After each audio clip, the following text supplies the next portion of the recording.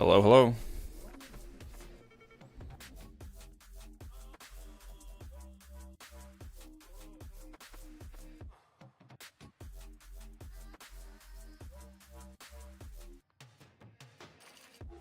I have a voice changer on accident. Let me turn that off.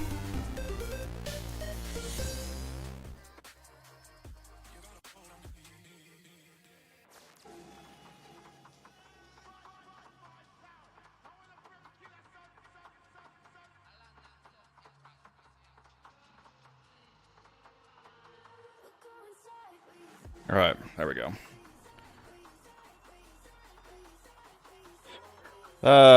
Anonymous Gifter, thank you for the tier 1 sub to They Can't Fall.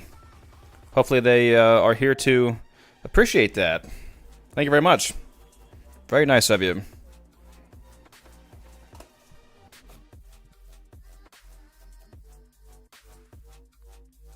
Turn my voice down a little bit here. I think I'm a little bit too loud.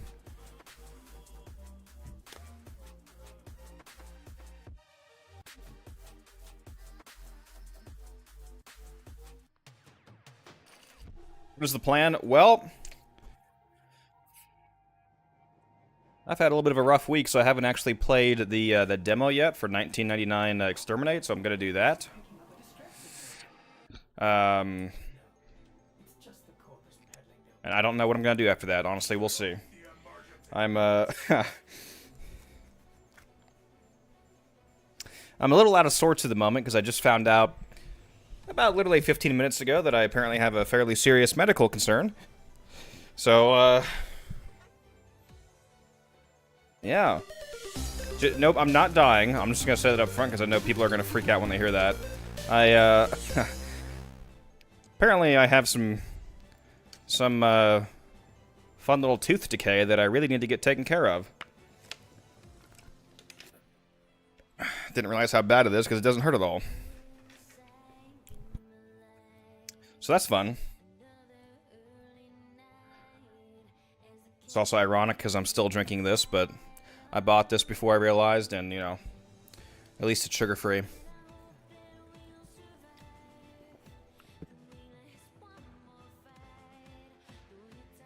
Thank you for the follow, Steeljaw. Appreciate that.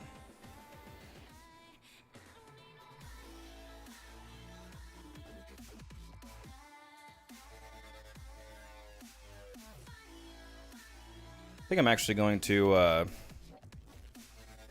pause the music for the demo. Yeah, I'm gonna pause the music at least while we play this demo here, guys. Could be British. Yeah, I know, right?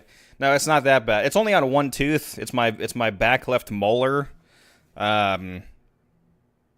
I've been having for the past week or so some very minor pain, like basically non-existent. It only happens when I chew, like right on top of it, basically. And I finally actually inspected my mouth in the mirror today, and a portion of that molar is like black. So apparently I have some dental concerns that I really need to take care of. So yeah, it's nothing life-threatening, obviously. When I say serious, I just mean serious in regards to my oral health, obviously. Like, you know, I don't want to lose a tooth if I don't have to. That would presumably be the worst case scenario. Is I would have to get a tooth extracted as an adult, which, you know, those don't grow back when you're an adult, so you just lose a tooth basically.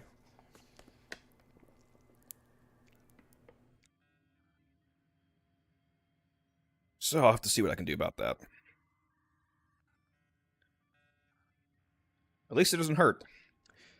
Alright, let's play this 1999 demo. And, yeah, I've been really looking forward to this. Warframe 1999 demo. Take an early trip to the past and get a small taste of the future of Warframe by playing a Scaldra Exterminate mission. And you get the Protocol Longsword skin. We use ginger in the UK to soothe dental pain. Yeah, I don't have any dental pain. So one of the reasons why I didn't realize how bad it was until, like I said, literally 20 minutes ago when I looked in the mirror is because it doesn't hurt at all. Like, I have no pain in my mouth whatsoever. It will probably become painful if it keeps getting worse. I imagine that if my tooth is actually like dying, it'll probably get down to the nerve eventually and be painful. But I don't have any pain at all right now, which is a blessing, I suppose. But it's all good. I might call off work on Monday and see if I can go to the dentist. I'll be honest, I haven't been to the dentist in a very long time, which is probably part of the problem. I don't know how dentist appointments really work. I don't know how long they take, so we'll see. Let's play this demo.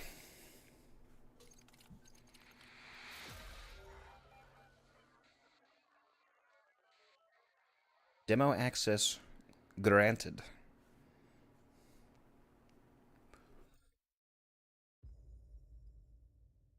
I am headed out. Need you on grid watch. You got it. Oh, and hey, I gave your Tommy a full tune-up. Go ahead and fire her up.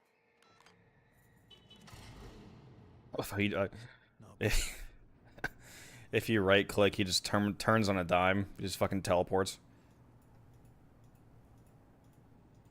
That's funny. All right, let's hop on the Tommy.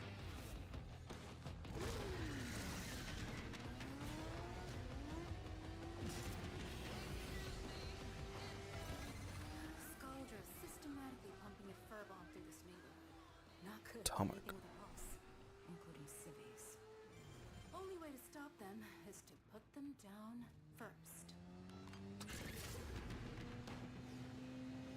A Tommy boost. Hold Q and select the Tomocycle summon to ride. Okay. While riding at speed, press 2 to launch the bike forward as an Tommy bomb. Very nice. Get fucked. You're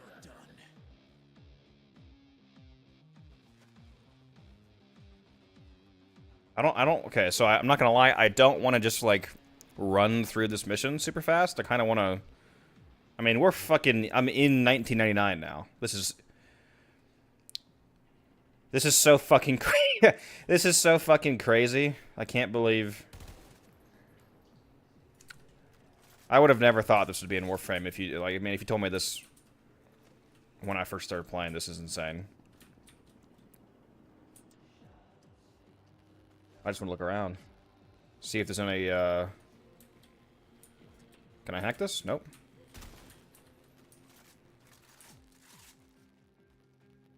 It's amazing seeing the Warframe graphical style in a 1999 Earth-like environment.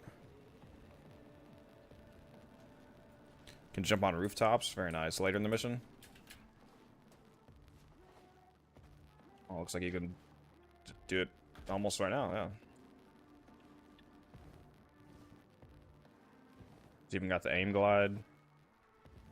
So they move around like Warframes. So no fall damage like, okay, no fall damage like Warframes. If I hold down Q, all I have is the Atomic Cycle, okay.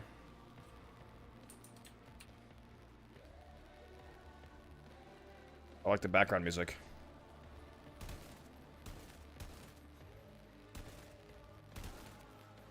Coming for you guys. I'm gonna kill all of you.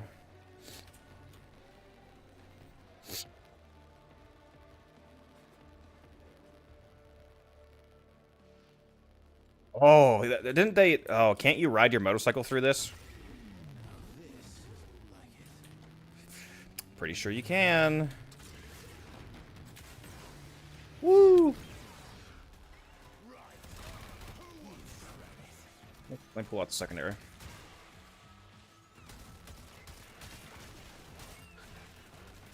It's got overguard, okay. So the enemies are mechanically equivalent, essentially. That's... I was wondering if there would be overguard in 99. I didn't know if they would think it would make sense for the environment, but I guess it does.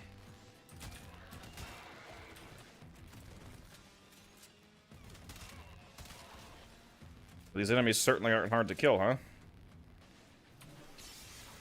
Okay, yeah, he is literally Excalibur. Okay.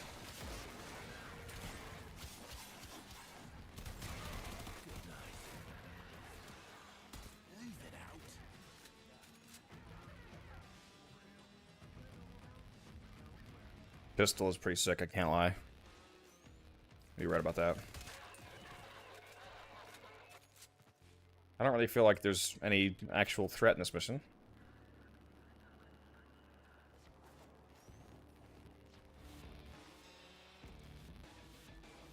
Can I get up on that roof or no? Oh. Did you guys see that? What is that? That roof is... Steer clear of effervron gas. Oh, that's like an out-of-map zone right there. That's funny. Got him.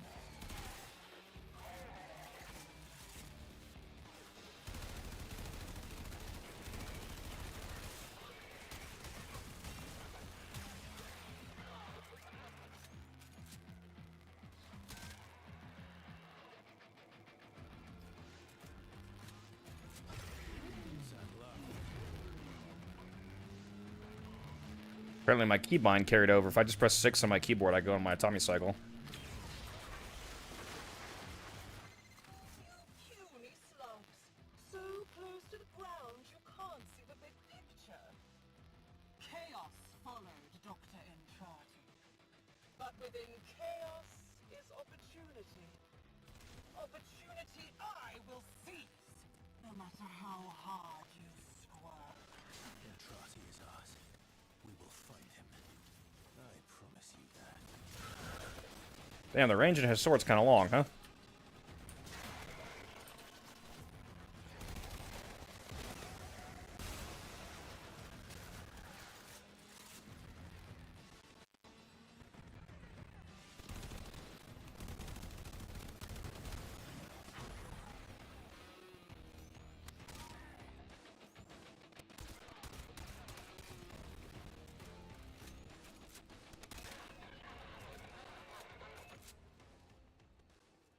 Yeah, so this is basically... So, am I going to be fighting the tank at the end here? Because this seems like we're following the same pattern that they showed at TennoCon. Like, this is...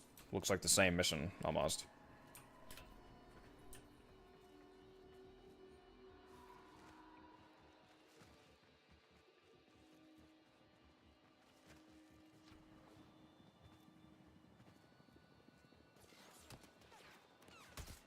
Ta-ta. Ta-ta.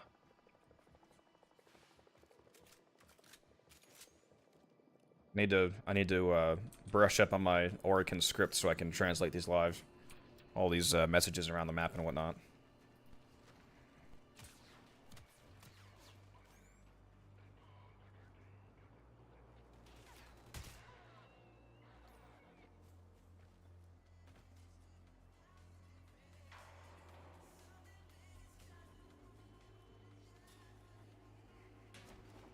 Just the beginning.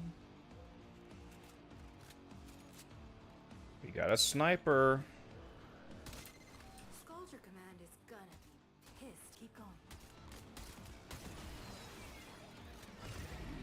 Let's go.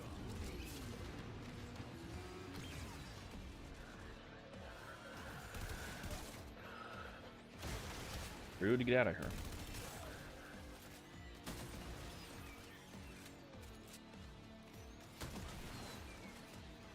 I love how all these guys are just like a one-shot. Aside for those with overguard. Down you go.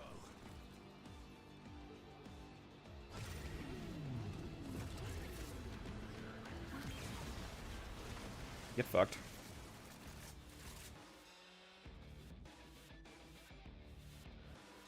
I know I'm taking the scenic route through the map, guys. I'm just trying to Before bedtime. take in the sights here. Can these guys jump? Like, if I just stay up here, can he just not get to... Oh, he can get to me? No, he wants to get to me. I don't know if he can. I believe in you, buddy. No, you're just gonna keep going back and forth? Okay. They're down.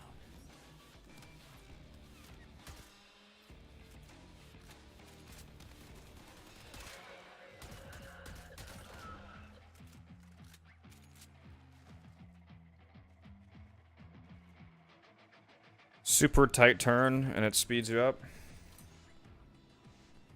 Time to ride.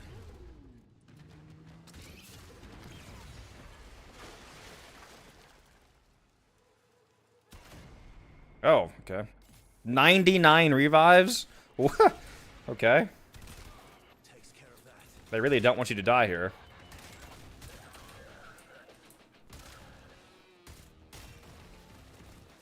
What are those calls? Scaldra Flare? It's gonna get a bit tasty. You are nothing but a distraction, a plaything. When you grow lazy, and you will, I will find you. It will not be a pleasurable experience. Okay, well, there I go. We need to stop pushing your back. Apparently, these guys die in one shot, and so do I.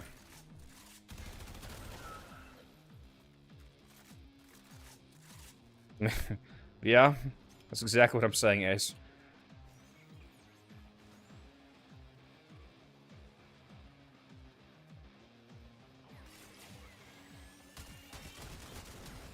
They're on to us. Take a shot at this.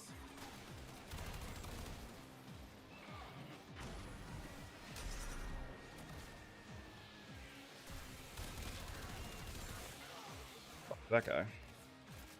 Barbican Eximus. What's that?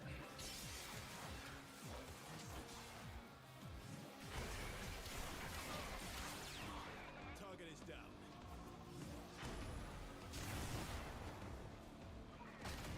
down. Okay. I literally just had full health. I just had 740 health, full health, and I just exploded. Here we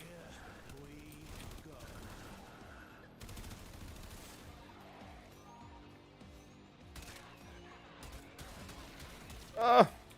It's one of those fat guys from Left 4 Dead.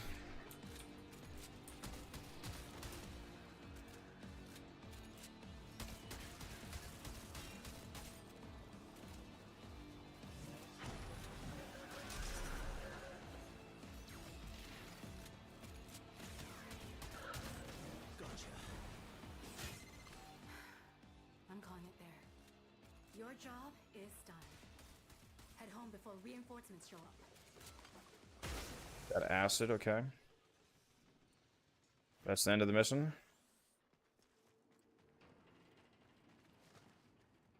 Alright, what if I want to make a burger? Hello, what can I get you? So anybody in chat who's played this, have you guys discovered any secrets while doing this? I am curious if they did this actually purely as a demo, or if they hid anything in here for those inclined to look.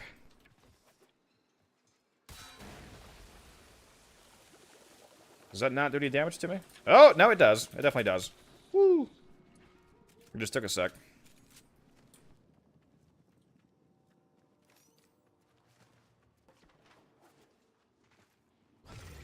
Killer is on his way.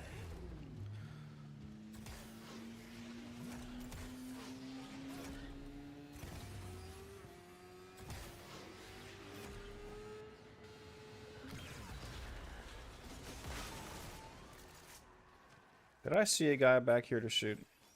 I sure did.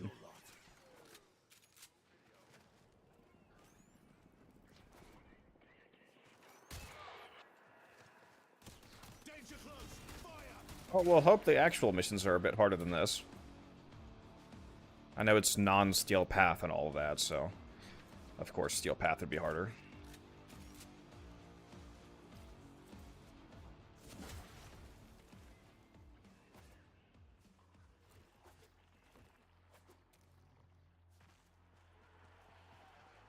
I guess we just ride out of here. Let's get this show.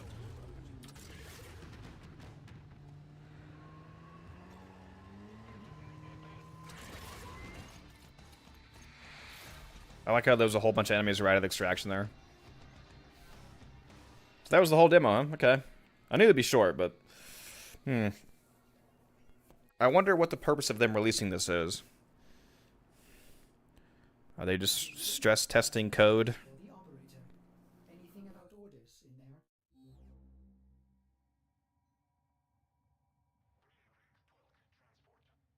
Tier 5 Xeramet Exterminate's up.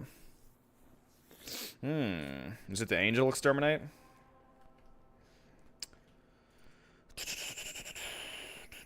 Oh, you know what? You know what I need to look at is... How much longer do we have on the glaive going away? No guarantees with void relics. Just like life. 4 days. Tires in 4 days. What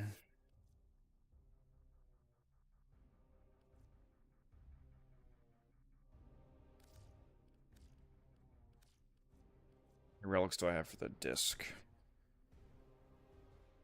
Yeah, I'm gonna buy some more blade relics. Oh, glad to see it back in action. Let me go to Tesh and see if he has anything new for me. So let me hop in the Discord in case any of the homies get on.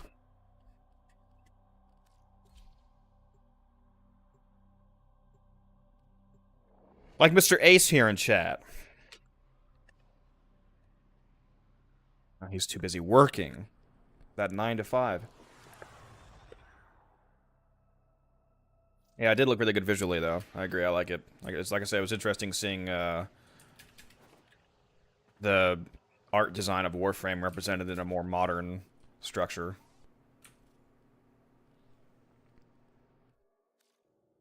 Did not mean to go there. Oops.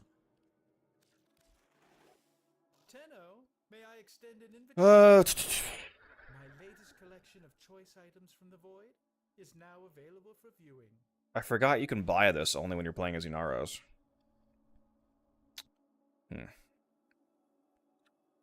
Abyss of Dagoth login music. That's new. I'll buy that. Next time.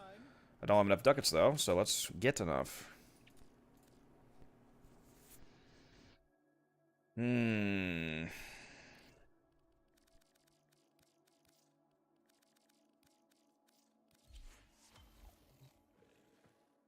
Come here, Baro. Give me that.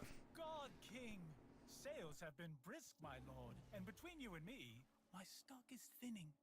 Might we adventure together for the usual cut? I forgot how funny his dialogue is with him when he plays Inaros. Let me go ahead and buy this, because why not? The Inaros mission. That shall cover the expedition expenses nicely. Come, time and my clientele wait for no one. I forget what you even get from that. What do you even get?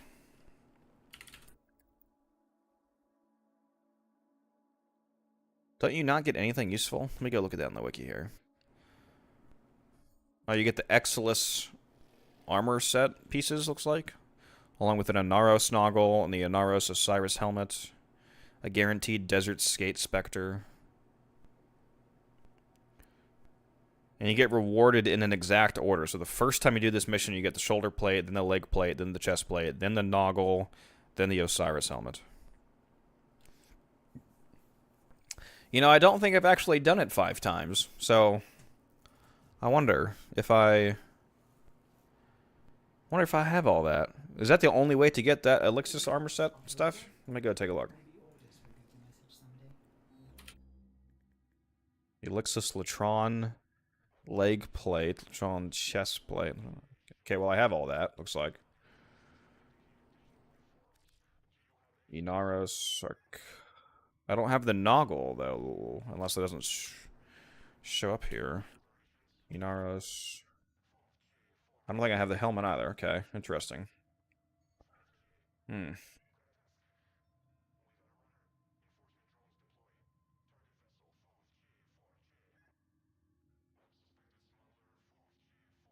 it looks like I still need the Noggle, at the very least, and the helmet, potentially.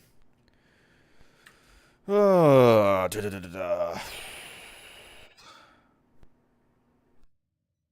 the only thing that demo does is really make me fucking wish that 1999 was out already. I just want to play it, man.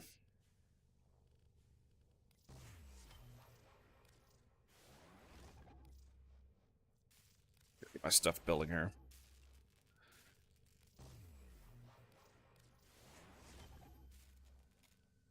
You can never have enough stuff built, guys. Remember that.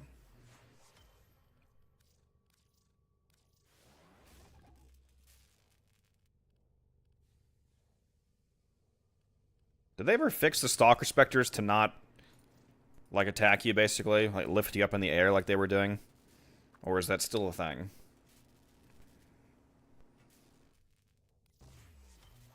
Operator, Ordis wonders, what are you thinking about? I never built that to Goth. Whoops, let me do that.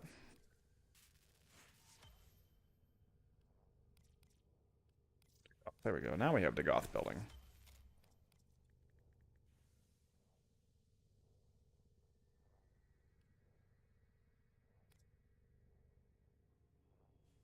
I don't have any materials, bro. I should farm. That's true. I'm getting pretty low on materials. Could really use some more nanospores.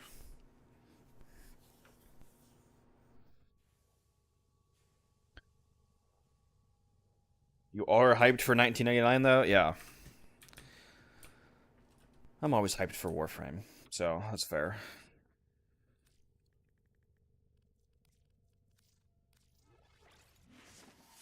Maybe spend some of these traces, because Lord knows I'm probably going to be doing a Fissure today at some point.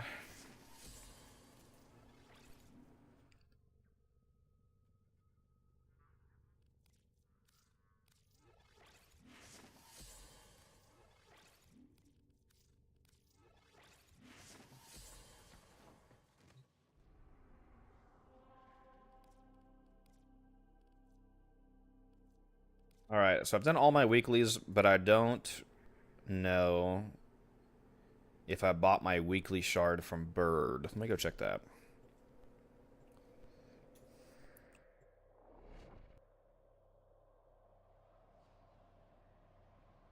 Samples over here, if you please.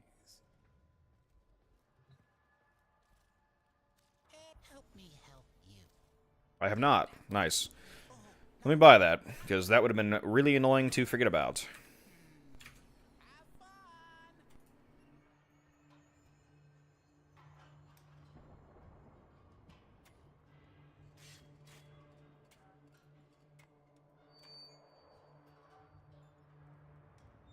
Where?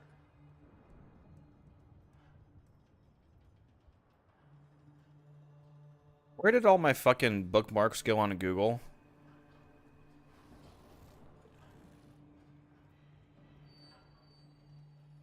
What the fuck?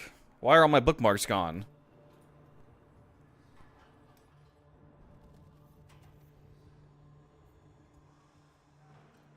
What the fuck, dude?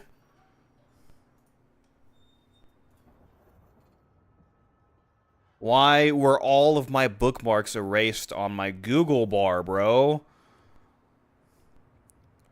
Wow, that is insanely fucking annoying.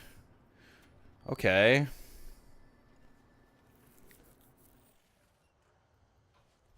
What?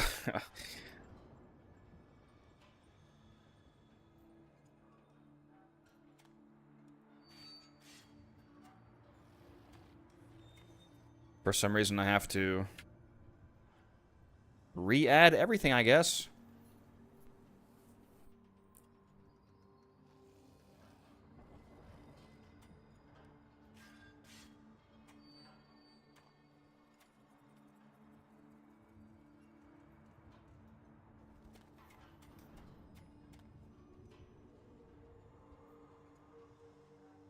That one's my Magistar. I wonder if he's online. Sorry, guys. Give me a sec.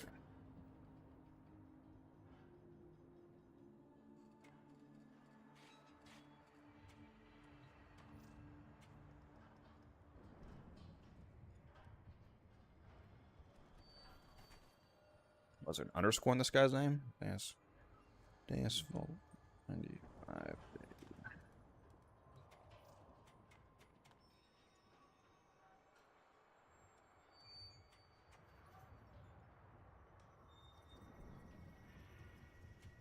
Man, I just keep getting annoying thing after annoying thing happen today, huh?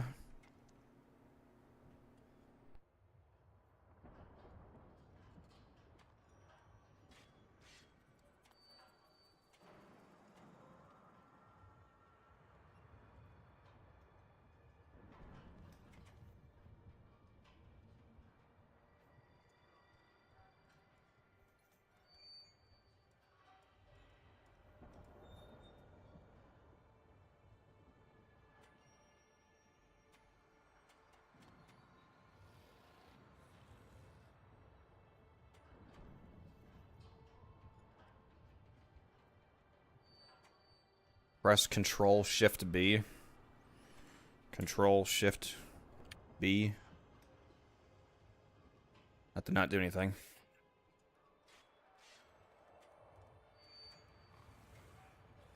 Yeah, all of my bookmarks are just gone for some fucking reason. And I am logged in. I'm logged into my account before anybody asks that. What is this inbox message? Oh, the skin. Nice.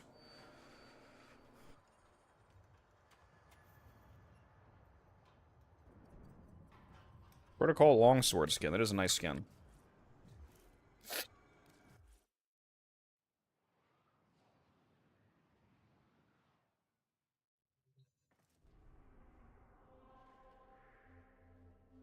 All right, let me go. Somebody said that the good exterminate was up in this area. Let me go take a look at that.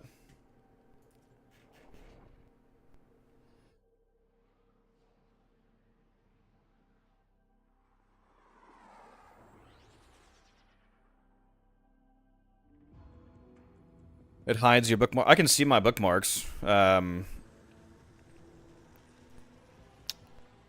It's not. I don't mean my bookmark bar is gone. I mean my my actual bookmarks are gone. It's not just the bar. I can see the bar. Nice to catch you live, Codex. Well, I'm glad that you caught me live. What's up, ESS Fall? I need a visual explanation on melee Crescendo. I suck at getting finishers and worse at keeping them. I want to use the ash I copied from you. I need a visual explanation on melee Crescendo. So, like, how Crescendo works. Alright, I can do that. Give me a sec. Let me go take a look at this bounty first. See how long this has. An hour and 40. Okay, so almost a full 2 hours. It's not the Angel one, unfortunately, but it is an Exterminate tier 5, so. Maybe I'll run some of that. Alright, let's talk about melee Crescendo then. Since Fall asked about it. So if you mean that you don't understand how melee Crescendo works, like what initial combo is, for example, let me just go to a random weapon here. Actually, no, I'm not going to go to weapon now. Let me go to a weapon that I have an adapter actually unlocked on, because I don't feel like wasting an adapter unlock on something I don't actually use. So, Crescendo, when it says on a rank 5 one at least, on finish or kill, gain 6 initial combo for the rest of your mission. Initial combo means minimum combo. So typically a melee's minimum combo is 0. You start at nothing. You don't have any combo, and you develop combo. You gain combo by hitting enemies, and temporarily you have a combo multiplier based off of the amount of times that you've hit enemies. Initial combo increases that baseline for your amount of combo hits up from 0. So if you have 20 initial combo, for example, then instead of starting at 0, you start at 20. So the minimum amount of hits you can have, even if you never hit someone, is 20. And for example, at 20 hits, you're at a 2x combo. So if you do have 20 initial combo, that means that your minimum combo multiplier is 2x instead of 0, because every 20 hits that you get, starting at 20, you get a 1x multiplier starting at 2x. So at 20 hits, you have a 2x combo. At 40 hits, you have a 3x combo. So on, so on, so on. 2, 3, 4, 5, all the way up to 12x combo. Let me see what this guy wants. Hold on. He probably wants a Riven.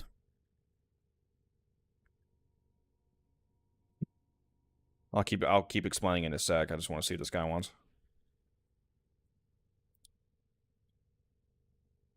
Whenever they say hi, they want a Riven. Because if it's like a regular Prime item, they do the copy paste that says what they want. But if they just say hi, I know it's about a Riven. So let's see what this guy wants, or let's see which Riven he wants rather. Let's see if I'm making big money or small money here, or no money. On a completely random side note, by the way, these are amazing. These Frank's Red Hot Goldfish, highly recommend. I don't know if you guys can even see these. Yeah, there you go. You can see him. The Frank's Red Hot flavor, like the Frank's Red Hot hot sauce, but as a like a goldfish powder. It's really good. Not sponsored, by the way. What does this guy want? He just says hi, and now he's not saying anything to me.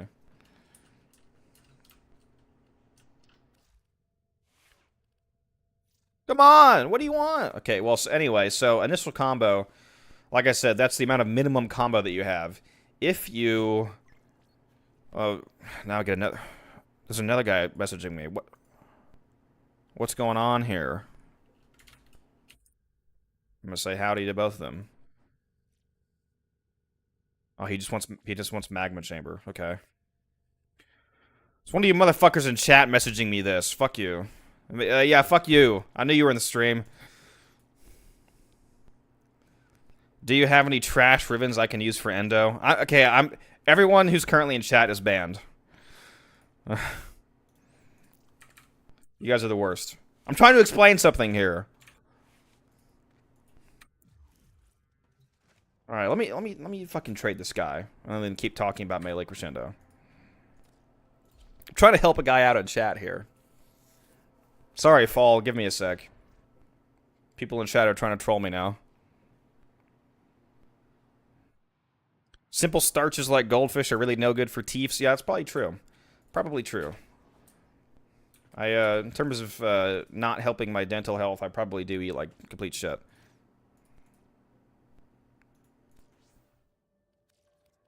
All right, this guy wanted magma chamber. I was completely wrong about this guy wanting a ribbon. Okay. Okay. Want to buy goldfish. Okay. Okay. Wonderful. Thank you for that, guys.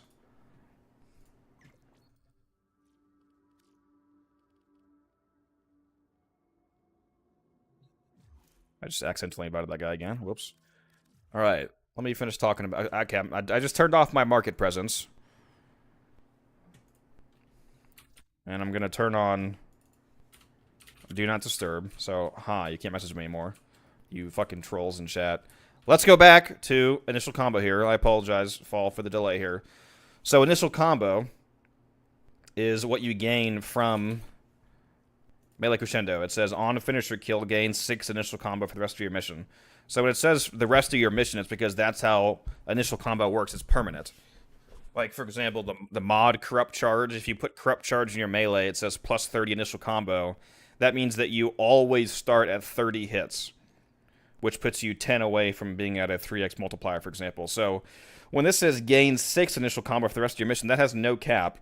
So if you keep getting finisher kills, on the first finisher kill, you would get 6 initial combo, then 12, then 18, 6, 12, 18, 24, so on, so on, so on. If you do that enough, you can get all the way up to the 220 cap, like max amount of melee hits, and be sitting at permanent 12x combo, which is what I used in the Ash video that we were talking about. You have to specifically get finisher kills, though. So if you said that you're... said you suck at getting finishers and you're worse at keeping them. I'm not sure what you mean by keeping them.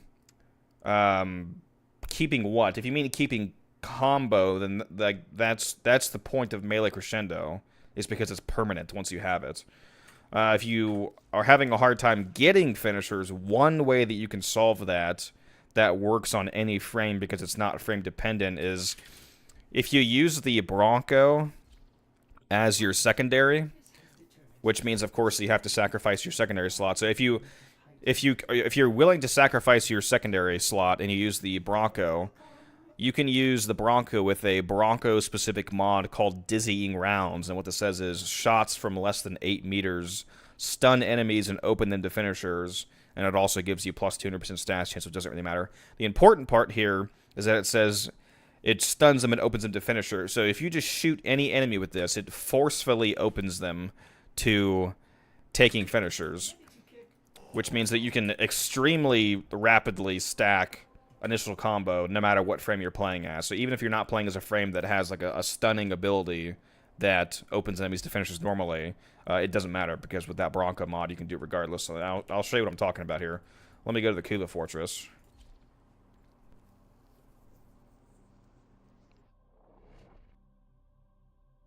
And I'll show you what I mean. I should have actually put the fucking arcane on, actually. Hold on. Let me go put the arcane on. See, let me just go put Ash on, I guess. I'll just...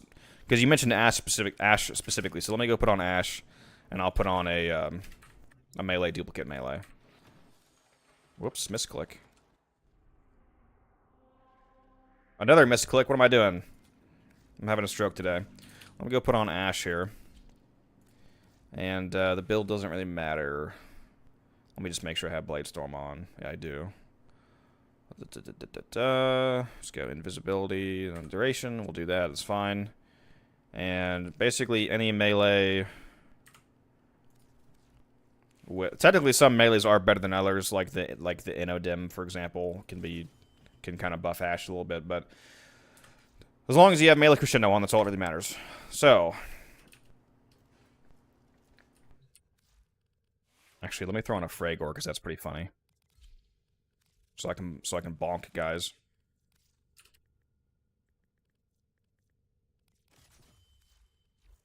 Okay.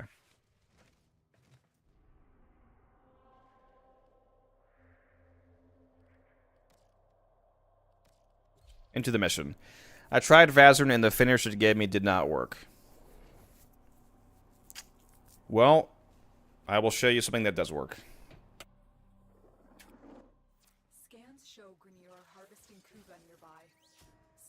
So I'm going to whip out the Fragor here. Well, actually, I need to pull out the Bronco here. So I'm going to pull out the Bronco here. I'm going to turn myself invisible so I don't die, obviously. And if I get close to enemies and just shoot them with dizzying rounds on, you can see that it opens them to a finisher. And then, ta-da, you can do a force finisher on them.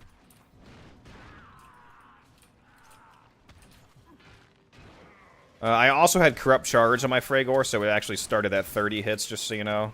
So I already have some initial combo, but you'll see that I have a lot more than 30 now. And you can see look how quickly I'm stacking up these finishers. Because it's so easy with this Bronco method. Now let me just pull out the Fragor here. And I'm not going to melee at all. You can see I'm not meleeing, and yet my combo is not decaying. Right now I'm at a permanent 7x 132 hits. And it's not disappearing. No matter how long I sit here, it is not going away. And I can keep stacking that if I pull out the Bronco again and just keep shooting guys. Now, I do need to make sure that I don't get roasted, because I'm not playing normally right now. Let me make sure I stay invisible. But here, I'll just keep shooting guys with this dizzying rounds Bronco. And this is one of the easiest ways to stack combo, if you're willing to sacrifice that secondary mod slot.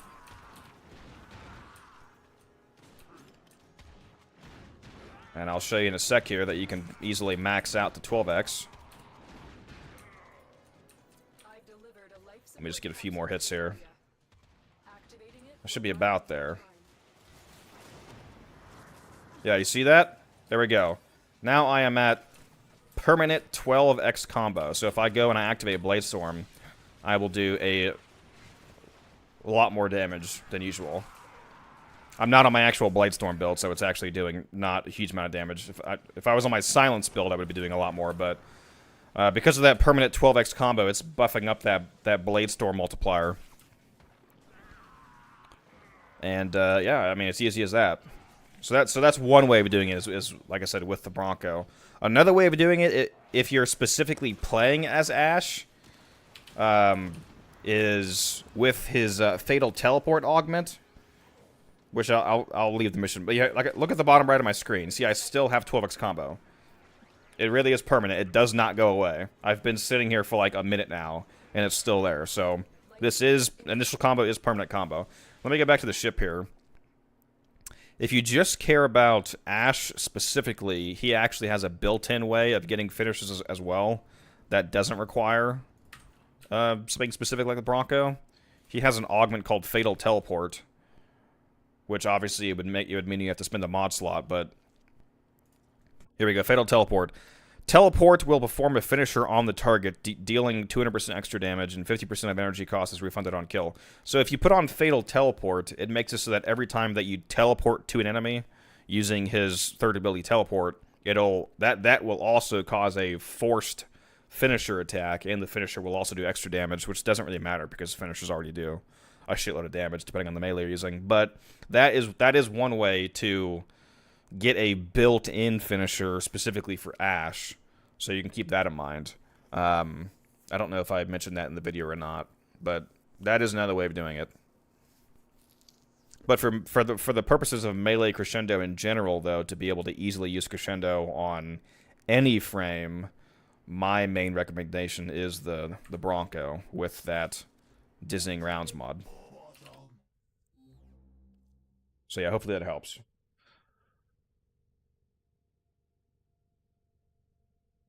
Let me know if you have any other concerns about that. Can you buy the Deimos pets with plat? No. I don't believe so. I don't... Yeah, there's no quick access to those. Like how there's with some of the resources. You just have to go get them. They're super easy to get, though. Like, very easy to get. They are time-gated because you can only get... panzers, for example. You can only get the Deimos animals during either Vohm or Foss, depending on when they are. So, like for example, if it's currently Foss and something only spawns during Vohm, then you'll have to wait for that. So at most, you might have to wait like an hour. But other than that, they're really easy to get in terms of the actual mechanics of getting them. Like, I needed to go get a Panzer for guns the other day, and we got it in, like, 10 minutes.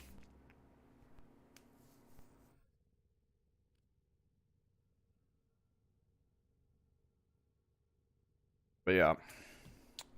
One thing I will say, Fall, if you're going to use the Bronco method, make sure that you also, if you want to make the finishers just like super consistent, make sure that you also put on viral damage and some multi-shot.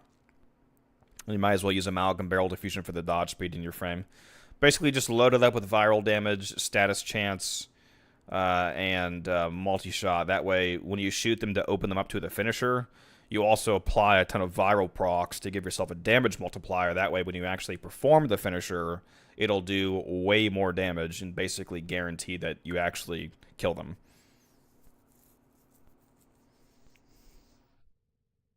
Has something changed with forcing tier 5 bounties? I don't know. Not that I'm aware of.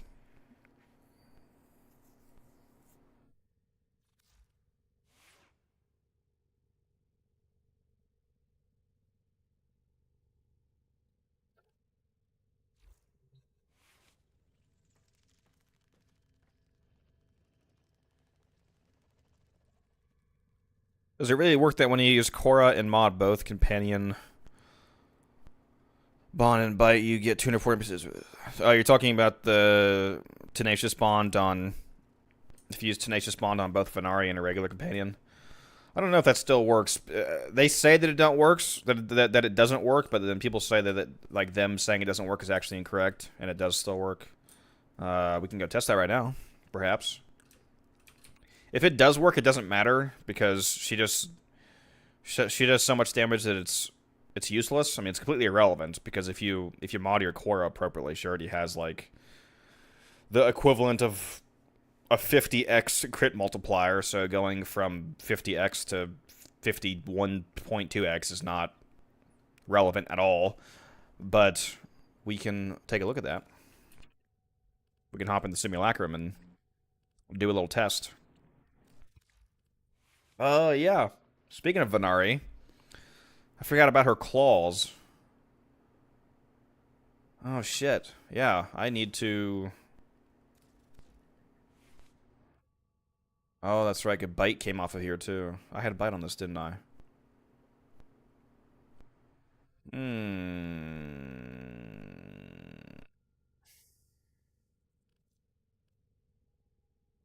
Why do I have link redirection on my fucking Venari? Am I stupid?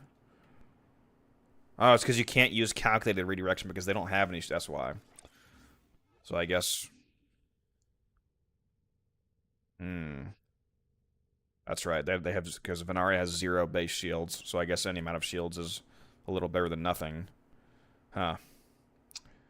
Oh man, you know, I'm glad you brought this up because I completely forgot that I haven't looked at my Venari since the companion change, where they move the mods around. So now that I have a slot opened up here in Venari, what am I going to put here? What am I going to put here?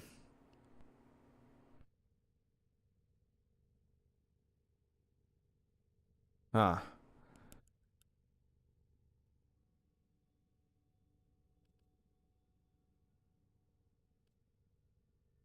I feel like I really just want to... Oh, I already have haste and deflection on, actually.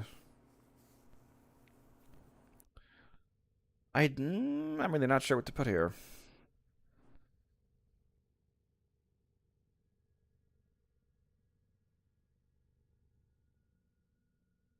Augmented spawn? That's another thing I need to test.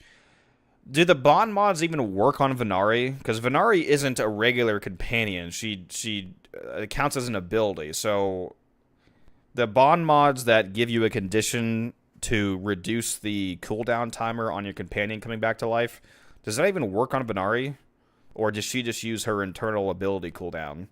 Like if I put on Momentous Bond and I kill Eximus, does Momentous Bond actually make Venari respawn faster? Or no? Because I'm actually not sure about that.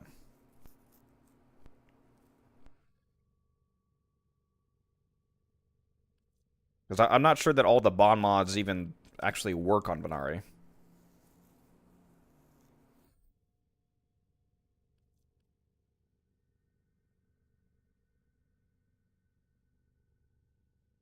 Hmm.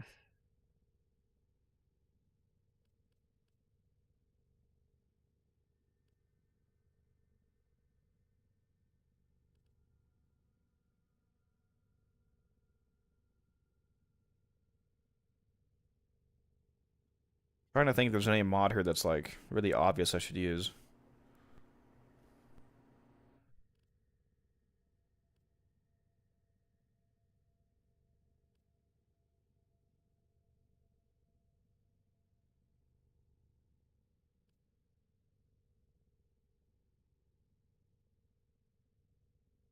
Can't think of anything, honestly.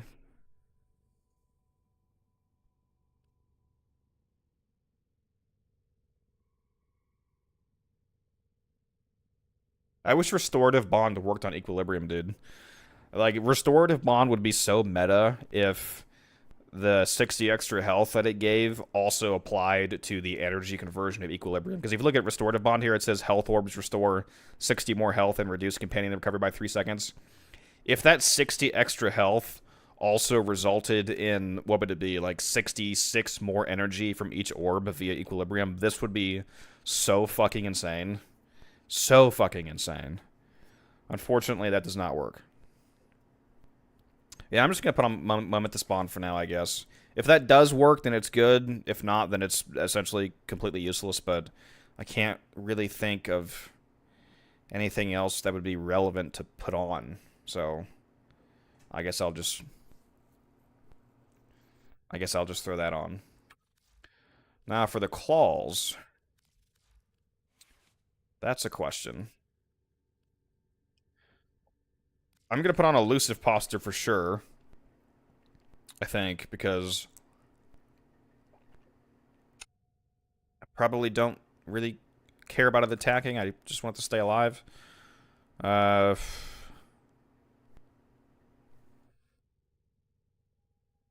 I don't know. Do I want it to attack?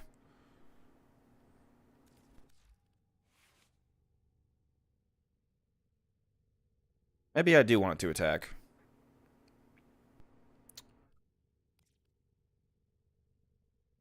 What's up, Chunk? I actually don't know if I want it to attack or not.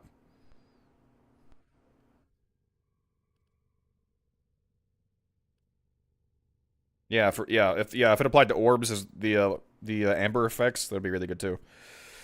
Hmm.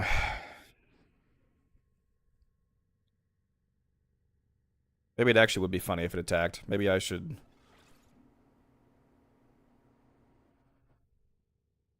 try like a total DPS setup on Venari.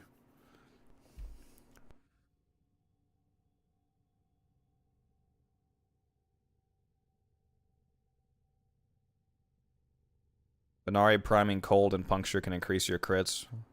It could, yeah. I already one-hit everything, though, on Korra. Especially because I have a Riven on my Magistar.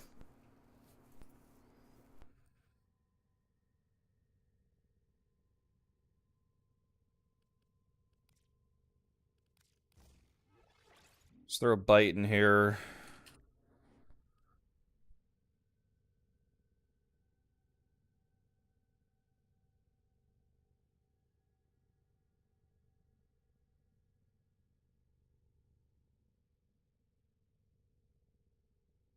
If I...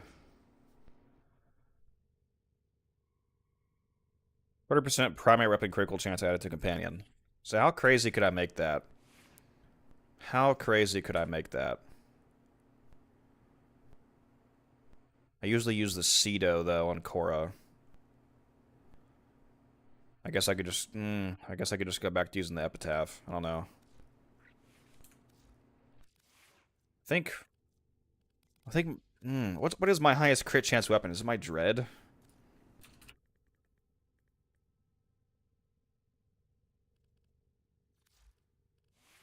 What does the Dread make it become?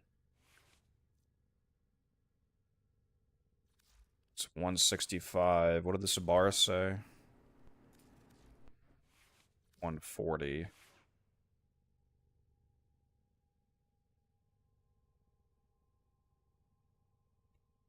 Use Latron Wraith with a Riven as a Hunter synergy stat stick. That is an interesting idea. Yeah, I suppose if I built a regular Sabaris, I wonder how high my Riven would be, for example, on that.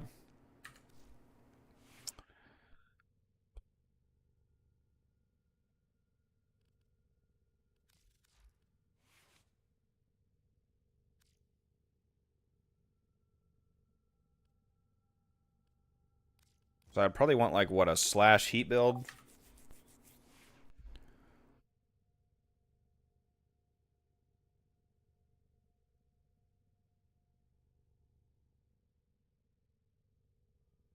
Epitaph with secondary fortifier.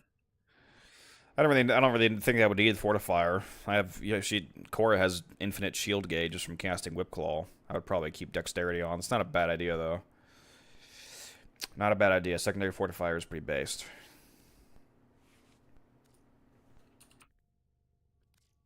So I'd probably throw on Burning Claws.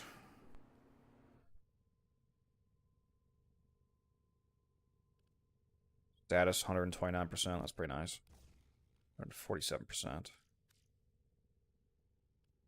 And then Maul for the damage, obviously. And then we would also want immunity resistance for the status damage. We can't fit this though, obviously, because I don't have any form on this.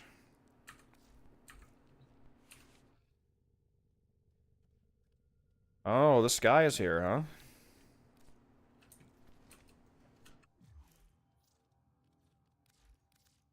That guy's online. Hey, yo.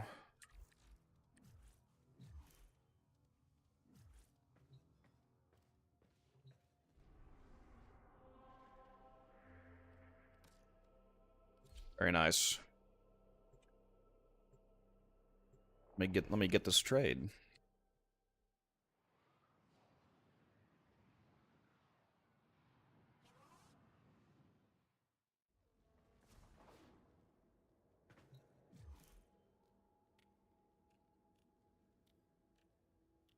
So when's the Limbo video coming out, Codex? Maybe if I do a Limbo Cascade video. Because he's actually really good there. 1,100 plat, baby. Let's make some money.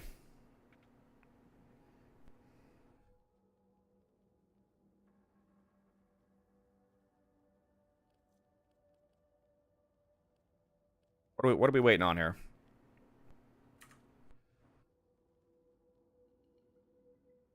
What are we waiting on here?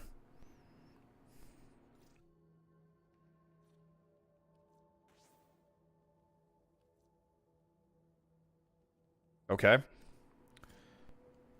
He's also giving me a Zora's Riven. All right.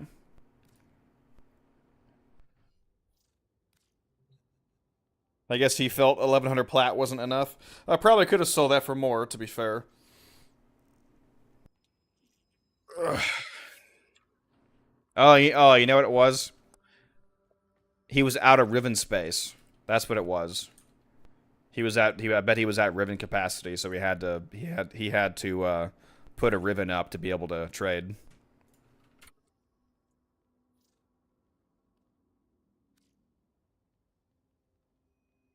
Let me go remove that off my profile. Well, that was an easy 1100 plat, huh?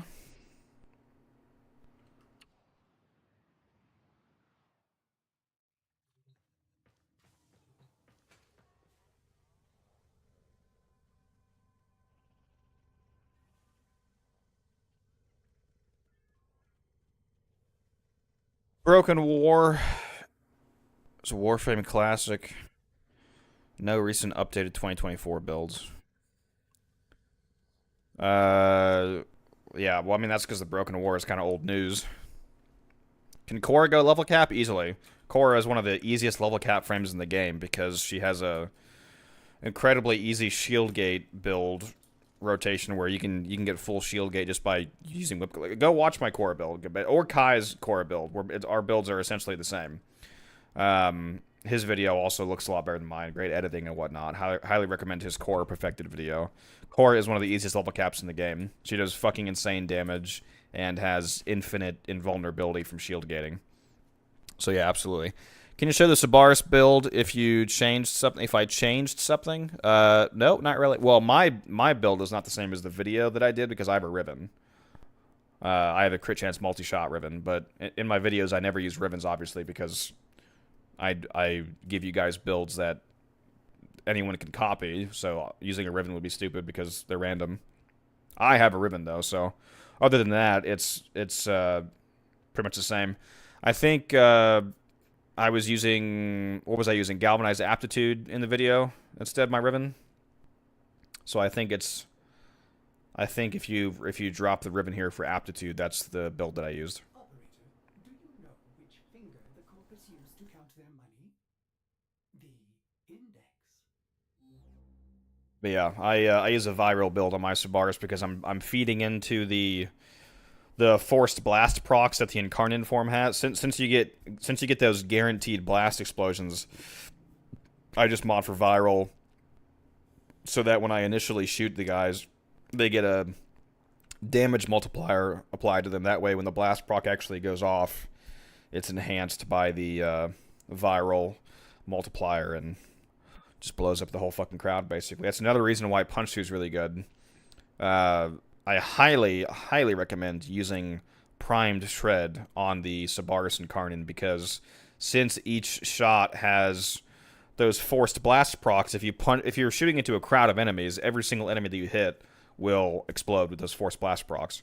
So you get multiple explosions per shot thanks to the punch through. It also lets you apply those viral procs to multiple enemies.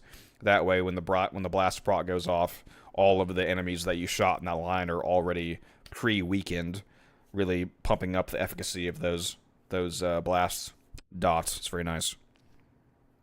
Galvanized mods are goated. They definitely are, yes. They definitely are.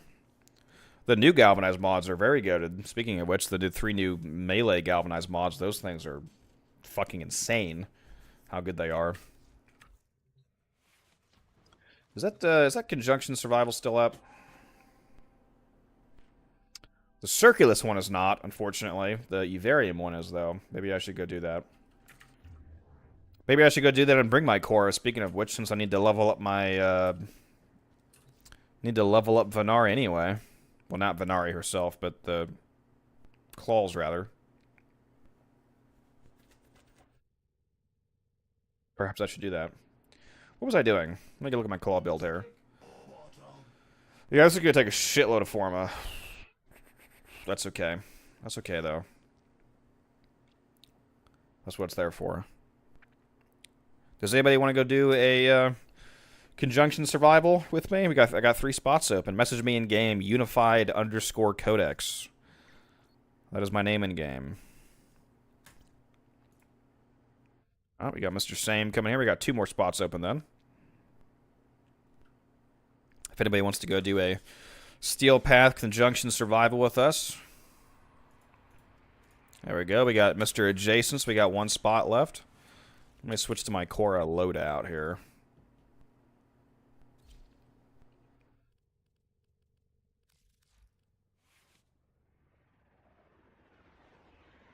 Yeah, I might want to rethink my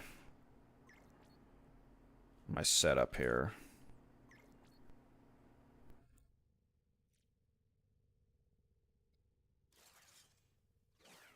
Do I have any trash of genius, friendo? Sorry, Bugs, you were a second late. We got Mr. Eli in here as the 4th person.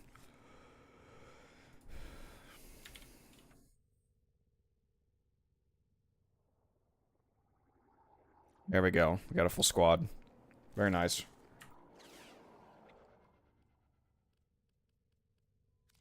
Yeah, I might rethink my primary setup on Korra so that I can have a higher crit chance. Nova or Necros? Probably Nova, yeah.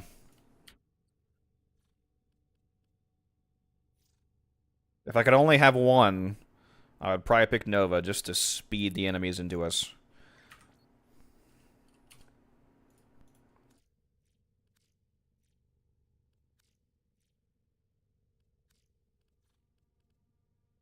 Alright, so if I want to go back to priming with my Epitaph, I guess... yeah, this would be the build, because I need 2 Augur mods on my secondary to make my core shield gating work properly. Yeah, keep on dexterity. Viral heat, yeah, this is fine. So this is basically the build.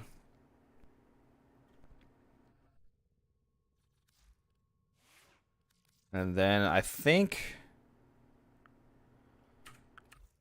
my highest crit chance setup is my Dread. Let me type critical chance into here. Go to my ribbons. Go to, let's see here.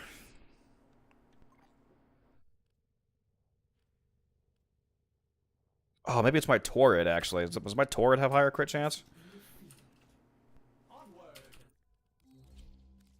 What's my Dread at? My Dread is at 265% crit chance. And that is with both critical delay and the ribbon. 265. I think that is higher than my Torrid. Yeah, that's way higher than my Torrid. Okay.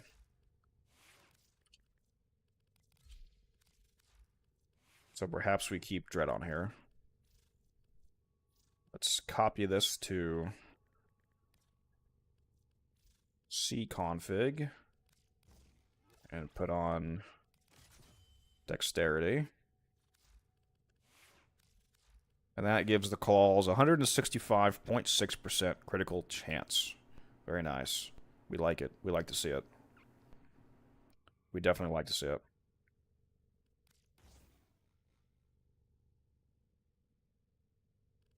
I'm going to put on immunity resistance instead of flame gland for now. And we'll see how that performs.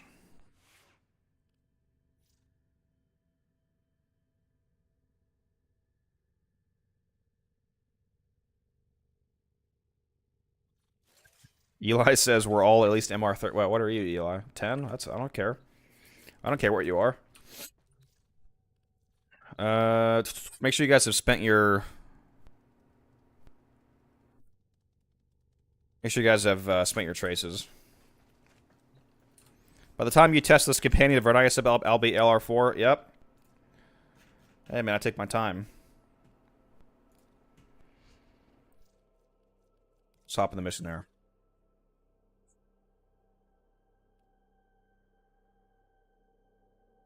Yeah, I'm gonna use Dread, I think, as my stat stick chunk, just because my ribbon Gives it the highest crit chance of, I think, most of the weapons in my arsenal. I'm trying to think of a primary I have that could get higher crit chance than 265%. You know, accounting for the different ribbons that I have and whatnot, and I can't think of one at the moment, so that's fine.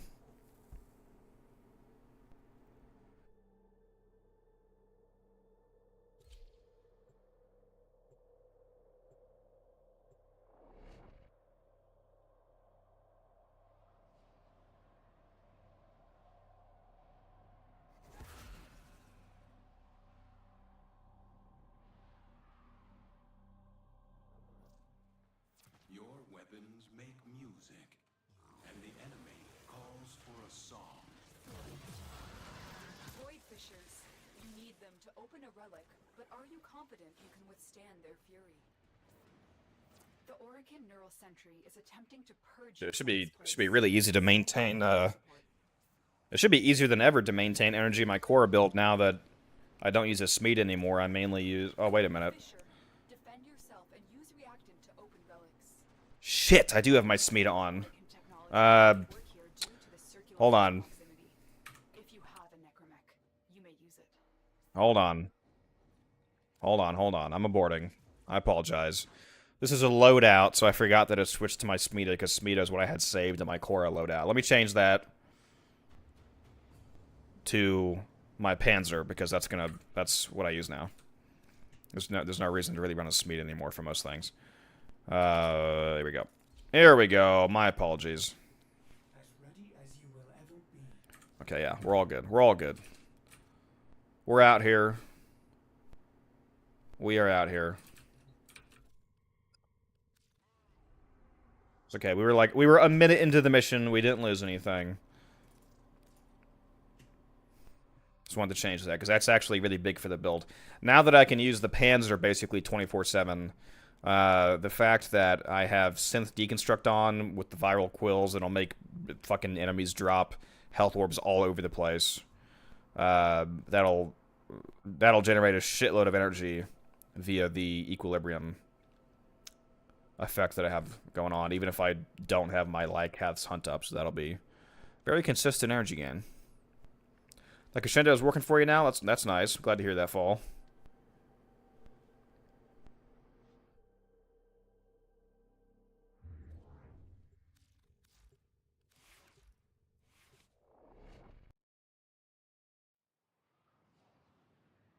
The Tron Wraith reaches 330% crit chance when you activate the Incarnate. Holy. Evolution bonus stats affect the linked pets. That's nice. That's very nice. Foes deserve your respect. Honor them with quick deaths, and I with your victory. There are void fissures in the area. Use these to crack open a relic. The Orican Neural Sentry is attempting to purge you from this place. Stand by for life support. I really want to eat some more of these goldfish. You found a fissure. Look out. Bugs tells me that I can't eat them because of my tooth problem. But I'm gonna eat some. If you have a necromech, this would be an excellent place to deploy it. They're dropping reactant. Use it to crack open a relic.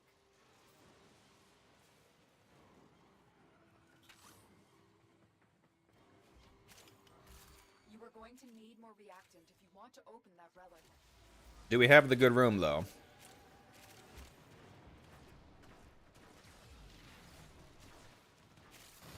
Probably not.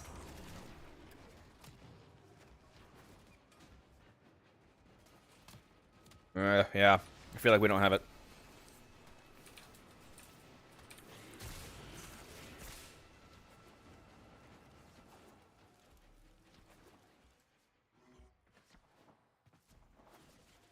Well, found it. We do have it. Would you look at that? Am I going the right way? See over here? Oh, so based. Alright. Everyone here playing on PC? Yeah, they are. Okay, so I can put Spectres down. Excellent.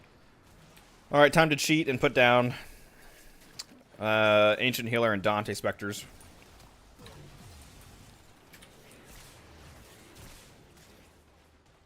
I'm the filthiest of cheaters.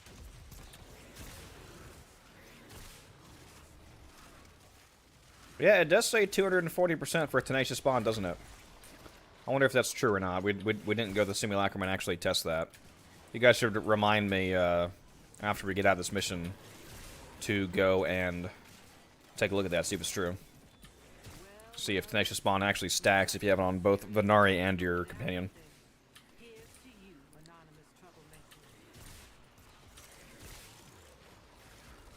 What's the worst times when you need to visit the dentist and your tooth already hurts, basically? Yeah.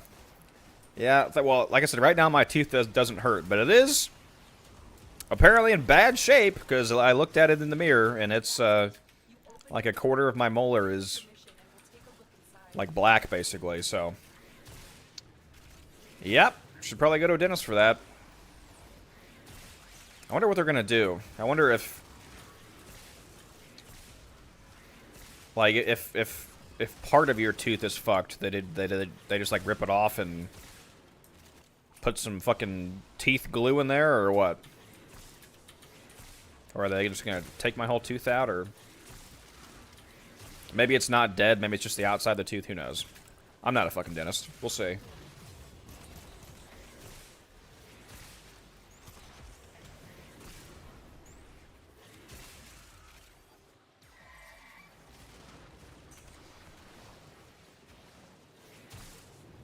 Root canal inbound? Yeah, hopefully it's not that bad. I also wonder how much I'm gonna have to pay. I have dental insurance, but I don't know anything about it. I just have basic dental insurance from my job, so I don't know.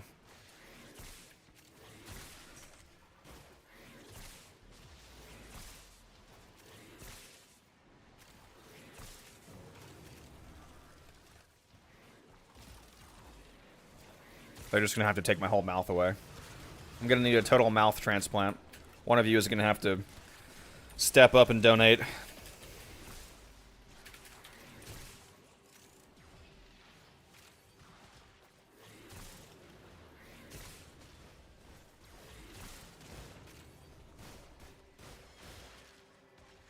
Are we making a pun that I missed?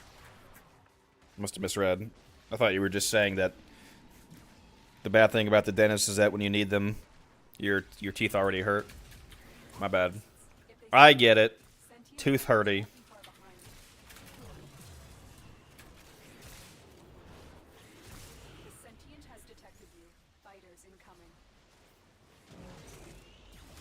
Depends on if it's salvageable or not. Yeah, we'll see.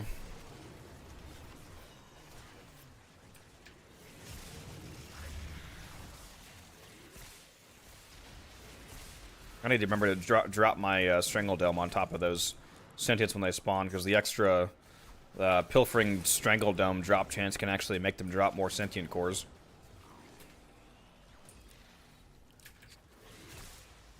The $6 million denture, yep. I'm gonna have to spend all my platinum on it, honestly.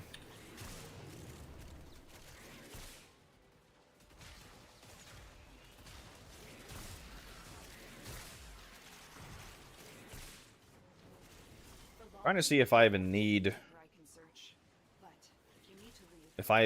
to use Lycath's Hunt anymore. Like if I'm gonna be using Panzer on Korra, and the Panzer is using Synth Deconstructive Viral Quills, then do I just have infinite energy without even using Lycaths? Because I feel like I might. Very nice. It's a nice way to start the mission off. And so if I don't need Lycaths anymore because of the companion change, then what ability do I use on Korra? Well, in survivals at least. Let's put it that way.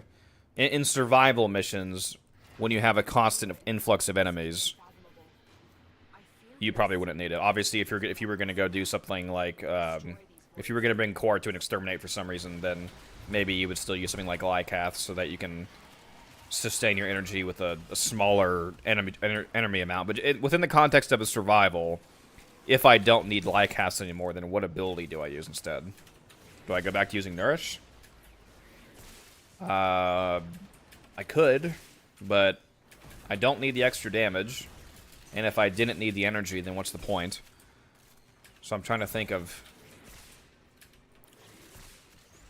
what I would use.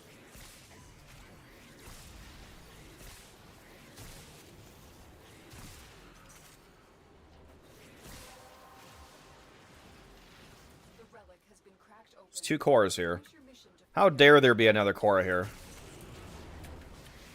Somebody ban the sky. Mods ban the sky.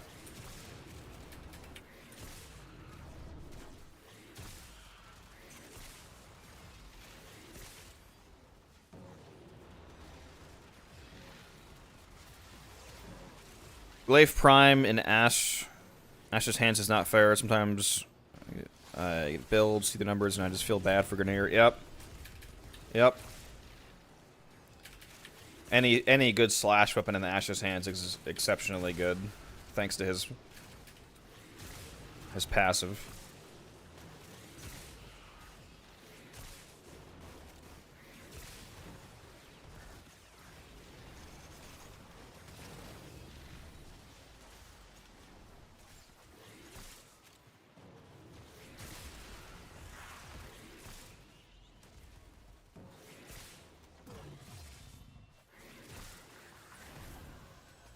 If it's not hurting, then that means it hasn't gotten to your root yet where all the nerves are. So it's likely when they drill it, he won't even bleed. Yeah, it doesn't hurt at all yet. I'm a little worried that it's I'm gonna wake up. I'm gonna fucking wake up tomorrow. It's like just like screaming because my tooth is on fire. We'll see. We will see. But as of right now, it doesn't hurt at all. Which is either a really good thing or a really bad thing. You know, maybe the reason it doesn't hurt is because it's so dead I can't feel anything. No, it's not that because it's not even the whole tooth. Like I said, it's only like a quarter of the tooth. It's like 1/4 of my molar is black. So I don't know. We'll see. Hopefully it's not that serious.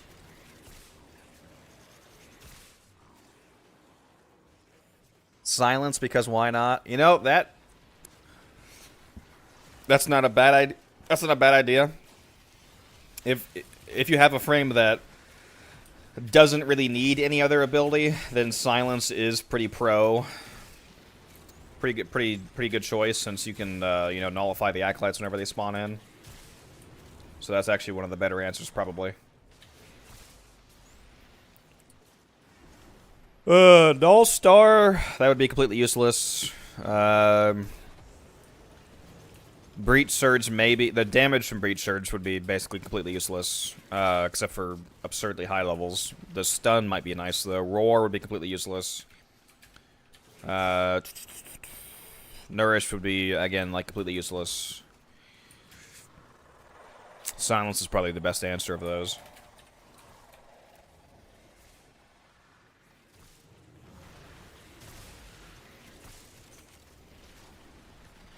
Do I have...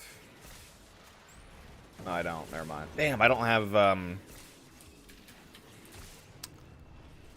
Magus Aggress on right now, so I can't see my delicious 300 million damage hits right now, guys. No 300% melee crit damage for free right now. Not that I need it. They know you're here. Prepare for sentient fighters.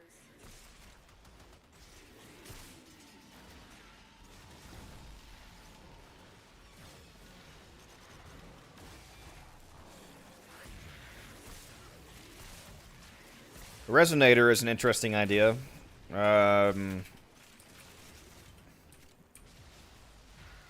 It would mitigate how much you have to shield get, I suppose. That is an interesting idea. I really like Resonator on Nova. It's really good for when you're using Speed Nova to keep the super sped up enemies from instantly murderizing you.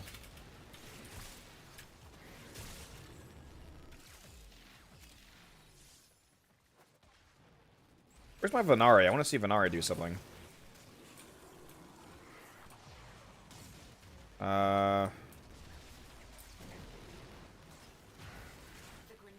I can't even fucking see where Venari. There's Venari. There's too many people here. Doesn't matter. I'll have to test that solo.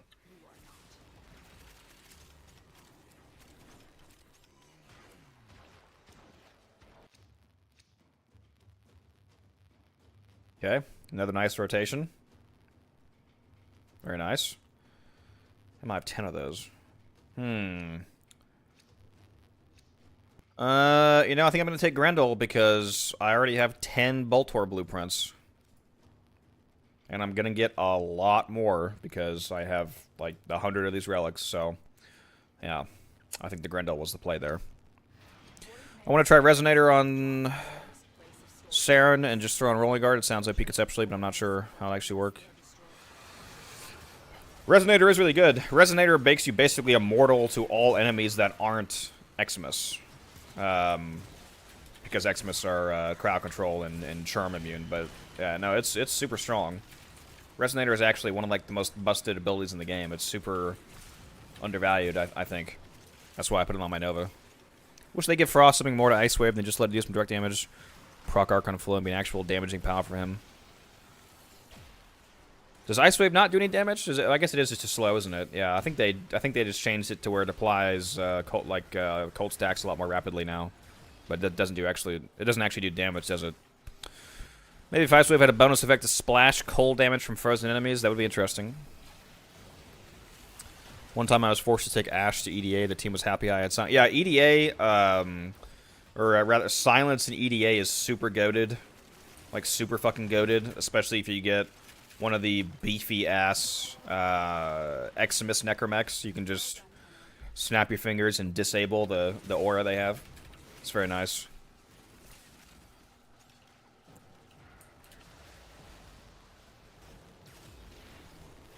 Yeah, Venari has her own calls, Iron Sig. I was just looking at that before I started. Yeah, you're also separately mod Venari. That's why I was saying I was glad somebody brought up my Venari build earlier, because I forgot to go and actually do that on her.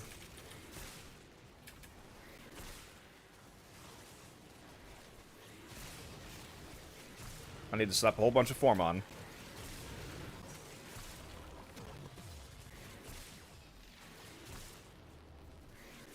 What's up, Zaloth? How you doing?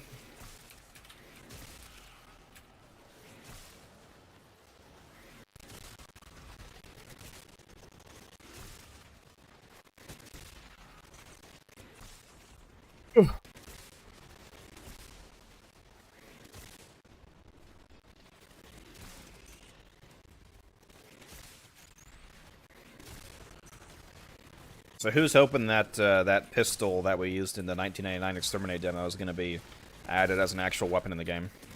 I mean, obviously it'll be a weapon in the game in the sense that you can use it in 1999, but I mean a weapon that's usable in the rest of Warframe.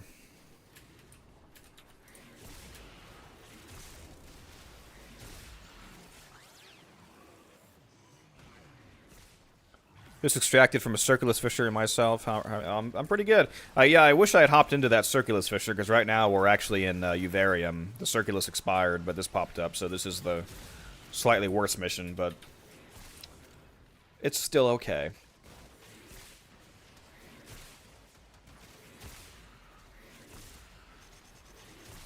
Also, about what I said earlier, about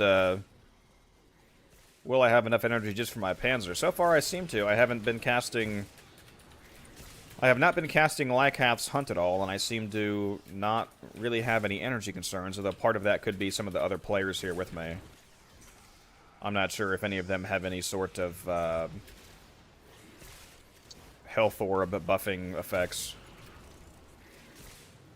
Like this other guy playing as core, I don't know if he's using Lycath's Hunt or what.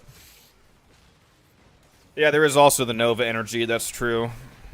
Although not as much Nova energy as you might think, because I think that the Nova passive only works if Nova actually kills them. So I don't think all of the kills that we're getting against primed enemies trigger the passive for more orbs. Does somebody have Nourish on? Oh, well, yeah, well, if somebody has Nourish on, then that definitely explains why I have plenty of energy. But yeah, I think the Nova passive, where it's like 15% chance for sped up enemies to drop energy orbs, only applies to if the Nova herself kills them, which is kind of annoying if that's true, and if that is the case, I think they should change that. They should just change it to where it's just speed. If the enemy is sped up and there's a Nova in the squad, or slowed down, you know, whatever health orb or... Yeah, the wording is enemies killed while slowed down, sped up. Yeah, but people were talking about the passive, and it seems like through some testing it might be that only Nova kills count. I don't know. I haven't confirmed that myself, but I'm just saying if that is the case, they should change that and just have it be team-wide. The sentient is onto you. Look out for troopers. Yeah, the wiki says this only Nova counts as well. So, I don't know. They should change that.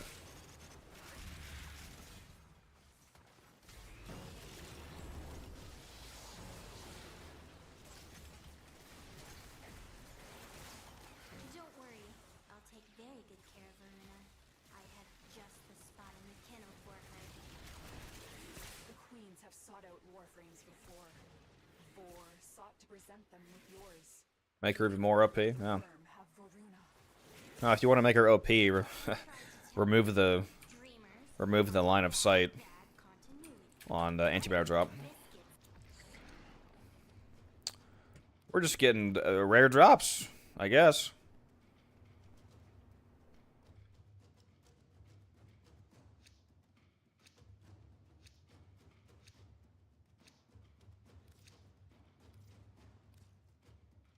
Three rotations, 3 rare drops. Well, actually 4, because we got 2 in 1, but... Yeah, very nice. Not be allowed a foothold on Vua. Life support is at risk. Destroy them.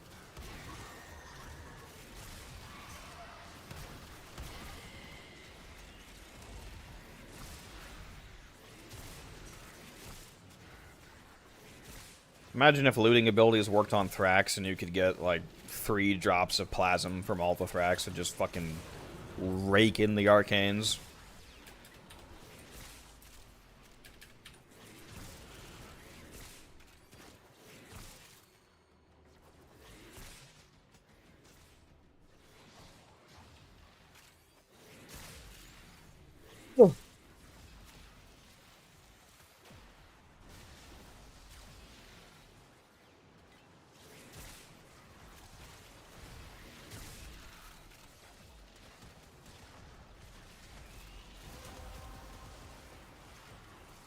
You have collected enough reactant to open your relic.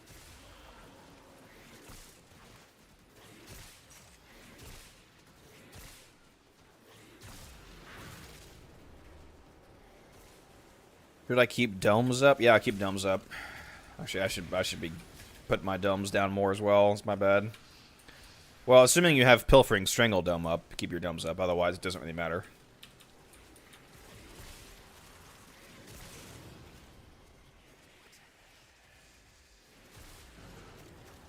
Yeah, if you have Pilfering on, then you can keep them up. That way, we'll get a little bit more loot.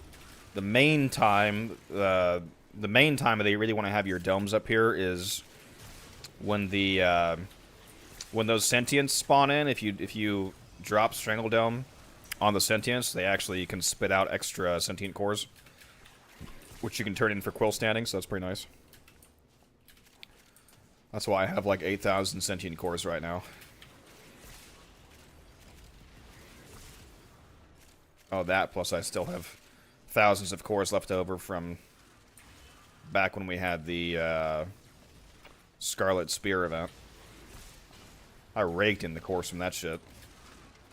I went from having like 100 cores maybe to about 4,000 or 5,000. It was insane from doing that event so much.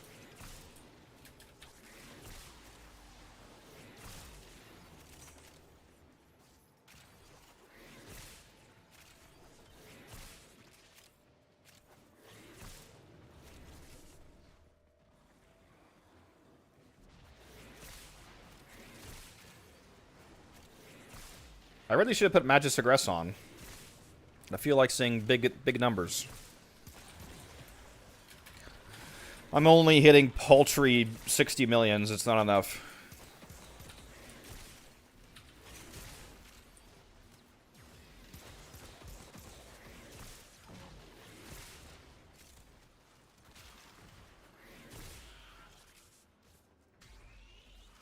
Did they add Phosphor to Quills too? I don't know.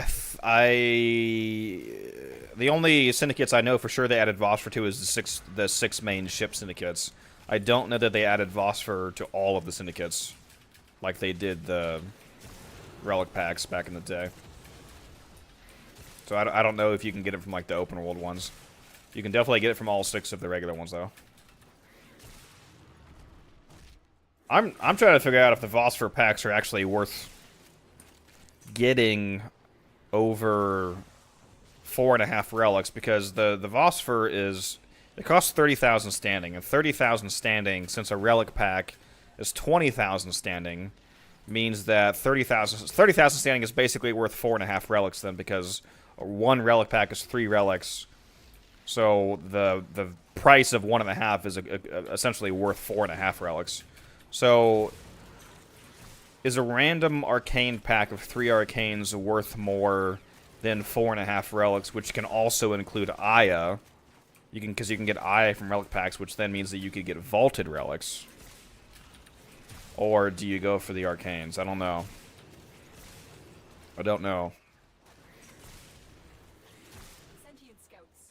If they detect you, fighters will soon attack. I do like Phosphor. Sentient has detected you. Can't lie. Fighters incoming.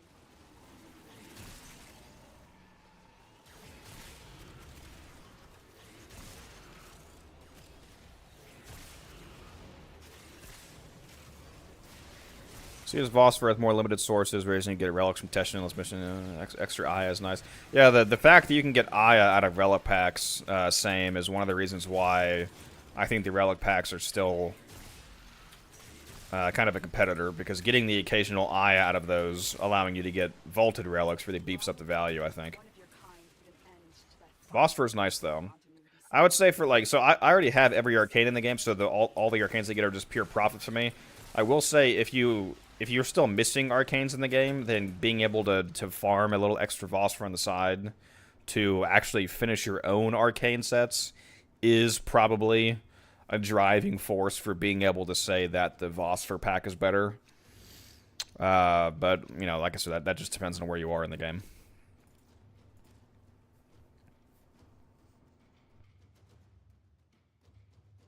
Syndicate grind is actually kind of worth doing now because of Phosphor. The Syndicate quote-unquote grind was always worth doing because it's not a grind. You don't have to... Please put a relic on, Eli. These manifestations, Okay. they aren't from the neural century. Alright. Destroy them. They are drawing from your life support. Anyways, what was I saying? Yeah, the Syndicate grind is always worth doing because it's not a grind. You just fucking pledge the Syndicate and then you passively gain standing. I don't know what you even mean by that, to be honest. It's like just free shit on the side that you don't have to do anything for. Why is my frame walking on its own? What the hell? What is happening? That was weird.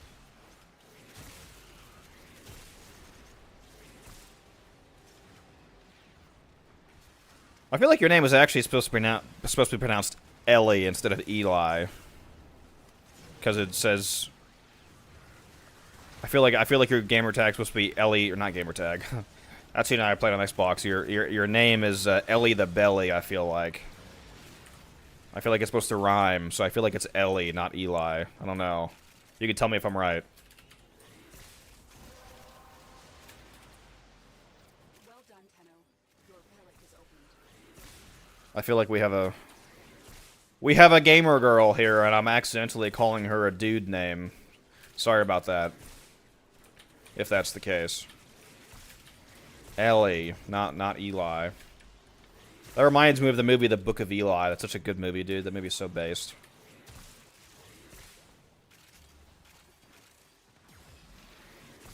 I love the twist ending of that movie. I won't say what it is if you haven't watched it, but go watch it. It's a good movie. That's a little bit grindy just by being slightly tedious, though not hard by any means. How... How is it? Okay. I don't know how it's grindy, because it's based off of affinity, so you get it just by playing the game. You don't have to. There's no specific grind for Syndicate standing. You just play the game.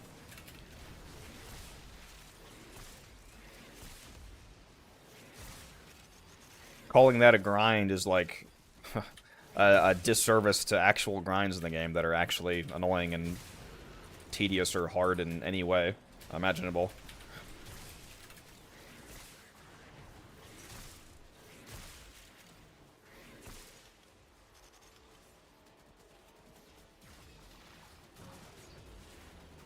Stretch goal stuff. I mean, yeah, if you're talking about, like, specifically going for, like, maxing all the syndicates and getting all the cosmetics and whatnot, I guess maybe.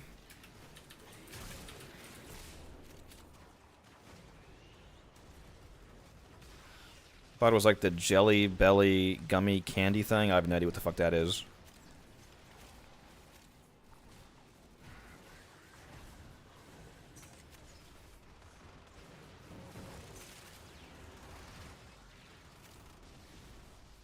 Well, hope next relic select would actually let me choose. Was there something wrong with your relic select screen? You bugged? They're trying to say they're bugged instead of just admitting the fact that they're watching anime on the side. Cringe. We know what you're doing, Ellie.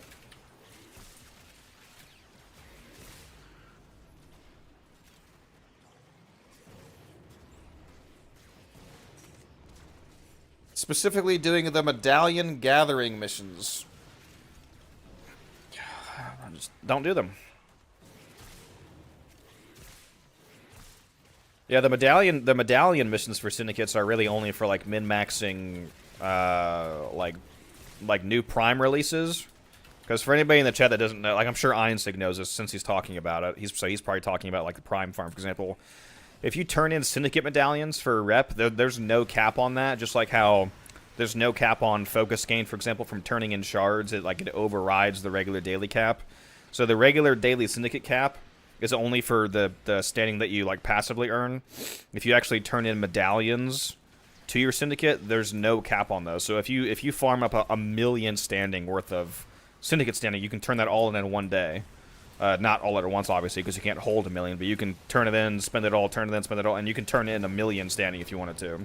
So some people will go and they'll do their daily syndicate medallion missions like every single day for months, and then like every 3 to 4 months when the new Prime comes out, they'll dump medallions, have like a Gorgillion standing, and then be able to buy an insane amount of relic packs and get the new Prime stuff like super fast. So if you're doing something like that, then yeah, it's more grindy, but I mean you're choosing to do that, and you're also getting a really good payoff for doing that. So that's not really something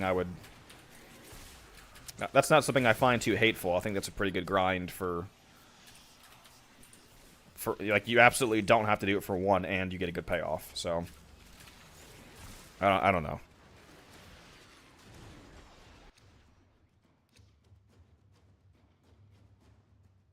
I do want that Icarius receiver, but I need these glaive blades.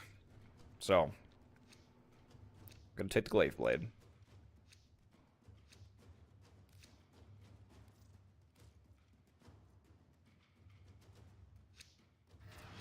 Air support to find items make those missions easy. Oh, yeah, that's true. The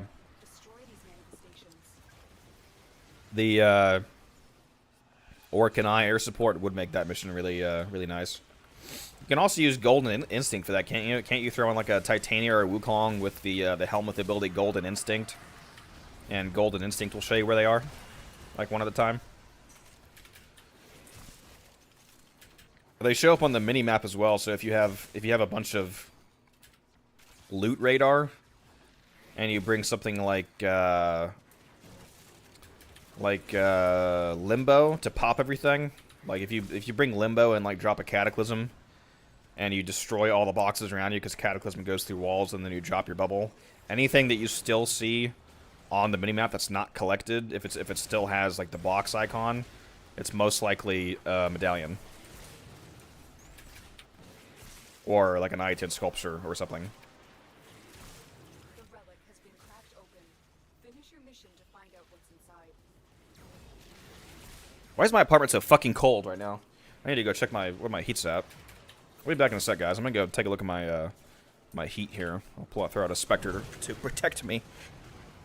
Be right back.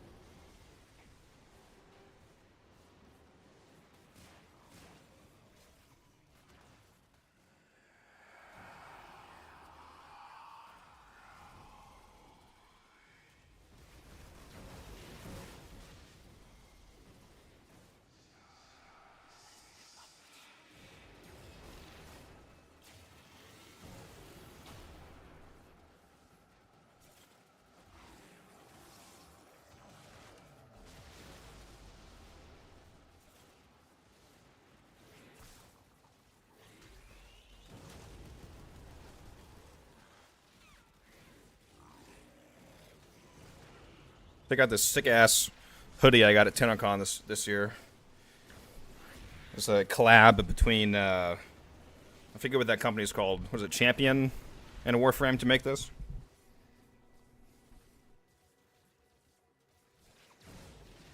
Very comfortable, very high quality. Yeah, the on call guy was sitting down because they if you go AFK they stop playing. They stop shooting. Just to keep people from AFKing with them. 10 steel essence, let's go.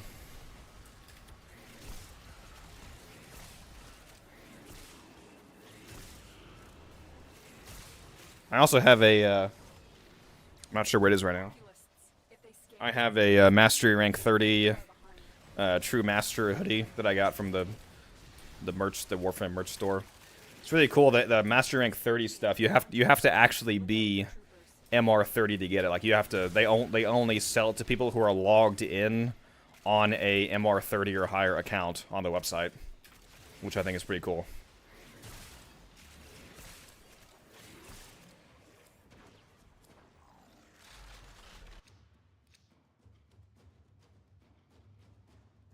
How many of these do I have? Woo, okay, I have 25 of those. Okay. Yeah, I don't think I need a 26 Sikaris blueprint when I have apparently no dual carries blades. So I'll take some of that. You can get it now, Jace. Oh, because you hit MR30 recently? Very nice. But outside the collective, they are draining your life support, and fast. Eliminate them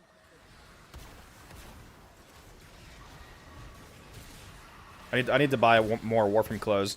I need to keep buying Warframe clothes so that I can get to the point where my entire wardrobe can just consist completely of being a walking Warframe advertisement. Warframe underwear, Warframe socks, Warframe pants, Warframe shirt, Warframe hoodie, Warframe hats, just everything. I'm just decked from head to toe in Warframe. I'm just a walking fucking billboard for the game.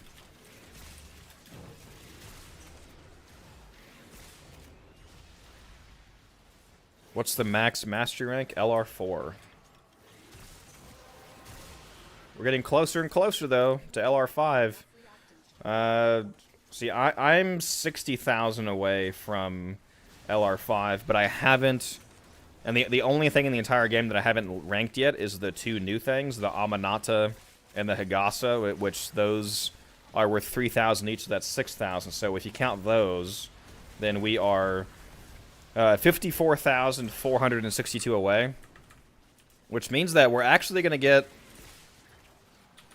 LR5 by the end of the year, because we're getting a new Warframe, which is worth 6,000, and they're also releasing Infested Liches, which is a whole swath of weapons worth 4,000 each, because they're going to go to level 40 because they're Lich weapons. So even if they only released 10 of them, that would be 40,000, 46,000 from the frame, and we're 54,000 away right now. So yeah, if they, well, we should have LR5 by the end of the year with the 99 update, because the 99 update is going to bring a shitload of mastery with Infested Liches coming out. Am I going to buy the Excalibur jacket? Dude, you have no fucking idea how... I saw that jacket in person, because I was at 10 o'clock. You have no idea how tempted I was to buy that. Yeah, it was a little expensive, though. Little bit.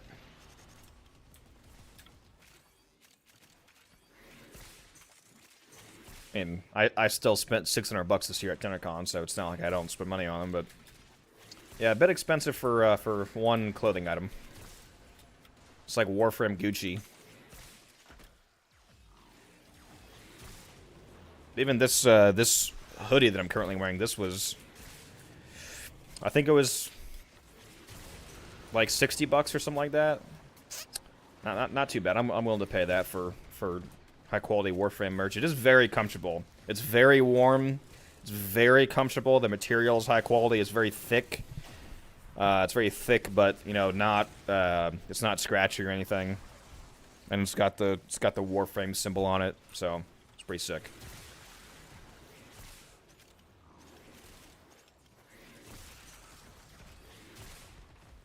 What's up, Frothy?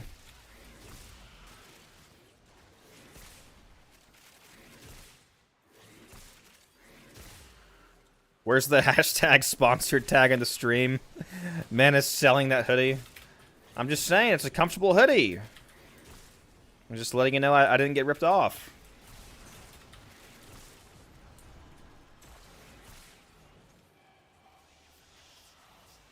Need some infested melees? There will be some. There will be some. I'm hoping and praying that one of the Technosite weapons, which I'm pretty sure that's going to be the name, by the way, because the Infested Liches are called the Technosite Coda, is the name of that group. So it's probably going to be called Technosite weapons, like Technosite Hema, for example.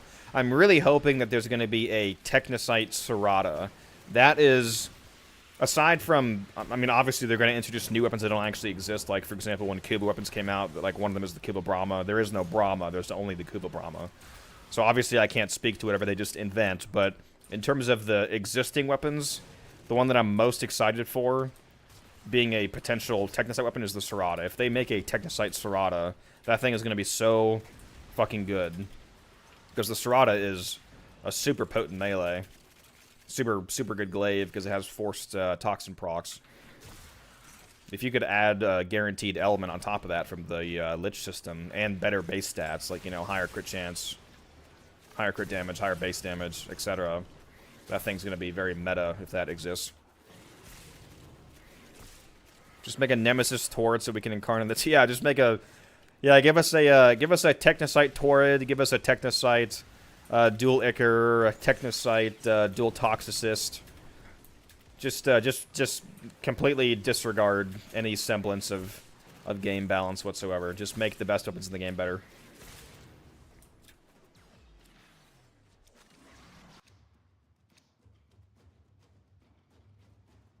Let me get a Technosite Torrid with built-in cold damage so it can have just viral without any mods on it all.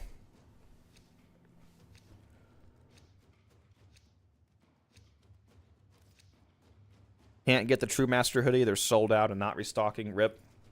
So what you're saying is I need to go grab it right now and then flaunt it in the camera. I actually don't know where it is, to be honest. Let me see if I can find it. Well, let me help kill these guys first. Hold on.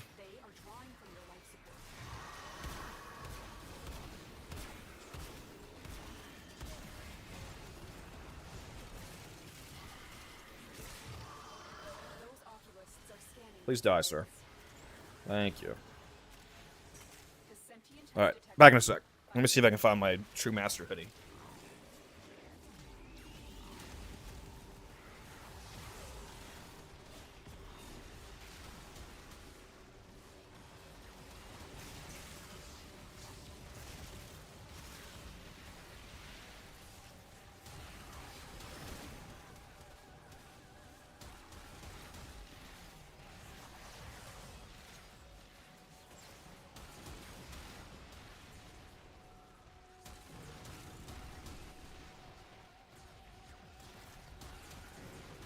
I think it's in my car, actually, so I'm not going to go out there. But here's a Path of Exile shirt that I got from a $150 skin pack. Let me make sure this is actually showing up on stream here. Where's my fucking mouse? Here we go.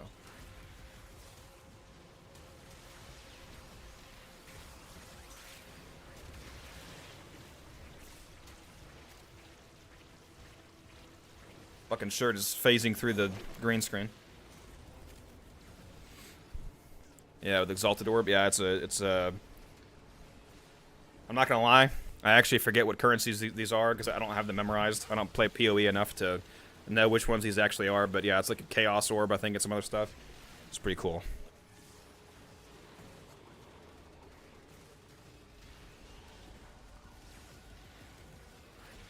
Glad to see you're back on Warframe, Frothy, by the way. It's very nice. Good to be back, I imagine.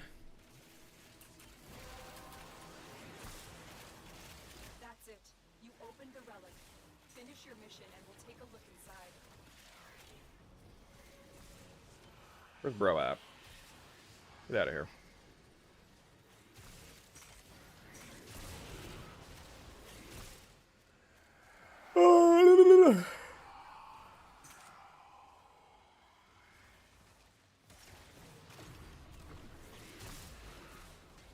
With the LR5 coming out soon. LR5 feels like the first... I mean, obviously, like, the first Legendary rank becoming available is an interesting milestone, but... LR5, you know, seems like a interesting milestone. They should release some merch for that.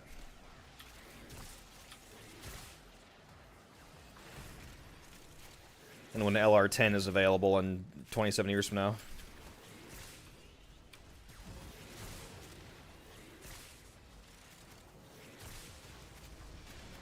You guys think there's going to be any new companions with 99? Maybe a new Sentinel. I don't think they haven't said anything or hinted anything about any new companions coming with it, but I wonder, just because there's so much in the update, I wonder if there will be any companion along with the new Warframe and all the new weapons and everything else.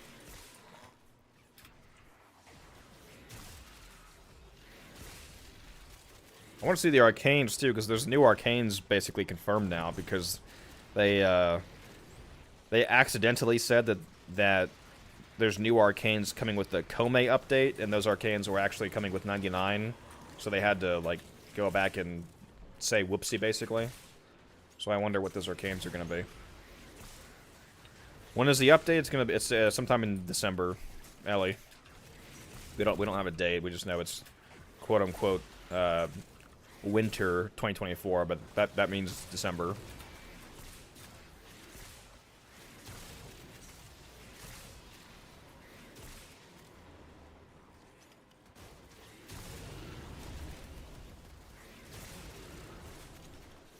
Yeah, it is very nice that Sentient Surge is in the Halloween store.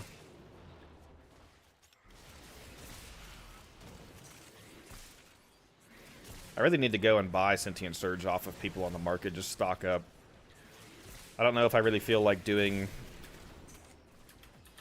I mean, I get maybe I should just go do Deimos bounties, especially because in 4 days the glaive goes away, so maybe I should stock up on some more Aya and get a couple dozen more glaive relics last minute, and also get some mother tokens on the side to do that event. That would be, you know, a convenient multitask. Maybe I should just do that, but I don't know. I could just go and buy them up for cheap from players in the market and then hold on to them and flip them later.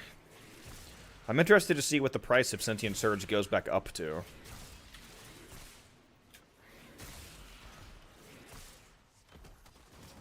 Now that, because right now it's so easily available. It just costs 50 mother tokens.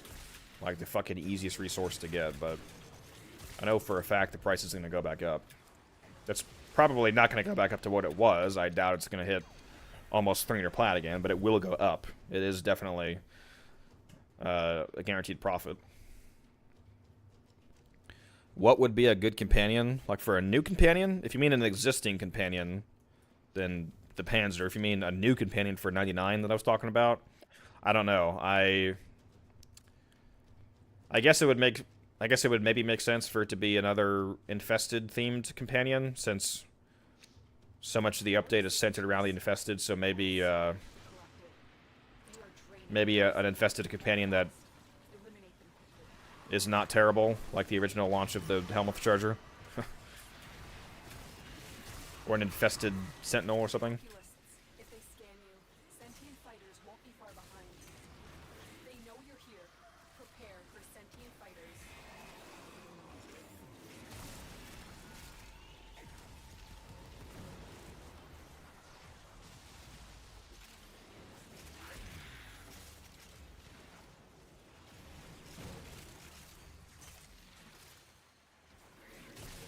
For the new Warframe, will we get a new Prime? I thought it was a new frame, then new Prime cycle.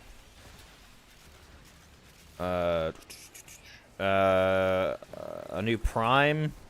I mean, Primes come out basically every 3-ish months. So that should also be around the December mark.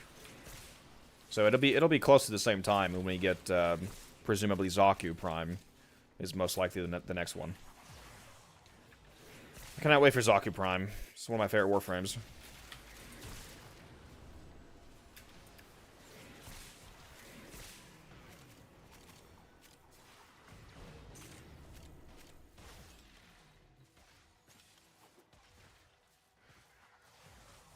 Two extra maxed Arcane Aegis sets I need to sell. Yeah, so do I from the Jade event. I have 2 Aegis sets, 2 Fury sets, 2 Strike sets, 16 Energize sets, and some others.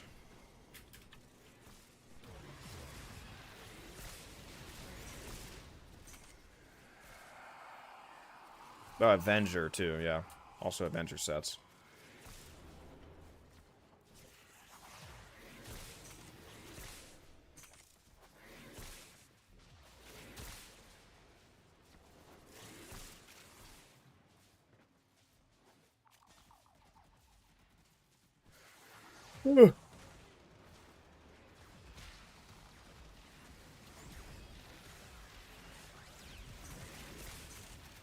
Tell you what, this this tooth problem that I have now is probably going to be a driving force for me to finally quit drinking energy drinks all the time. I've been drinking I've been drinking basically one energy drink a day for the last like 6 months. And I should probably stop fucking doing that. It's probably what caused my tooth to start fucking up. So I'm gonna go back to only water. This was the last one right here.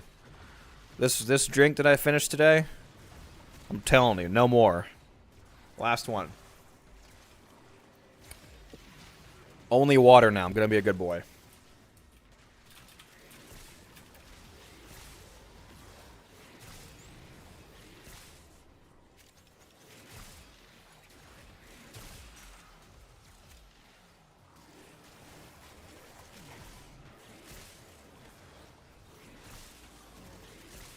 And I'll make sure to brush my teeth once a week.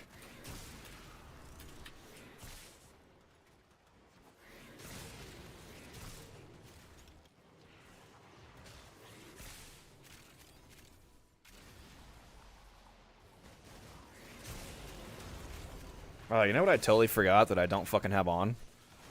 It's my music. You guys didn't remind me to turn my music back on.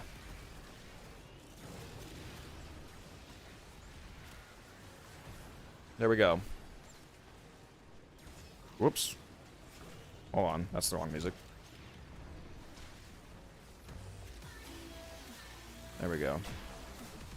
It's just been me talking this whole time. No music. Nobody reminded me. Sorry about that, guys.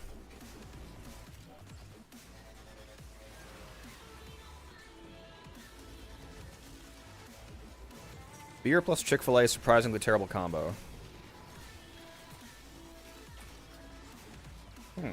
Who would have thought? You're saying beer and fried foods don't result in a healthy stomach? That's crazy. I love Chick-fil-A, dude. That's another thing I should probably fucking eat less is that kind of garbage. But man, do they have good sandwiches. Oh, speaking of Chick-fil-A, had a really annoying experience with them the other day. Chick-fil-A rarely makes mistakes. Like, I feel like I can count on one hand the amount of times that I've had the wrong order from them. But last week at work, I ordered Chick-fil-A from Uber Eats, and I ordered that new pimento chicken sandwich. It comes with, like, pimento cheese on it, along with pickled jalapenos and honey. And unfortunately, I don't like cheese, so I get that with no cheese. So basically, I just get it for the honey and the pickled jalapenos, because I think that's good. It's still, it's still something different even without the cheese. So I ordered no pimento and add pickles. So guess what it did have on it? Pimento. Guess what it did not have on it? Pickles. And I was like, okay, well, fuck me, I guess.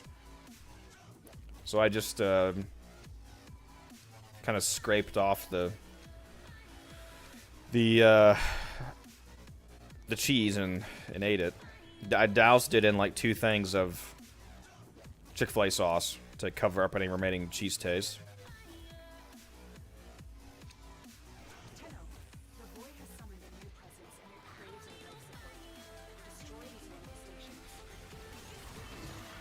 Definitely not my best experience from them.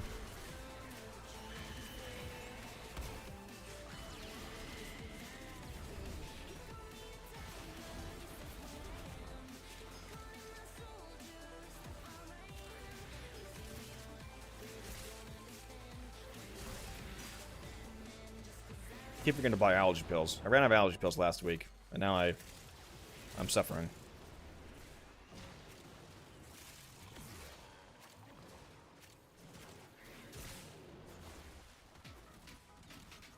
Yeah,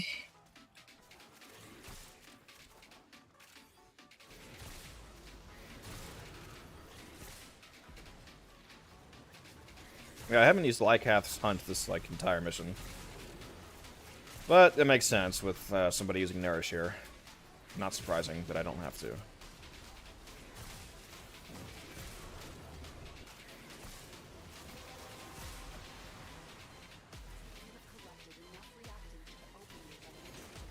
It really is like cheating playing with a Dante Spectre out.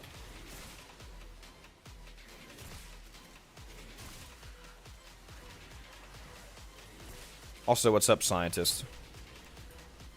I see you waving in the chat.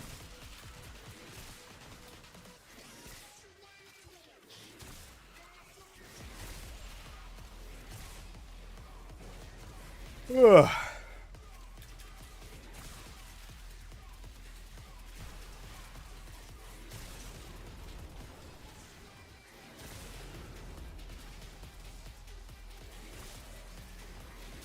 It is. Yeah, you think so, Ellie? Yeah, it's basically cheating. Definitely makes surviving a lot easier when you have a constantly refreshing overguard gate, as long as you keep killing enemies. That's the thing that's so potent about overguard, is that it doesn't matter how much overguard you have. The reason why that ability from Dante is so powerful is because the way that overguard works is that whenever you lose overguard, no matter how much you have, you get 0.5 seconds of overguard gate. So, like, unlike shields where it's based off the amount of shields you had, overguard, whether you get 1 overguard or 300,000, once all that overguard is reduced to 0, you get that half-second invulnerability.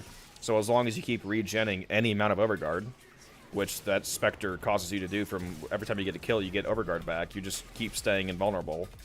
Especially if you stack that on top of the shield gate. So if you have a... Like my Korra, for example, has a 1.33 second shield gate on this catalyzing shields build, so I add another half second on top of that, and now I'm up to almost 2 seconds of invulnerability, basically. It's like, how do you die? Most of the time, I don't even have to shield gate. Been loving Nova recently? Yeah, so have I. I love the Nova changes. Oh, the main complaint that I keep hearing about Nova now is the fact that they added the line of sight check to antimatter drop. I understand that it makes it... It's worse in that regard, obviously, but I do really like the fact that they also changed it to blast damage. The fact that it's now blast damage makes it wildly more effective than when it was radiation damage. So I don't know, I like it. I also love the quality of life they added of if you tap the ability again while it's active, you can cause it to shoot forward really fast wherever you're aiming. That way you don't have to wait half a year for it to land and actually hurt people. Because the way that it used to work is that it traveled slowly the whole time. So you would have to slowly guide it to wherever you wanted it to land. Now you can just get it to shoot like a fucking rocket. Makes it much more streamlined to use. I like the current version of antimatter drop better than the previous version. I know a lot of people disagree with that.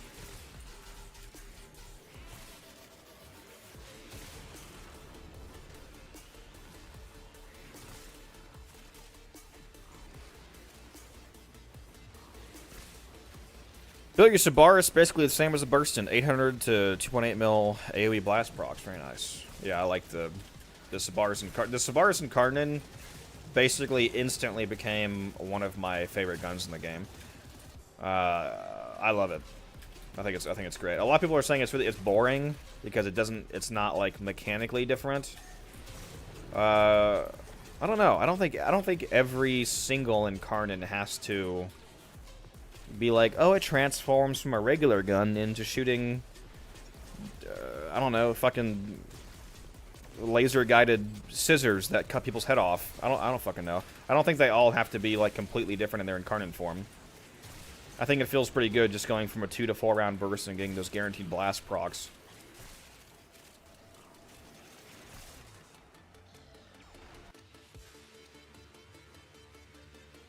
Game really wants me to take Sakaris blueprints, huh?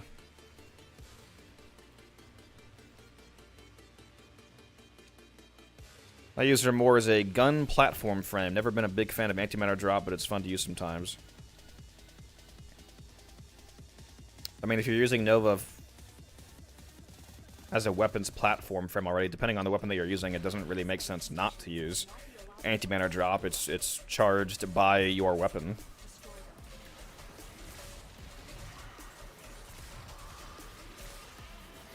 Anti-mana drop is fantastic if you have a weapon that can charge it appropriately and blow up a whole fucking crowd of enemies.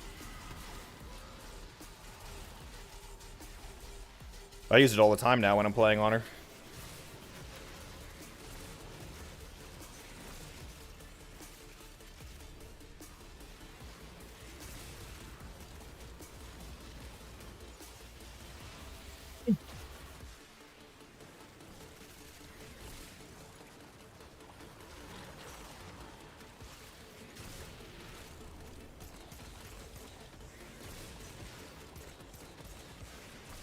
It's the highest damage number I've hit here so far. 79 million? That's the highest I've noticed, at least. Without my Majesty Cigarette. Oh, there's 82 million. Let's see if I can beat 82 million. 107 million. Okay. Alright. 333 million. Okay. Whoa, okay. Well, that works. Now that I'm paying attention, I'm hitting huge numbers. Jesus. I don't even have Aggress active. Yeah, 333 million I think is the highest I've gotten so far in this run.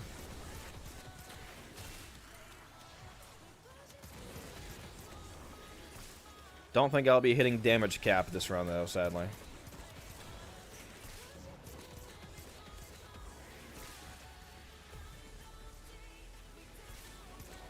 Keep taking my kills!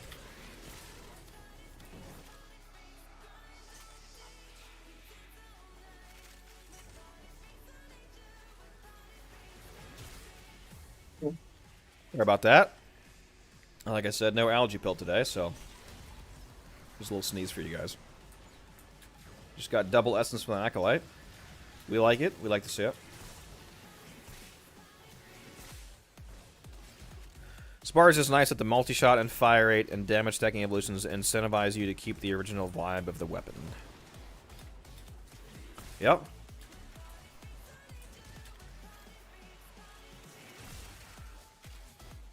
I just love the Force Blast procs on it. They're so fucking good, dude. I like that.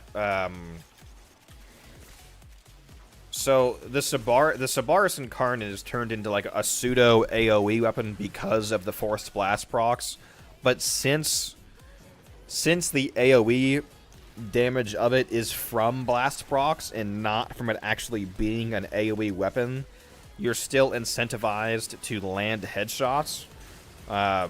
Because you're not shooting an actual AoE weapon like the Kubazar where you just shoot it at a crowd's feet and it actually explodes and hits the whole crowd. You're getting the damage from blast procs.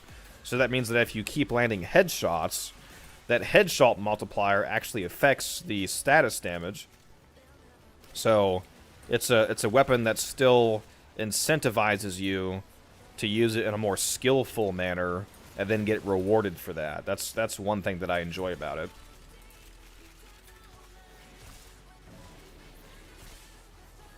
And that's why Galvanized Scope is super good on it. Slap on Galvanized Scope, slap on the Steady Hands mod in the Exilus, put on Deadhead Arcane. You can have minus 100% recoil, and it just turns the thing into a fucking headshot laser beam. It's sick. I love it. It might actually be my favorite primary in the game, to be honest.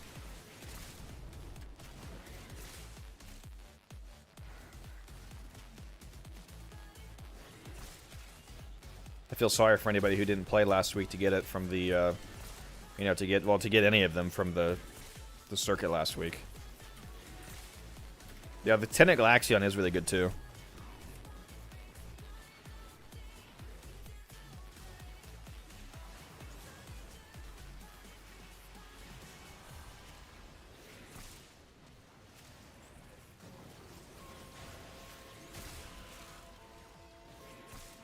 Just swap the Arcane on Sakaris from Cascadia Flare to Deadhead. It feels much better. Yeah, Deadhead is it's quite nice if you're trying to beam heads.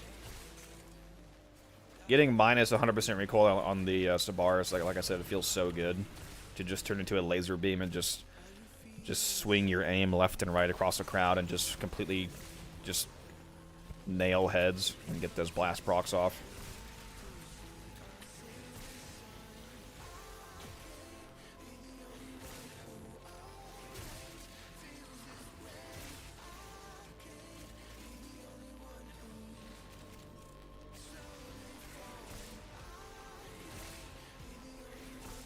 Don't need to get a full Sabara set. Yeah. I wonder what the Sabaris cost now on the market. Let me go look at that. Speaking of which, that might be profitable now. Sabaris Prime set. Cheapest one is 90 plat. Woo! I need to get myself some Sabaris sets. Actually, I don't think I have any relics, so I can't really do that. The only thing I'm missing for sets is the barrel, and I don't have. I got 12 again. Nice. I don't have any relics for the barrel. I don't think for the Sabaris. So, rip me.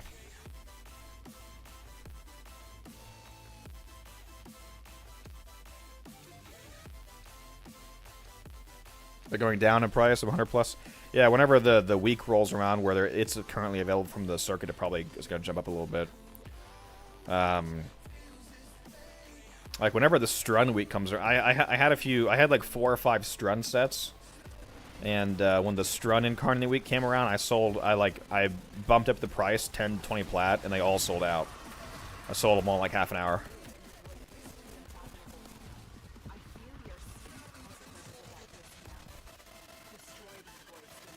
Easy money.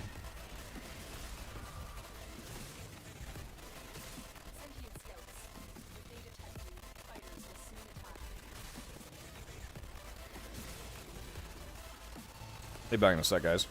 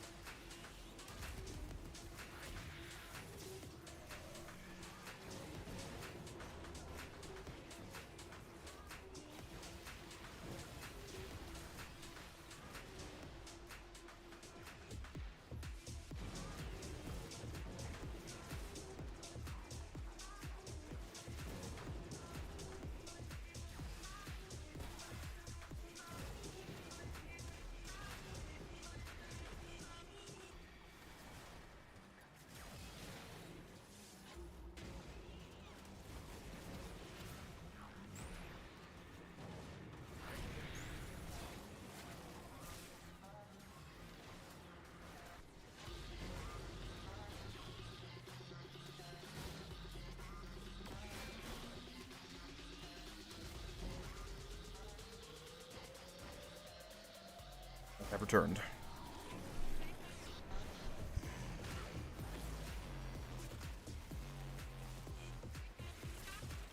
Just in time for the Acolyte, it seems.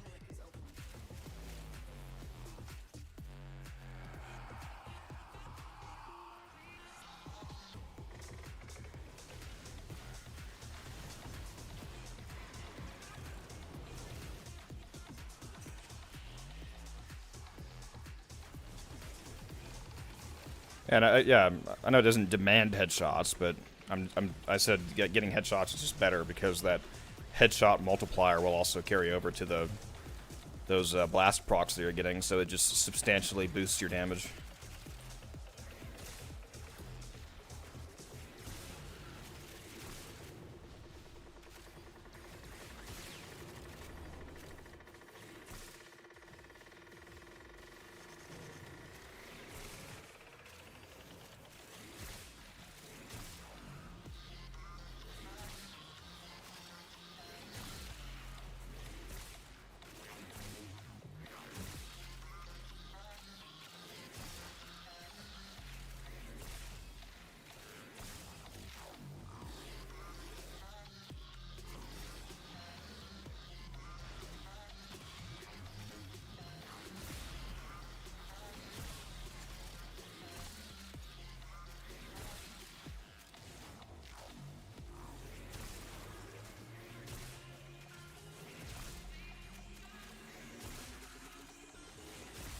Yeah, this run's definitely been chill.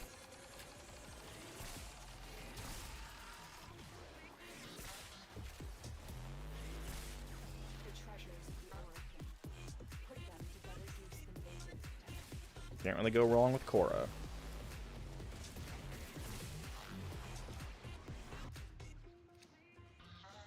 Man, they really fucking are giving me those Sikaris blueprints. Damn.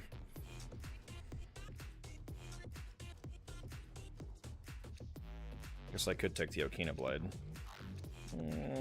Yeah, why not?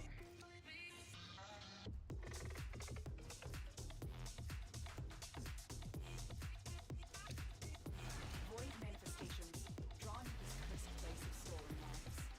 They will drain your life support unless they are destroyed.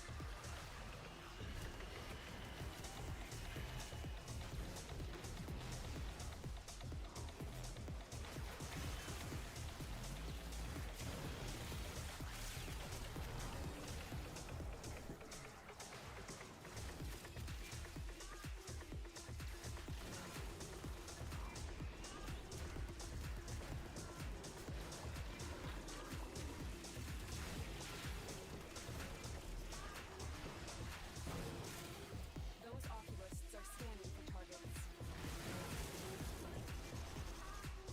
The sentient has detected you. Fighters incoming. What's up, Gasha? How you doing?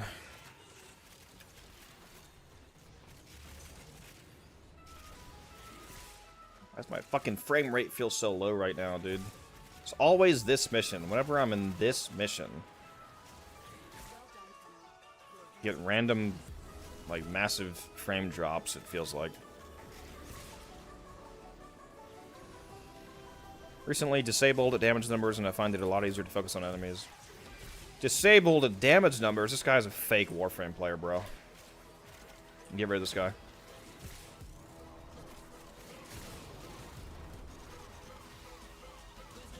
Almost forgot why I stopped the ribbons until today. Rolled 3 ribbons 100 plus times, and the best stat for each was the first 10 rolls. Yep. Sometimes it be like that.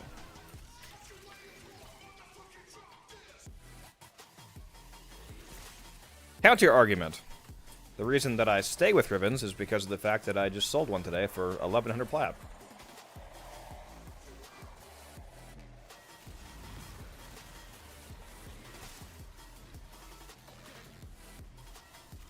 We like the money.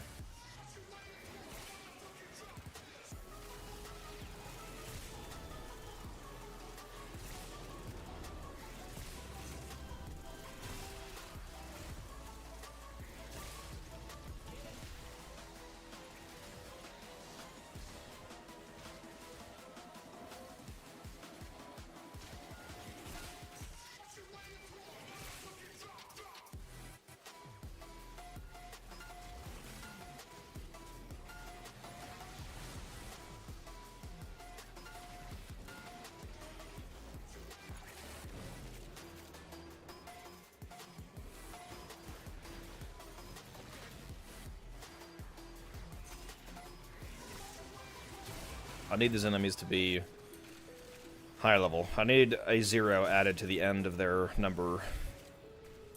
Would be nice. Oh, do I have 20,000 ribbon slippers yet? Let's go see. Not yet. I'm at 19,765. Plus I have 77 in this mission so far, so I'm over 19,800. I'm at like 19,850 right now, something like that. So we're getting there. We're getting there. We're close to 20,000 ribbon slivers.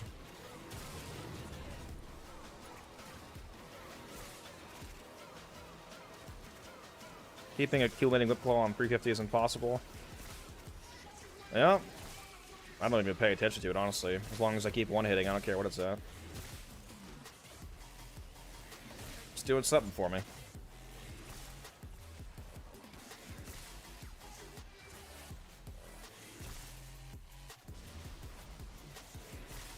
I don't even know if mine's active right now, honestly.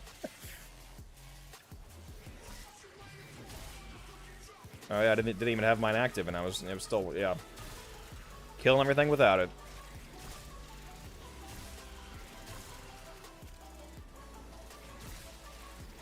It's a lot easier to keep it maxed out if you're playing solo. Go get my epitaph. Why don't you make me?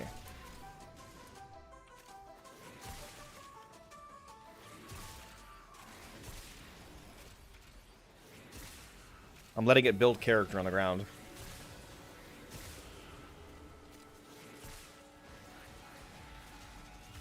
$11K no, 1.1K, not 11K. Like 1,100, not 11,000. Be very happy if it was 11,000. That'd be nice. That'd be real nice.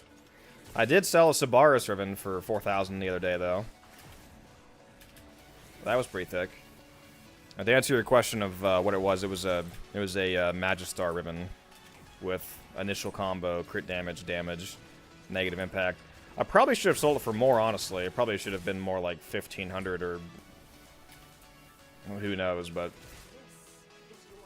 I felt like moving it, so sold it for 1,100.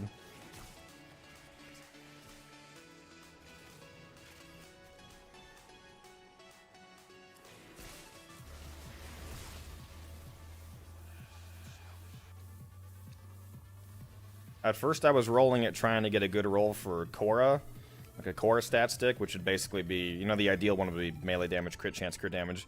But then I landed on an initial combo roll, and I realized that people would pay quite a bit for that for, not for Korra build, for Korra builds, initial combo is garbage, but for the slam spamming setups, I was like, you know, initial combo would actually probably sell for quite a bit. And I was right.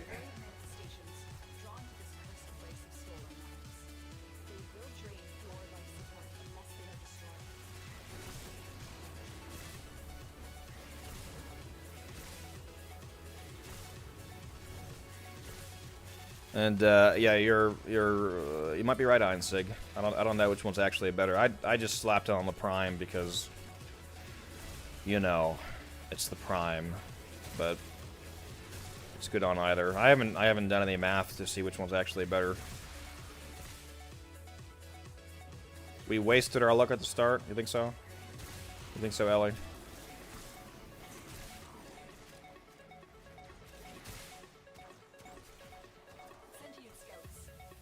You can't accumulate galvanized reflex with Korra's whip claw, can you? I haven't tested it myself, but I've heard people say that the galvanized melee mods don't stack from whip claw kills, but if you put it on your melee and then you get kills on the actual melee, it carries over. But if that's the case, that's not worth doing. It's not worth doing at all. Also, why would you galvanized reflex? Isn't that the one that gives initial combo and heavy attack efficiency? Why would you use that on whip claw anyway?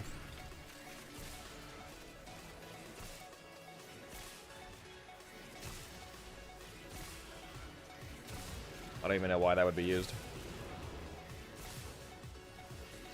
Unfortunately, none of the 3 melee mods really make sense to use on a Korra build. And yes, that includes sacrificial steel. Galvanized steel. Galvanized steel does not make sense to use on Korra over sacrificial steel. Is initial combo not necessary for core build? No, initial combo is completely garbage on Korra. If you're playing Korra, you should be sitting at max combo the entire time, because every time your whip claw hits build combo, so you should be at 12x combo the entire time, especially when you use dexterity arcanes and Naramon to not lose your combo. Yeah, initial combo is pointless. That's why you use Blood Rush on Korra, because Blood Rush actually it works on her because she's not an exalted melee, she's a pseudo exalted, so Blood Rush works. So you want to be at 12x combo.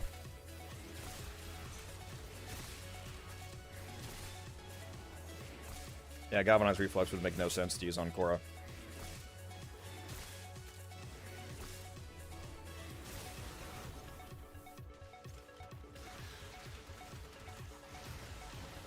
Most of my you've made from a ribbon. Yeah, that's not even close to the most of the most that I made. I actually haven't gotten any super crazy sales. Like I have a friend in my I have a guy in my clan I know that he does ribbons like basically professionally. It's like all he does. The highest sale that I know of that he did was he sold a ribbon for 37,000 platinum. That's a fucking crazy sale. I haven't done anything insane like that. My biggest sale was actually a recent one that I did with the Sabaris Incarnate coming out. I've been rolling some Sabaris ribbons, and I rolled a crit damage, multi-shot, negative zoom roll, and I sold that just last week for 3,750, so nearly 4,000 plat. That was real nice. No 37,000 though. I think it was a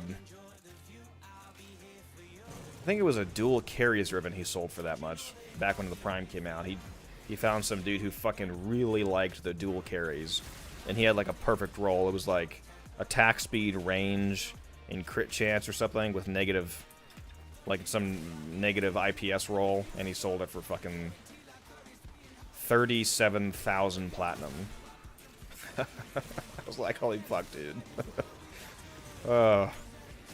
He sold a Torrid ribbon, crit chance, crit damage, multi-shot, negative roll when the Torrid Incarnate first came out. He sold one of those for like 25,000. Fucking ridiculous.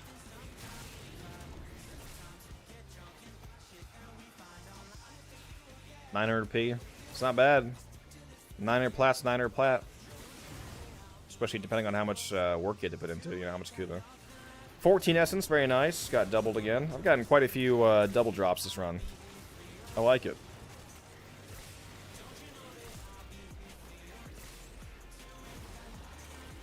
How much essence do you guys have? I'm at 127 right now.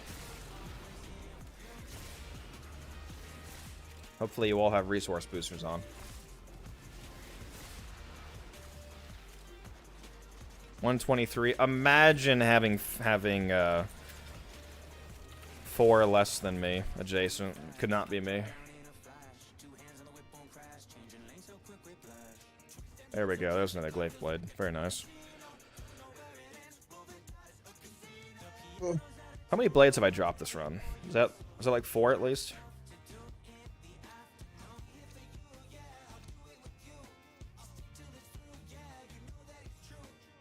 I need a minimum of 50 glaive blades, because I think right now I have 25 glaive blueprints, which means that to have 25 sets, I would need at least 50 blades.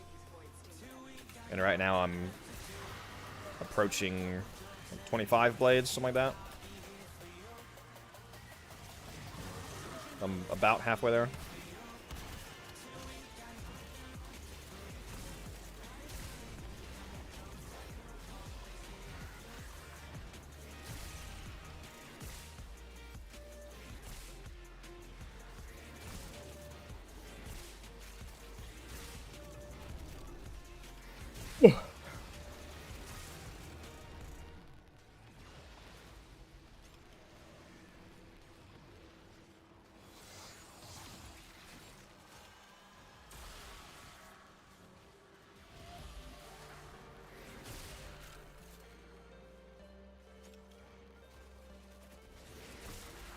I wonder if this hat that I'm wearing right now is,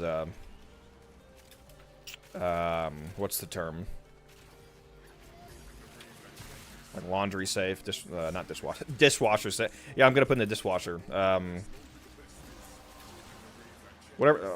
Oh my god, what's the name of the fucking machine? Fucking clothes washer safe, whatever it's called. I wonder if this hat can go in there because I feel like I need to wash it. Well, not dryer. Well, yeah, I guess dryer safe too, but I meant like the washing machine. Yeah, there you go. Yeah. I'm gonna throw my dishwasher. Easy as that. Yeah, I don't know if this material is supposed to get wet or not.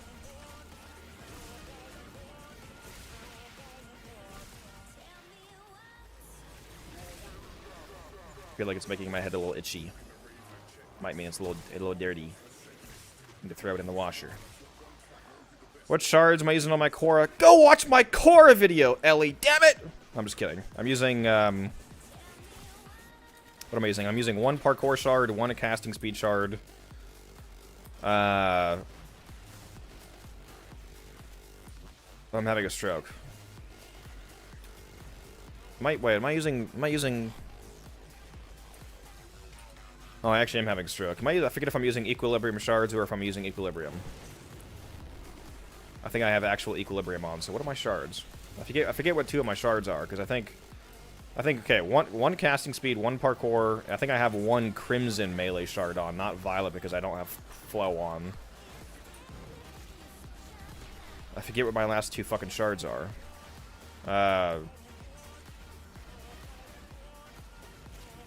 Fuck, am I special? Hold on. Let me go look. Let me go look at my build here. I can find it.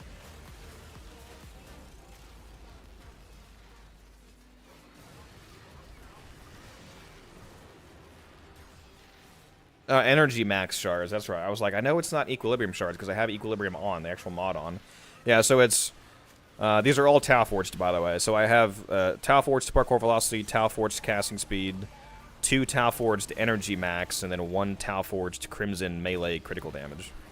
That's what I have on. Yeah, that's why I have 375 energy on my core, even though I don't have Prime Flow on. Otherwise, she would only have, what, 225 energy, I think? So yeah, that's what I'm using. I've had so many people yell at me for just not using 5 purple or, 5 violet crit damage shards. I'm like, I'm already fucking one-hitting everything. What the fuck are you talking about? I had one guy tell... I responded to a guy basically saying that on YouTube. Just last week, actually. He was basically saying it was stupid that I'm not just using all violets to just crank up the crit damage.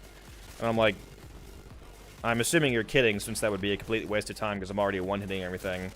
And then he basically said, lol, you don't know what you're talking about. You need more damage than that when you're whip-clawing enemies at level cap. I'm like, nobody fucking cares about that. Like, what? Nobody is doing that. 99% of the people that watch this video are not going to go to level 1,000, let alone 10,000.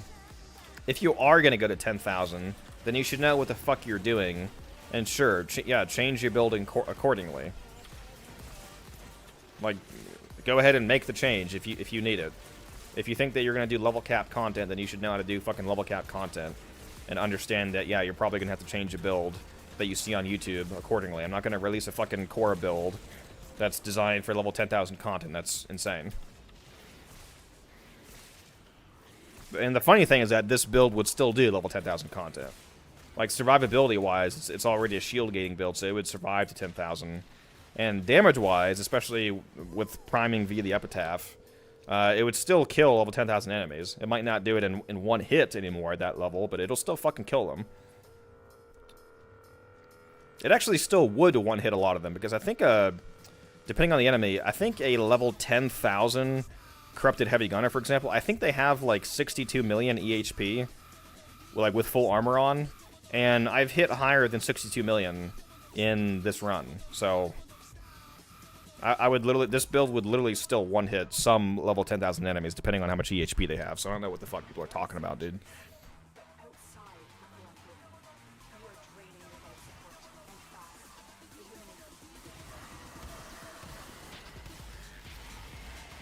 This core build is designed to be very comfortable while still murdering everything.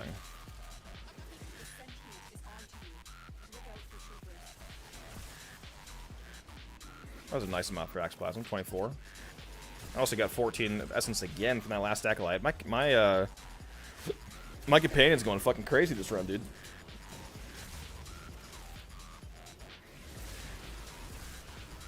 I've got quite a bit of double Essence drops.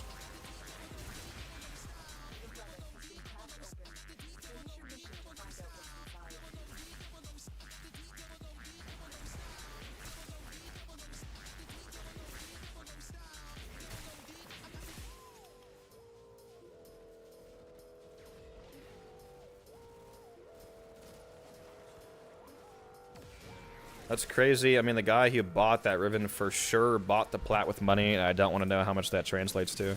Why would you think that he for sure bought the plat with money? I have 16,000 plat right now, and I didn't buy any of this. I made all of this. So that's definitely not a guaranteed statement. Wait, so are the glaive relics worth picking up? Weapon's kind of whatever compared to the glaives. I mean, so I guess there isn't much hype for it anymore. That's fine. People keep saying that. I keep telling people to buy the to get the glaive relics, stock up on glaive sets, because you're going to make a lot of money if you do that long term, if you hold on to it for, 6 months to a year or whatever. And people keep telling me that same fucking logic, like, the glaive is not the best glaive in the game anymore.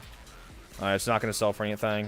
And I'm like, it's still selling for 100 fucking plat while it's in the game. Yeah, it's not going to go back up to, I don't know how it just went down. Yeah, it's not going to go back up to 400, 500 plat, but it is going to go back up though. You're going to make money if you stock up on glaive sets.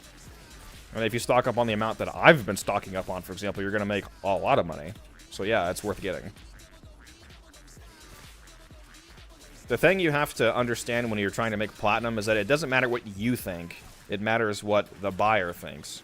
So if you're a smart player and whatever, and you realize, like, why would you ever use the Glaive Prime? The Zorus, the Falcor, the Serrata, so on, are basically always better. It doesn't matter if you think that.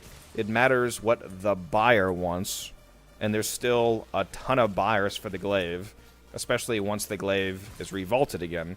Partially because there's going to be a lot of buyers that are not buying it because they want to use the Glaive, but because they don't have the Glaive and they want the Mastery. So it doesn't matter what you think. You need to understand what the buyer thinks. Just saying. We don't know when the Glaive relics will return. Well, presumably not anytime soon. Like, if you were to sell in 6 months, for example, it's very unlikely that they're going to come back within that time, given the typical rotation of the Prime Vault.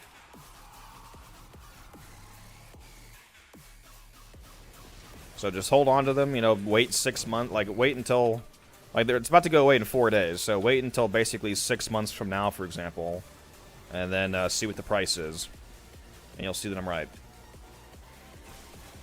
I've been doing this for years. That's one of the main ways that I make platinum, is constantly selling off my prime vaulted rotation items. Guaranteed plat.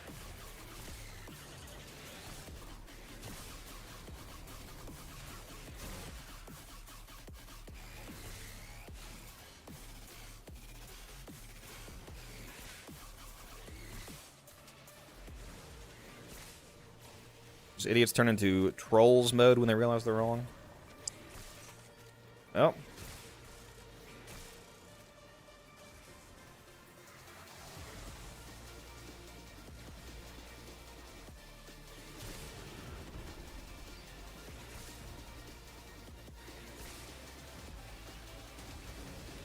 Like you said, they bought it for 30k plus. I just could imagine how much they would have in total to throw away 30k in ribbon that is nowhere near the resale value.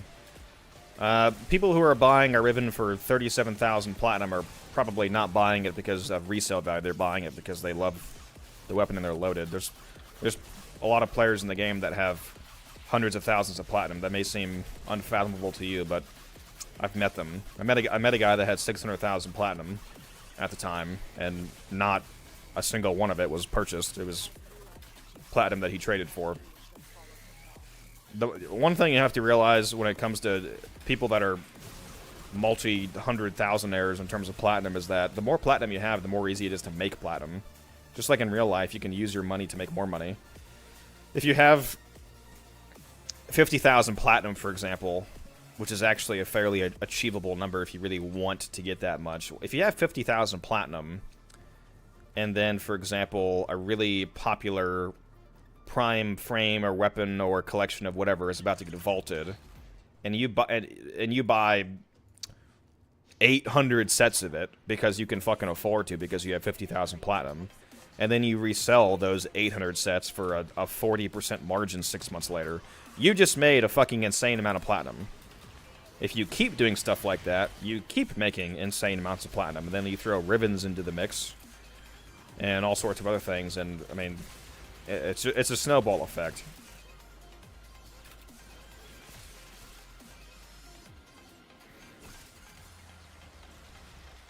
You can definitely do it.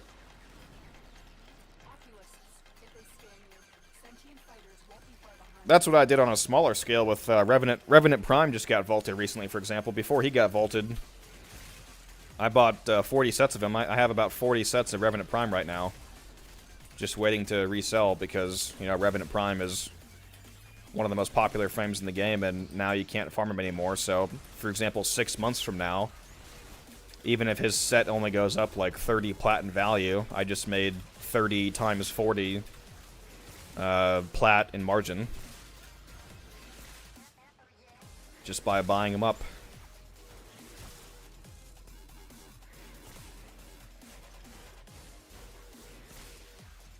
Also, the game came out 11 years ago, so people had time to make a lot of... Yeah, especially people that have been playing, you know, since the game came out. They have obviously had the ability to accrue a lot of revenue-inducing items and knowledge about the game. And the people who get really hardcore into ribbons are especially the ones who make a shitload of money. If you really grind Cuba hard and you know what you're doing when it comes to ribbons, if you get in the ribbon communities and you find buyers that are willing to put out an exorbitant amount of platinum for a specific role in the weapon, and then you get that role, you can definitely make that kind of play. Like I met a guy. Here, let me show you guys something. Take a look at this. I can't spell Velocitus. I'm about to go down. Oh, stop it! Take a look at the amount of rolls I have in this ribbon. I have 1,000 fucking rolls in this Velocitus ribbon. The reason I have 1,000 rolls on this Velocitus ribbon is because I had a guy come to me, and he told me that if I got a Velocitus ribbon with, I believe it was crit chance, multi-shot, damage to corpus, and any of the good negatives, then he would give me 15,000 plat for it, because he wanted that specific Velocitus roll to do Profit Taker with. That's why he wanted the damage to corpus, for example. So if I hit that roll, I would have sold this for 15,000 plat. Obviously, I didn't hit it because I still have it, and I stopped at 1,000 rolls because it's a funny number. But that's an example of somebody willing to pay an absurd amount of platinum. Definitely wish I'd hit that roll. I did hit the roll a few times, but with no negative. That was really annoying. I think I got multi-shot crit chance damage to corpus actually twice in that 1,000 rolls, but neither time did it have a negative.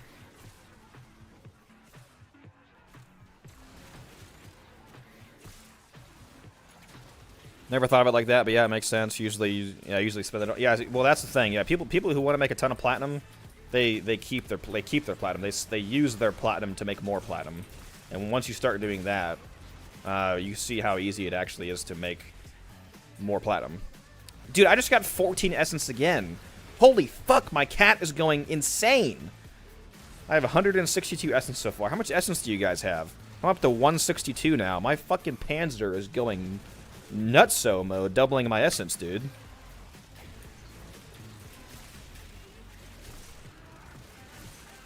Definitely don't mind. 144. Yeah, I'm at 162. Yeah, so yeah, 18 more. Yeah, my pants is going off, man. 135. Yeah. Yeah, that's quite the difference. I have a... Okay, I was about to say I have a suspicious fear that LA doesn't have a resource booster on, but they do. They do. 132. Okay, that's good. That means they have a booster on. I hate coming to this mission and we're like 2 hours in, and then I realize that somebody didn't have a fucking booster on and they came to do this. I'm like, why? Why would you do this without a resource booster on? Why do you hate yourself? Speaking of boosters, I look forward to this upcoming Double Affinity weekend next month. It's the 29th of November, so at the end of next month. I'm gonna... I don't have any use for a Double Affinity weekend, but I'm gonna grind the absolute fuck out of Guns' Master Rank. For those of you that know who Guns Ablazing is, one of the homies. He has like 50 plus things sitting as Foundry level. I'm gonna level the shit out of him, and he's gonna gain like 7 Mastery ranks. That'll be nice.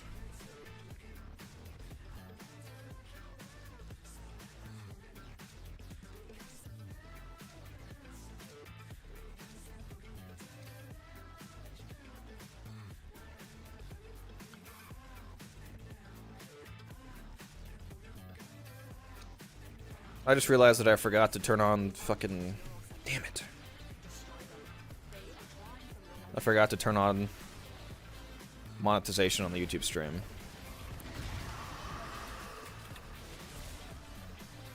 Why am I so silly?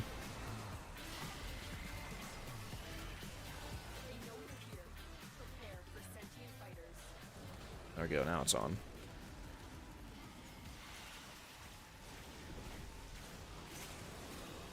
Any double credit weekends? Not planned. No, they haven't announced any double credit that I know of. The only one that we know is coming up is the Double Affinity weekend on the 29th of next month. What we really need is another double resource weekend. That'd be nice.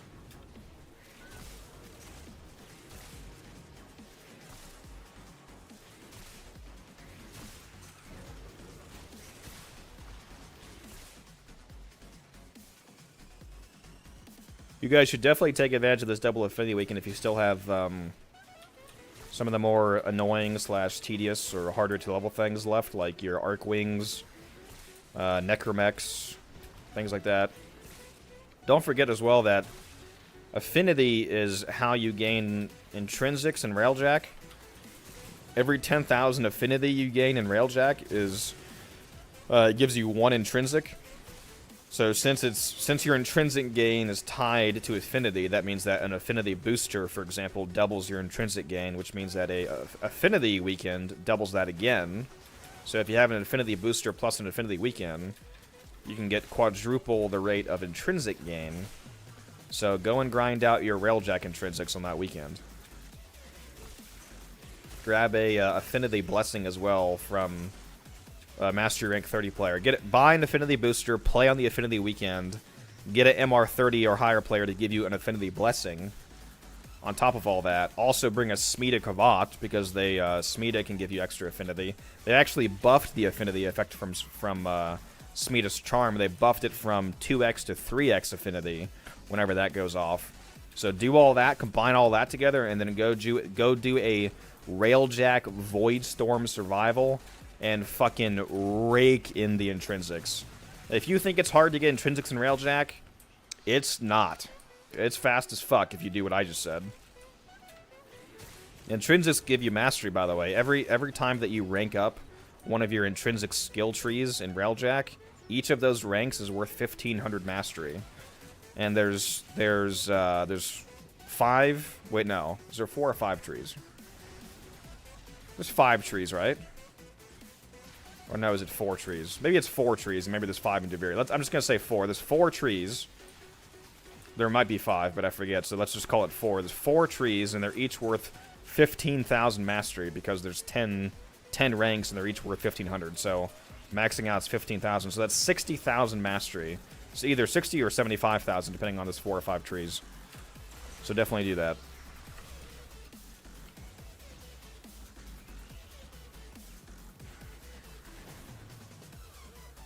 It's 5 trees? Okay. So this 75,000 mastery then. Because each tree is 15,000, there's 5 of them, so...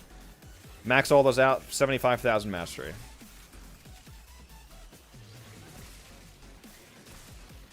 Can really help juice up your mastery unit gain.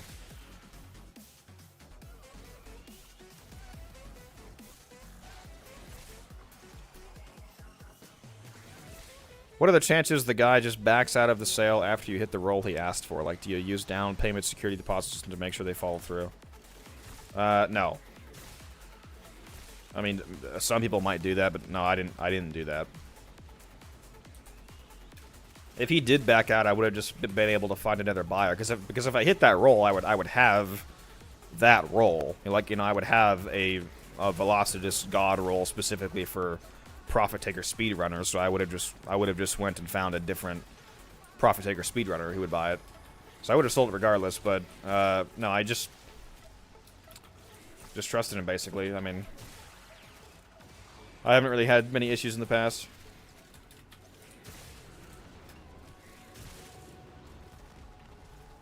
That would have been unfortunate, though. Like I said, I would have found a different buyer, but that would have been annoying in the short term, because I did spend 3.5 million Kuva on that ribbon.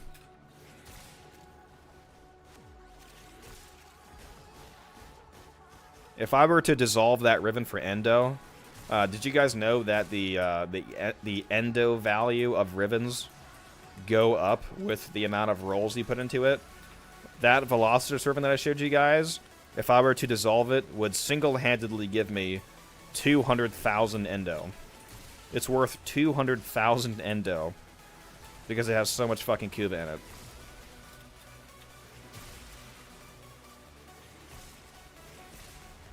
It's like I have like fucking 5 legendary cores stuffed into that thing.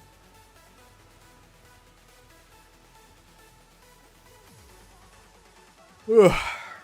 I should do that on stream sometime. That'd be funny. Just delete it for Endo. Actually, it'd be funnier if I deleted it for credits.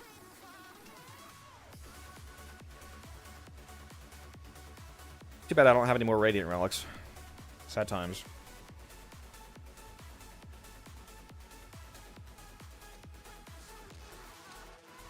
These manifestations must not be allowed a foothold on Lua.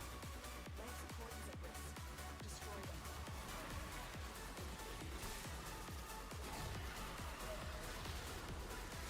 them.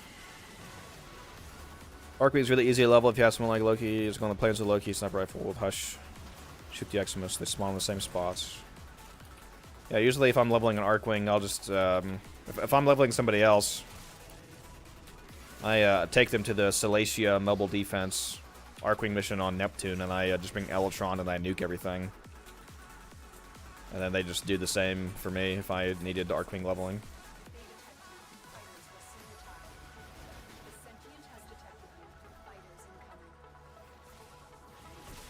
I'll probably be doing that over the double affinity weekend for a few people. Leveling their Arcwing. Oh yeah, we just hit the 90-minute mark, so we got the, we just capped out the Fissure bonus for double Steel Essence. We're getting 8 Steel Essence per Acolyte now. Except for Ellie, I think, because they missed a relic. So they're at 95, they'll be there.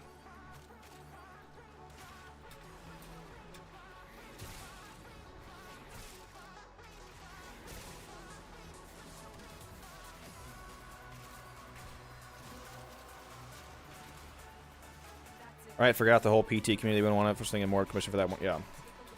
Yeah, I would definitely be able to find just another Profit Taker speedrunner to buy it. So even if they backed out, it'd be fine. I would still have a buyer.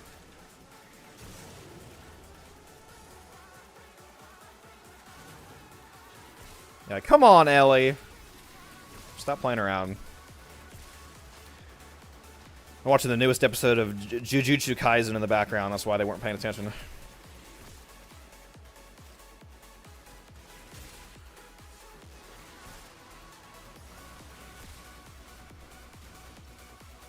My Bone Widow still isn't level 30.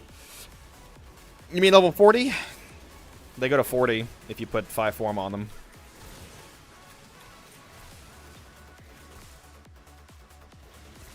I'm watching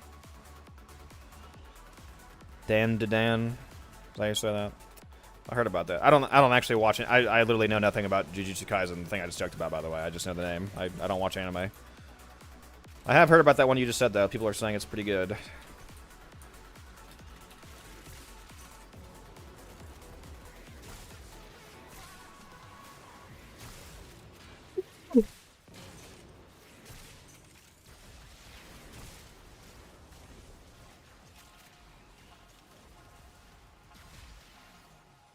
Been out of ribbon trading since Status Chance Comb and Eidolon Lanka was king. Yeah, that's been a while.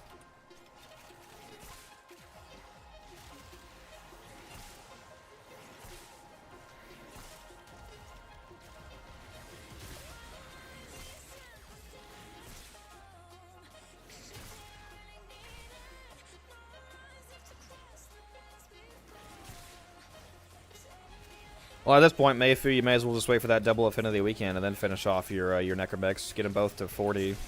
Then when you can do it real fast. Like I say, if you grab an Affinity Booster and then one of the 3-hour Affinity Blessings, you can level that shit real fast. Squeeze that mastery out of them.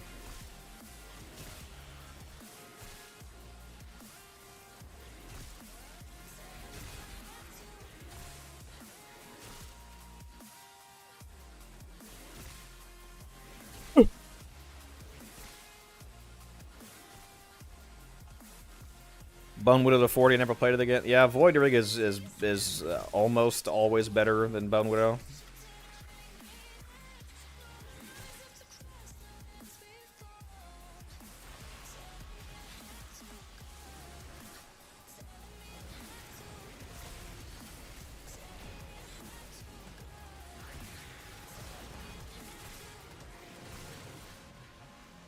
Get out of here, Acolyte. Give me double essence again. Nope, didn't do it. Rip. I did just pick up 16 Riven Slivers, though. Holy shit.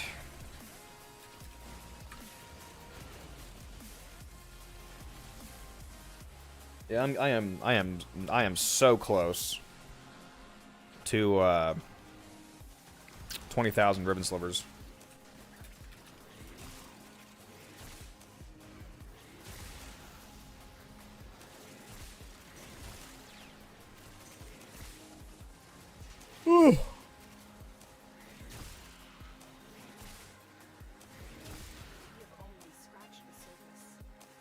Oh yeah, the ribbon slivers are totally useless.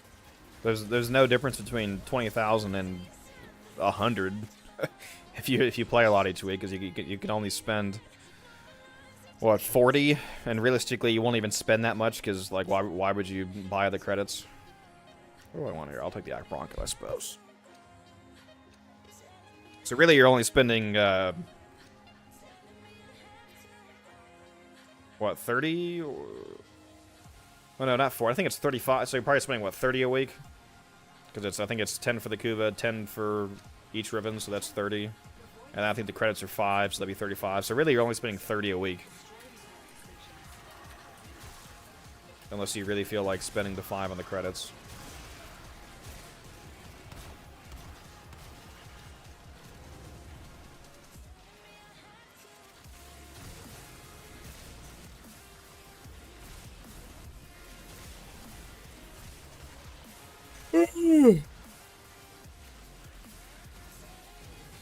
Yeah, it'd be nice if we could use them on something.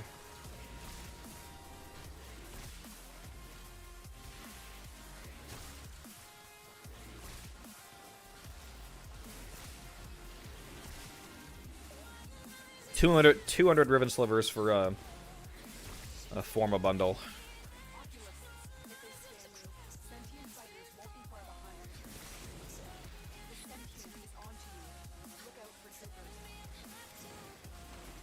Never managed such insane damage numbers. Wait, you're talking about my Korra build that I'm running right now?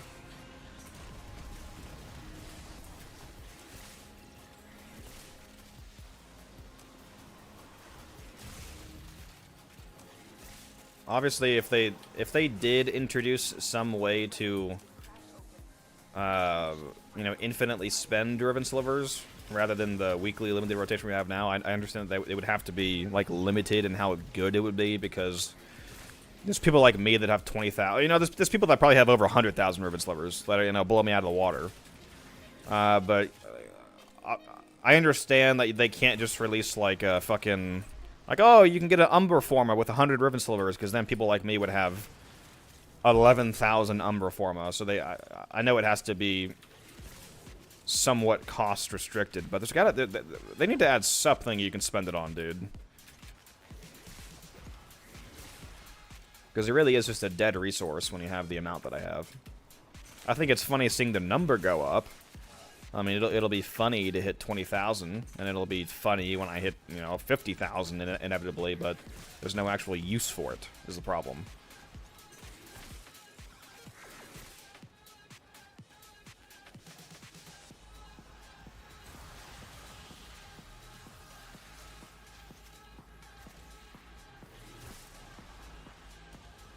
They don't want another Steel Essence scenario? What, you mean like the original Steel Essence when it came from Eximus?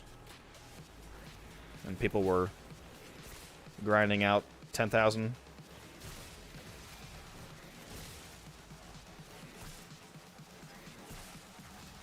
What is the actual use for it? You mean what are Ribbon Slivers used for? You can turn in Ribbon Sliver. You can turn in 30 Ribbon Slivers a week to get 2 ribbons and 35,000 Cuba from Paladino at Iron Wake on Earth. She sells 2 random ribbons. Each ribbon is 10, so that's 20 for the 2 ribbons, and then the 35,000 Cuba pack is also 10, so that's 30 a week that you can spend on that. So keep in mind that's 30 a week, and I have 20,000. I have a fucking decade of turn-ins available to me if I were to stop gaining any right now. That's why I'm saying there needs to be another way to spend them.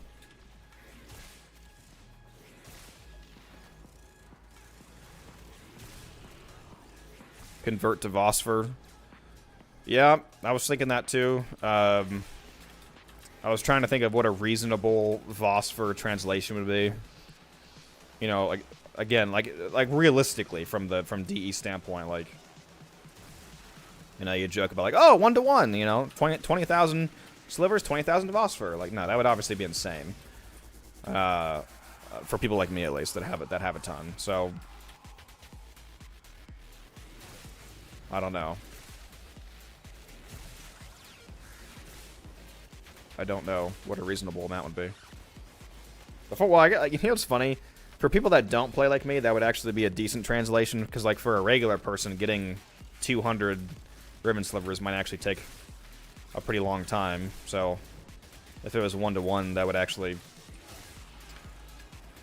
It would be another one of those 1% problems where, like, the 1% of the player base is extremely profiting off of it, and then the rest of the player base is not even able to, like, touch it very effectively. So it's one of those problems that's hard to balance when you have a disparity in resources between different kinds of players.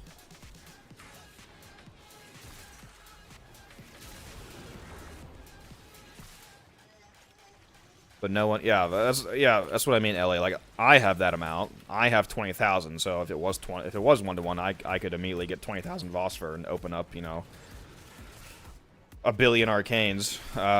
But yeah, you're right. Most people don't have that much.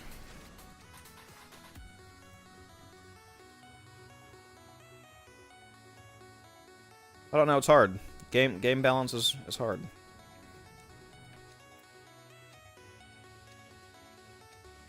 Well, yeah, that's true. You could just make it a weekly cap. Well, then you just run into the problem of, again, now you're still capped, but at least you could spend more. So yeah, like, for example, you could make it a 1-to-1 translation even. And then even for people like me that have, you know, even if somebody has 50,000, if you're only allowed to spend 1,000 a week, for example, then it's not as much of a problem than if they could double it all at once and just instantly get, you know, 4 Gorgillion Arcanes So I guess that is one way of doing it. But then you're still not fixing the issue for people like me that have 20,000 slivers and would like to be able to spend it all. But I guess that would be I mean, that's a better middle ground that we have now. Like, I would, if I had the choice between spending 30 a week right now and being able to spend 300 a week instead, obviously I would go for 300, even if I'm still limited, because I would at least get more out of it than I am now.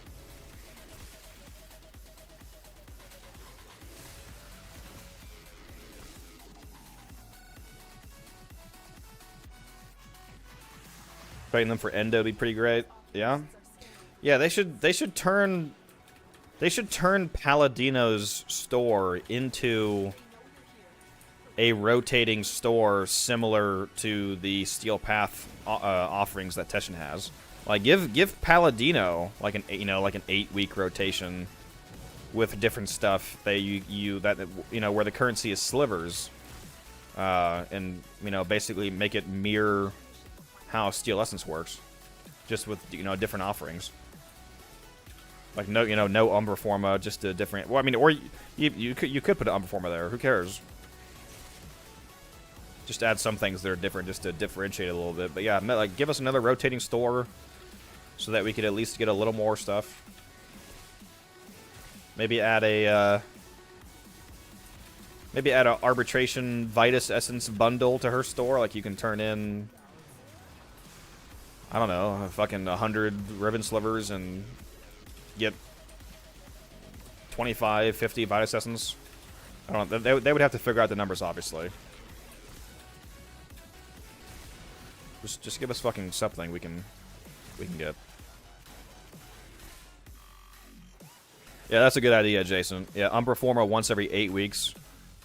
But yeah, offset by 4 weeks, so it's basically one every 4 weeks if you do both. Yeah. That'd be nice. Yeah, once a month that way, if you keep up with the different resources. That would be pretty chill. I like that idea. And maybe have 1 week could be a Vosper bundle, 1 week could be an Umbra Forma, 1 week could be, it could be Kuva again. Yeah, I guess a lot of it would be the same as the Teshin store, just because the Teshin store has a lot of stuff that makes sense, like Forma, Endo, etc. Kuva, Umbra Forma. So I guess it could be pretty similar.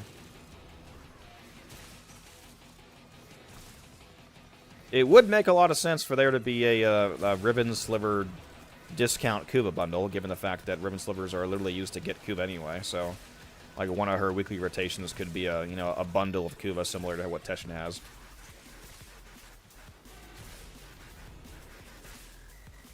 So typically 10 Ribbon Slivers gives you 35,000 Kuva. So maybe have, like, once every 8 weeks, have like a 350,000. So 350,000 Kuva over the course of 10 weeks would typically cost you 300 Ribbon Slivers. Maybe make it like 250 instead. So it's a discount bundle. So you get 350k, but you're effectively saving 50 slivers. Something like that.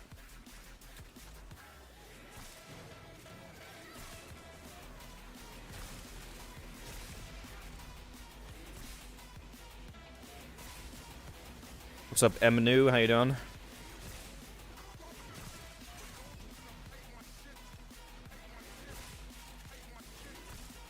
We're out here cooking with the ideas, guys. The ideas that will never make it into the game, but we're cooking nonetheless. And maybe I shouldn't say that. I don't know. Rebecca has been cooking with Warframe the last couple of years, so maybe there's hope. And Pablo's been cooking on the back end side, the mechanical side of things. He's so based when it comes to reworks and just mechanical design. Ask Rebecca on Twitter. Rebecca probably doesn't even know who I am, bro.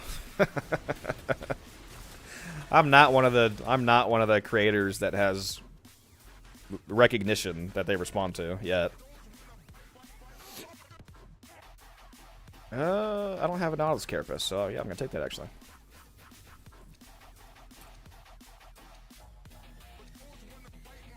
Yeah, that's how I get into the DE Illuminati.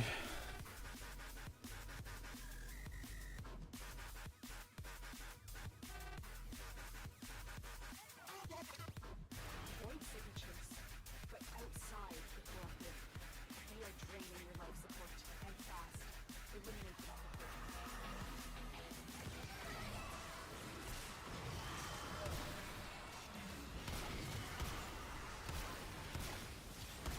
The only downside of this core build is the fact that I run the Naramon school for it, so I don't have Matter Ion to use my Void Strike for the instant Thrax murder. Big burst of damage that it gives.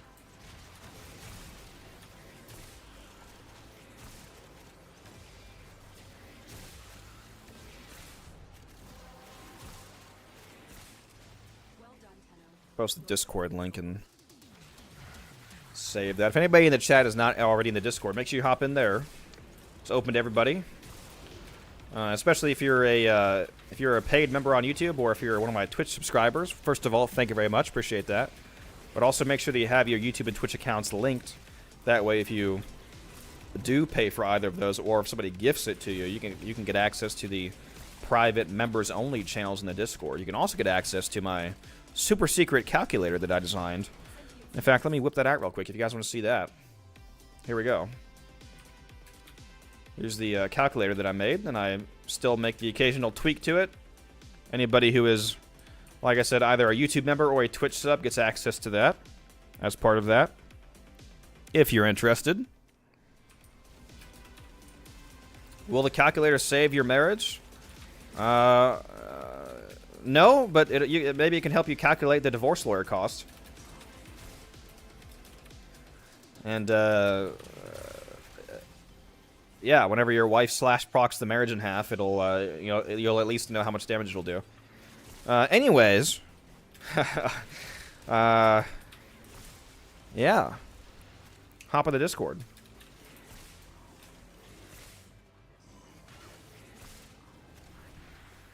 Can I link my Sabaris build? Do you mean in... You can do it in the Discord for sure. If you go on Discord and go to the builds chat, you can post it there. If you mean in... If you mean in the link here, or in the chat here, the live stream chat, no, it'll block your link. I have links blocked because of all the bots that come in and they try to post the bots for buying views and whatnot. High slash weapon helped me get more loot from my desecrated marriage. That's crazy. Yeah, you were able to desecrate the house for yourself. So based.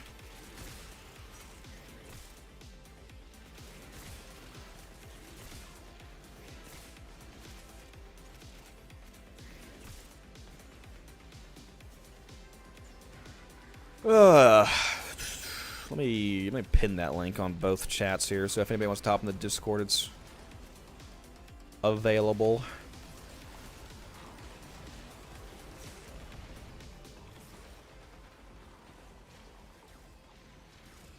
In. Go. All right, the Discord link is pinned on both chats. So if anybody needs that, it's available there for you.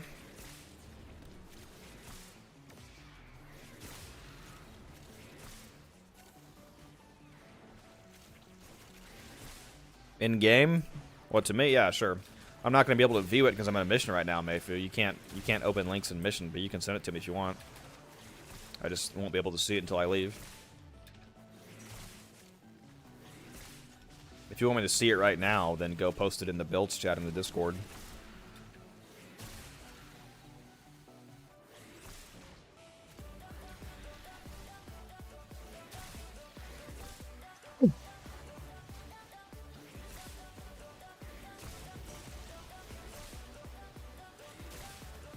Dante Spectres are cheating!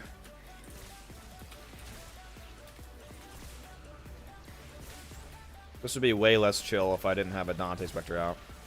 I would have to actually take the blindfold off to play.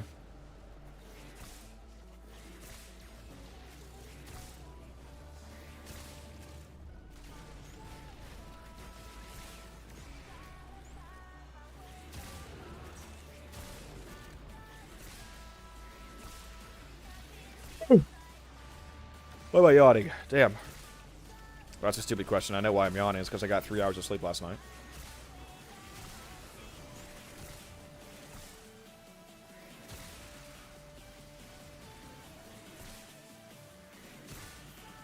Everybody in my family all of a sudden wants to hang out with me because tomorrow is my birthday. So I had to get up at... Well, I didn't have to. I wanted to see them. It was a good time. I got up at 9:30 a.m. today, which is crazy early for me because of my second shift schedule. Shade Prime Systems. I'll take it. Gotta get one myself. Damn, it's broken. Yep.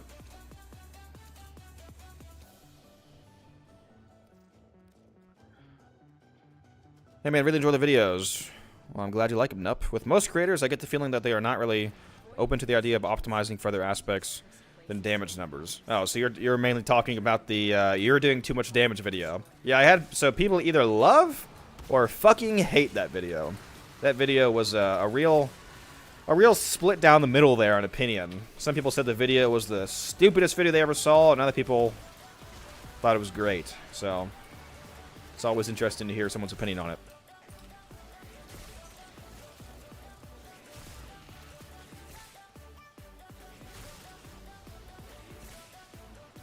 Happy birthday! Not quite yet, Mayfu. It's tomorrow, but I appreciate that. Yeah, I'll be turning 72.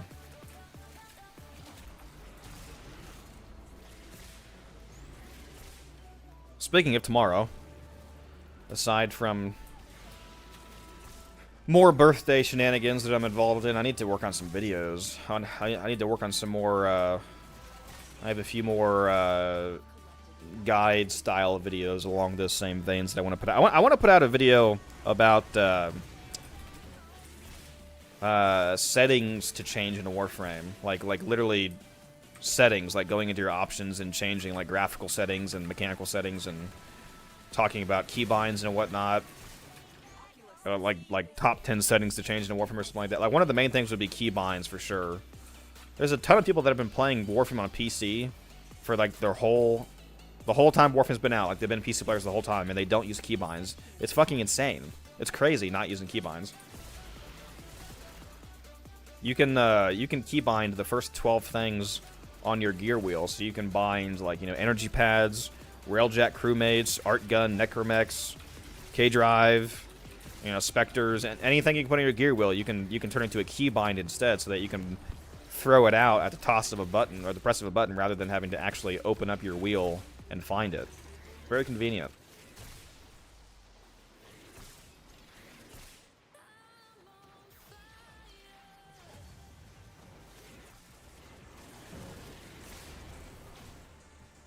Do I know Fighting Cowboy? For some reason, he really reminded me of him. I have no idea who that is, unfortunately. Do they make Warframe content? Because if they don't make Warframe content, then there's an even lower chance that I know who they are.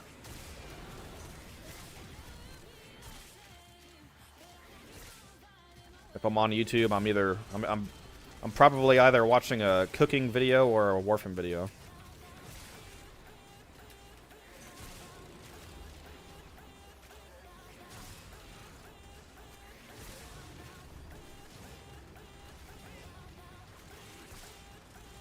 Been on since 2015. My muscle memory is too strong. I've also been playing since 2015.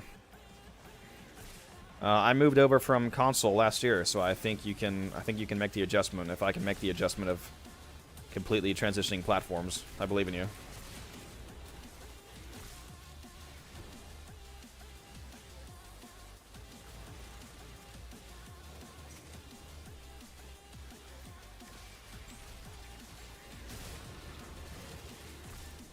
Yeah, I have not heard of him. But if I remind you of him, hopefully that's a good thing.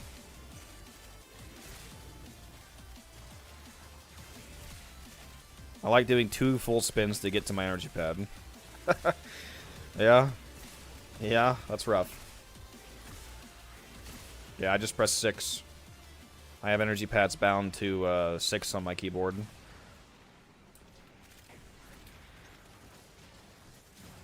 Yeah, my energy pads are 6.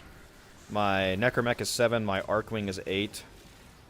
My Ancient Healers are 9. And my On-Call Crewmate is 0. And then the hyphen after that is my Art Gun. I actually forgot that. Let's test that. Yep, there's my Art Gun. Should also be able to put it away by pressing the button. Yep, very convenient.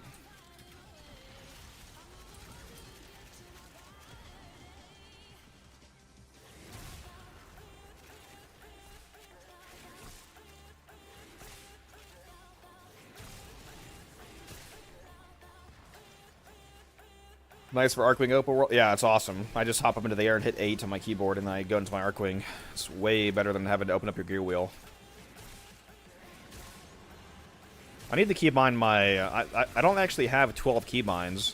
I need to do that, because like I said, you can have up to 12 binds on your gear wheel, so I need to do a bit more. One of the things I should bind, for example, is my... like the Trank Rifle. So if I go... like Trank Rifle and the Fishing Spear, for example. So if I go... fishing or conserving, I don't have to open the wheels for that. I can just pop them out with a key.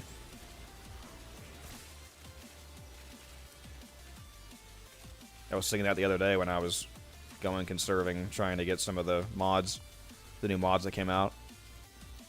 I was like, damn, wouldn't it be nice if I didn't have to open this fucking wheel each time?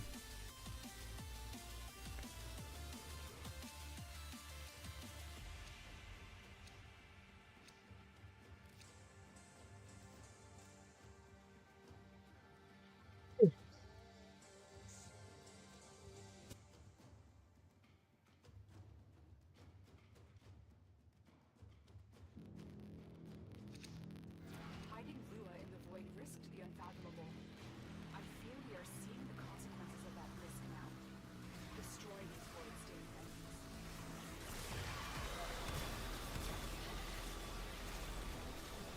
Very thoughtful. What do you mean by that? What does that mean? What do you mean? Who's thoughtful?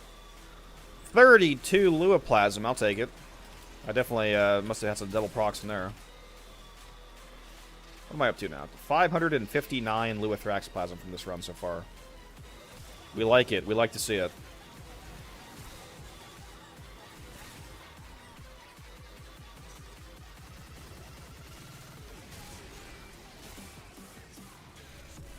Have I gotten a 16 still essence drop yet? I don't know if I've gotten any double essence since we've reached the essence cap here from the Fissure bonus.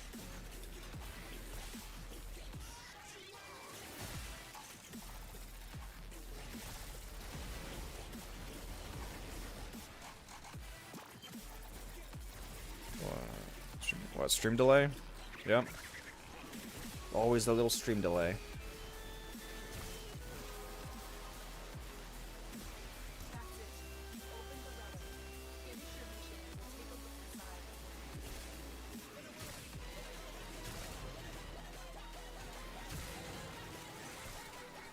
You know, it'd be nice. I don't know why I just saw this. It'd be really nice if you could opt to apply multiple forma at once to an item. And if you go into a mission like this where you're here for a while, if the item gets... So say you put 3 forma at once on an item. And then once the item gets back to level 30 in-game, it automatically unranks itself and starts working on the second forma. And then if you get to 30 again, it again unranks itself and starts working on the third forma. So you can like pre-apply all the polarities that you're going to do anyway, and it just keeps unleveling itself to apply those forma in one mission. That'd be nice. I could be done with my Quora companion by now, if that was the case.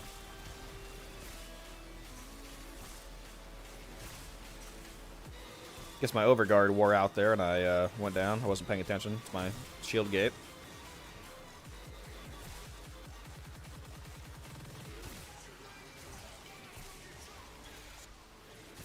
I'm happy I'm watching you from YouTube and Twitch at the same time.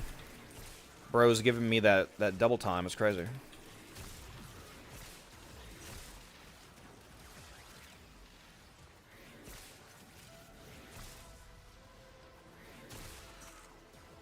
Ugh.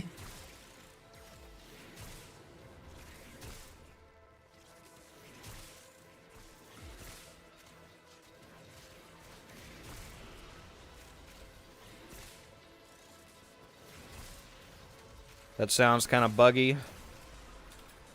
Yeah, it probably would be.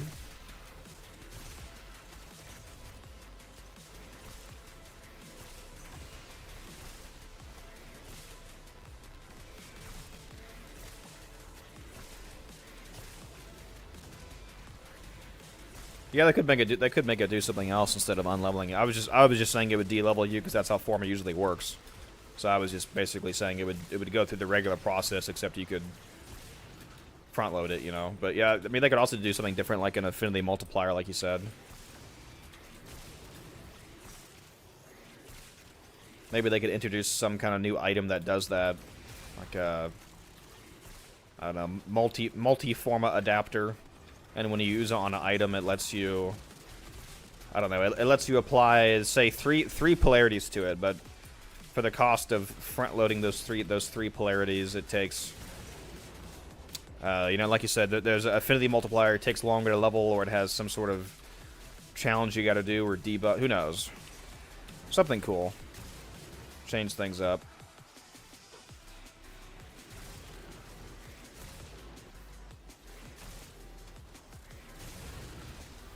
Ribbon slivers. Yep. There we go. Yeah, I'm secretly just bringing the conversation back to how we can introduce something to spend ribbon slivers on again. That's my answer. The multi-forma adapter.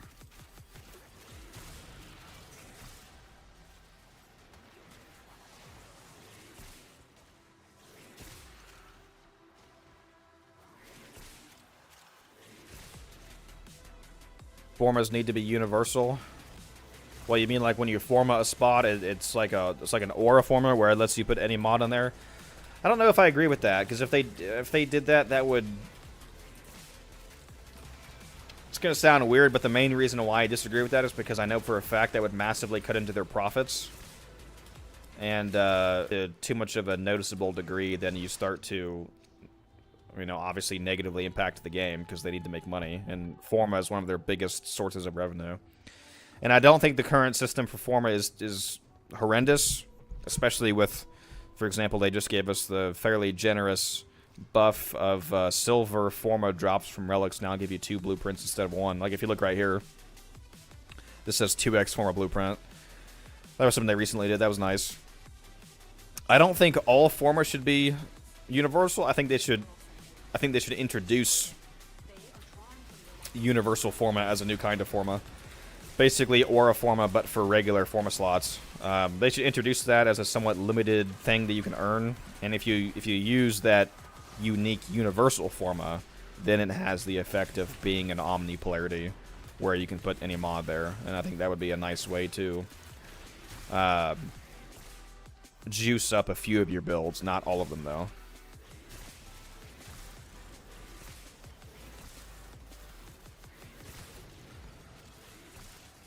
Wish they would allow you to set craft items to craft multiple times on auto click. Yeah, that'd be fantastic. It would be nice if I could just. I have over 50 Forma blueprints right now. If I could just queue those to keep building, that would be fucking incredible. Same thing with ciphers and Warframe specters, ancient healers, just, you know, anything that you just craft 24/7. Field drawn, detonite injectors, mutagen samples, you know, all the stuff that I just keep building over and over and over again. It'd be nice if they were queued instead. Is the fucking Dante Spectre dead? No, okay, there's some overguard. I was gonna say, where's my fucking overguard?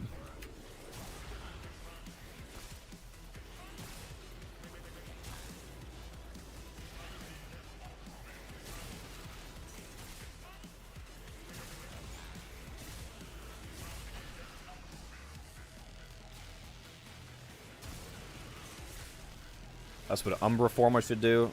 I don't know about that. I mean, Umbra Forma is, you know, its purpose is kind of in the name. I think they should just add an actual new Forma, you know, Universal Forma, whatever you want to call it, Omni Forma.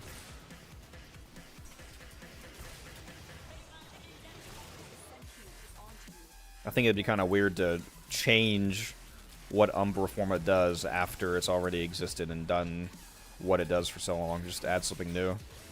And again, a benefit of adding something new would be that you could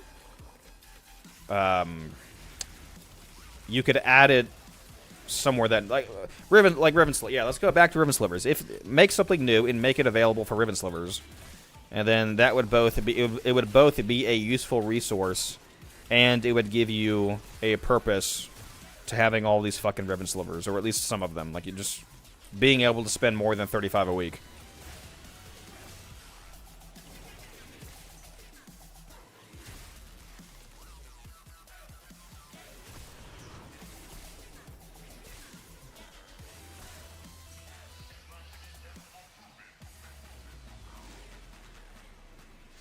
There'd be no point to 100x blueprints if Q was added. That's okay.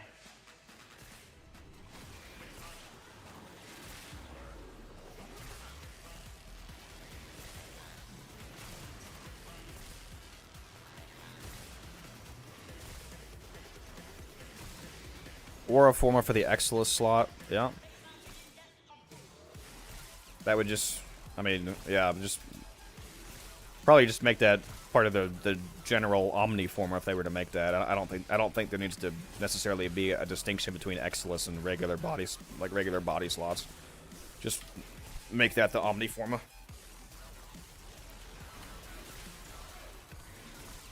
Oh, I will say, yeah. Yeah, heck, I was about to say that, yeah, if they did make an Omni Forma, it should not work for Umbral polarities. Like, the Umbral polarity would be exempt. So if they did make an Omni Forma, it would not function as a Umbral Forma. They should make it so that Umbral Forma is still the only thing that can add a Umbral polarity. So the Omni Forma would just add all of the other regular polarities, basically. Is what it would function as. Otherwise, like you said, Umbral Forma would be useless. They would have no purpose.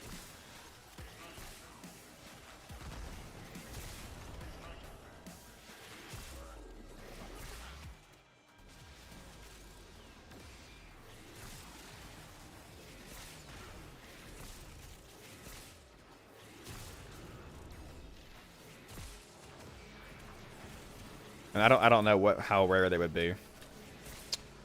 I mean, they would obviously have to have some level of rare. You can't just like release something like you know, Omni Forma and make it as available as regular Forma, because they're dramatically more potent.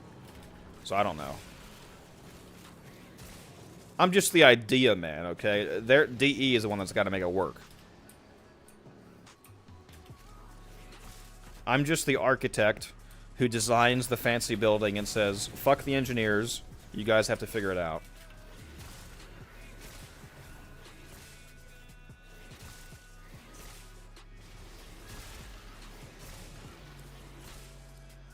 Could be an EDA Netracell rare reward. The only way that would be a good idea is if they literally replaced the melee arcane adapter.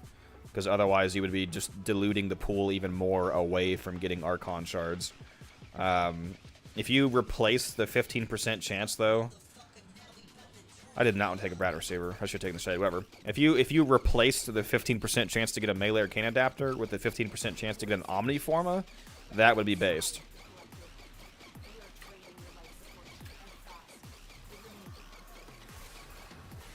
Or if you just took part of that 15%. Because right now, 15% of the drop pool is melee arcane adapter. If you changed it to, let's say, take it from 15 down to 10% chance for a melee arcane adapter, and then using that 5% chance that you just removed to turn that 5% chance into a chance to get an Omni Forma, or maybe two Omni Forma, something like that. That would be... I think that would be a valid way of adding it to the game. Yeah.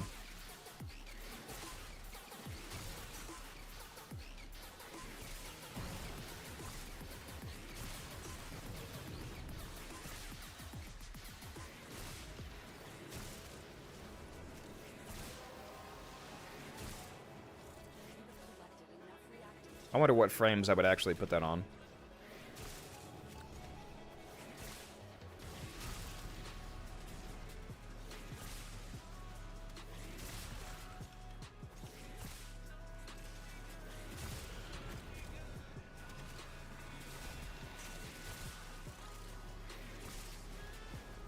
You know, one thing they could do, if you wanted Omniforma to be able to work as an Umbral Polarity, and you wanted Umbral Forma to still have a point, you could make there be an Omniforma blueprint, and one of the crafting requirements for an Omniforma is a built Umbral Forma that you have to put into it for it to be able to apply an Umbral Polarity, along with regular polarities. Then the Umbral Forma still serves the inherent purpose of allowing you to build the Omniforma. And basically just be a more diverse Umbral Forma. That could be interesting.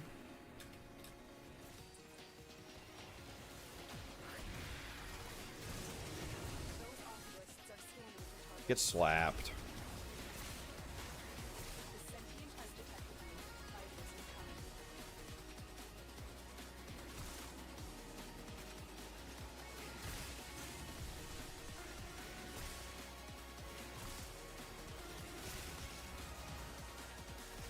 Revenant LMAO. I don't... What? What about Revenant? Oh, put the Omniform on Revenant? You're saying? Yeah, absolutely.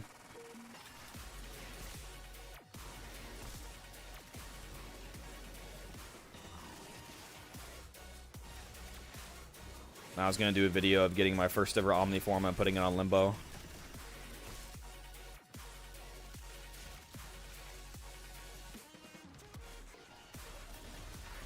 Regular Forma plus Umbra Forma plus Orc and Reactor. Yeah, there you go. And an Orc and Calloused, because a Forma can go on weapons and Warframes.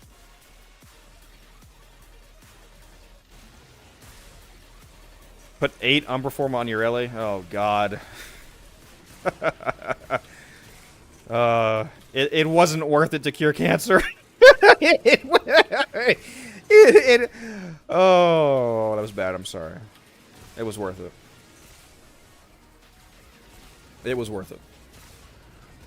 That's crazy, though.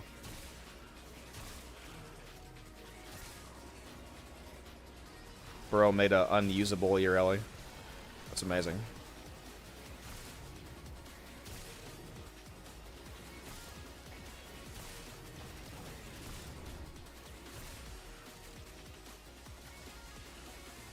I don't even have close to the most kills. Holy shit.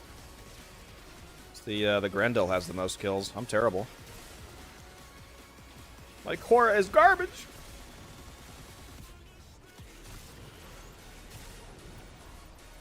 Bro's got 4,000 more kills than me.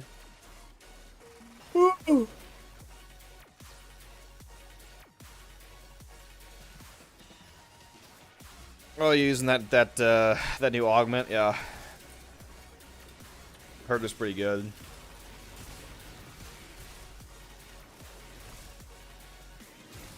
Not really thrilled about the new Gyre augment. It seems not amazing. The new Gyre, the new Grendel, Hildren, and Varuna augments. All three of those seem to be some winners.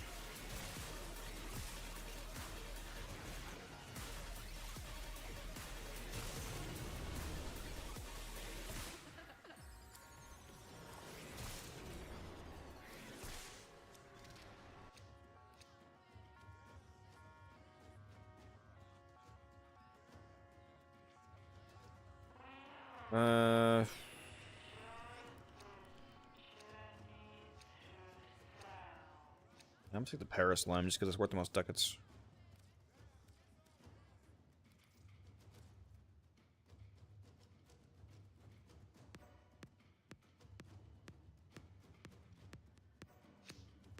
These manifestations, they aren't from the neural center. I'm gonna go until the 150-minute mark. So, you know, 20 minutes from now, we're at 1:30 right now. I'm gonna go to 150, and then I'm gonna get out of here and take a little break from stream and go get some food, I think.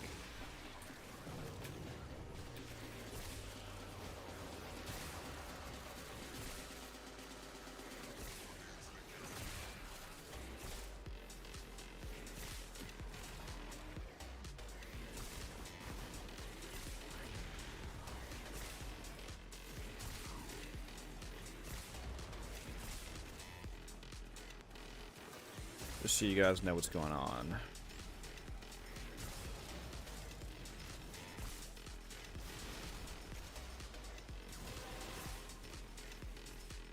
The relic has been cracked open. Finish your mission to find out what's inside. Hello, violence. I'll show you violence.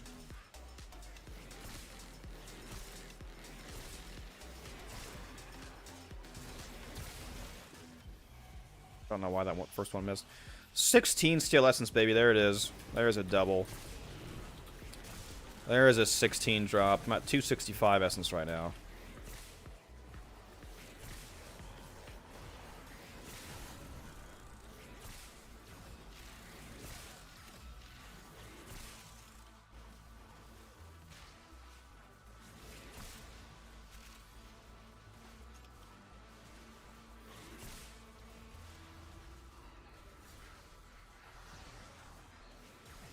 Yeah, I'll just stick with the my current gyre build, honestly. It's the pillage with cathode current, insta nuking everything around me without even having to press anything.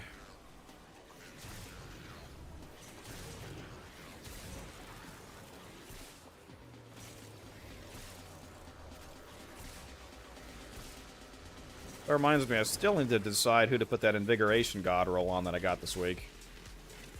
Fuck, maybe I'll just slap it on Gyre. She doesn't need it at all. It's 200% strength and 75% efficiency. And I have my override available. I don't know who to put it on. I could put it on Chroma again for funny haha Vex armor. Yeah, Dante wouldn't be bad.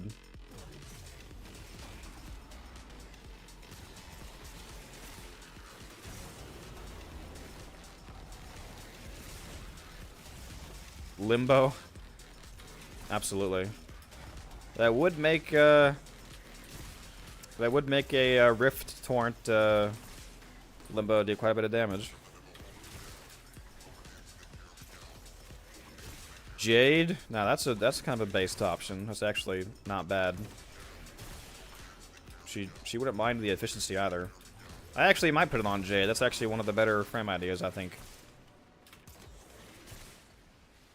Maybe I will do Jade. Although, you know what? I think I might actually have a Jade Invigoration this week. Like an actual Jade Invigoration as one of the 3 frames that I actually got. So I actually don't think I could do that. Because I think I actually got Jade with secondary crit chance this week.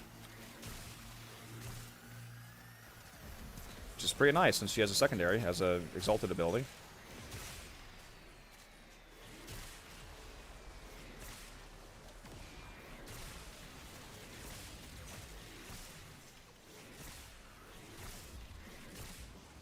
Yeah, if it weren't for that, I might actually put it on Jade, but she already has an Invigoration this week, so maybe somebody else.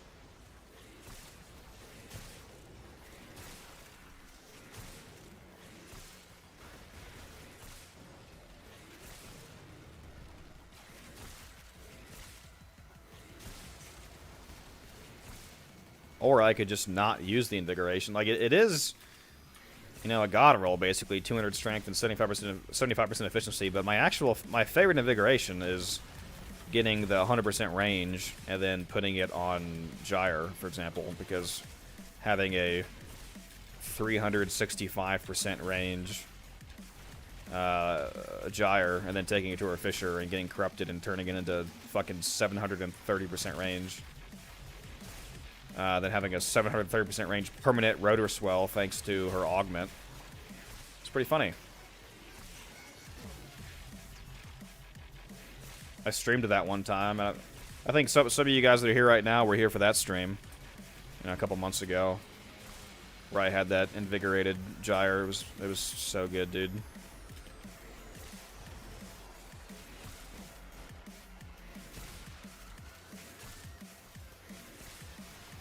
That's the real god roll for Gyre, is range, not strength, because she already one-hits everything. So more strength doesn't really matter. Very nice, very nice. We've gotten quite the amount of rare drops this run. Cannot complain.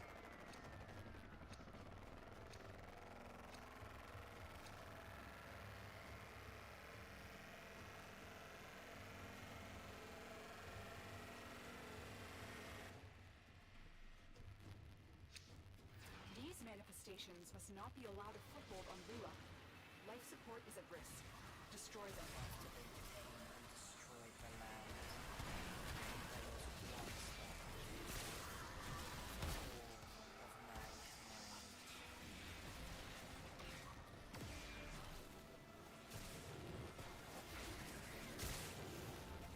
Get out of here, Acolyte.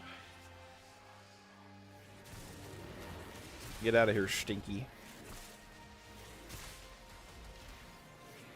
Holy shit, dude. I'm up to 300 fucking Ribbon Slivers from this run. Yeah, I'm past 20,000 now. Because I came in here with 19,765, and now I have 300, so I'm... Yeah, I passed 20,000 Ribbon Slivers, guys. There we go. That's crazy. Finally did it.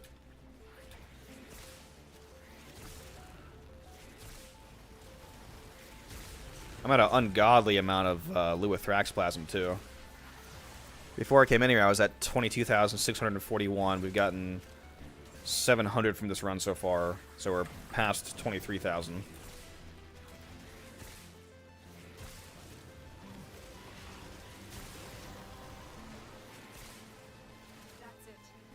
Celebrate with a 20K plat giveaway, 1-to-1. Absolutely. I think a 1-to-1 ratio seems reasonable. I am doing a 1999 plat giveaway for 1999 coming out.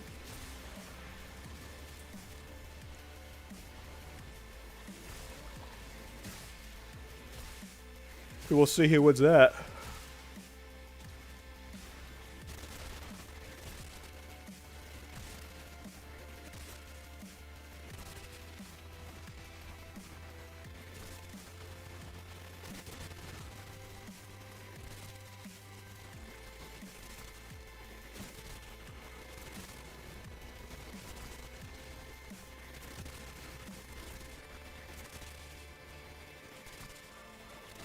Yeah, I'm getting a little bit hungry.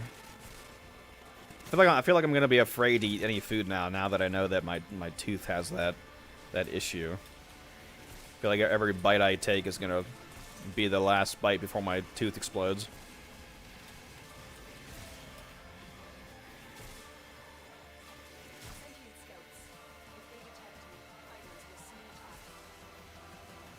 I'm gonna go eat just a bag of unpopped popcorn kernels until my teeth shatter.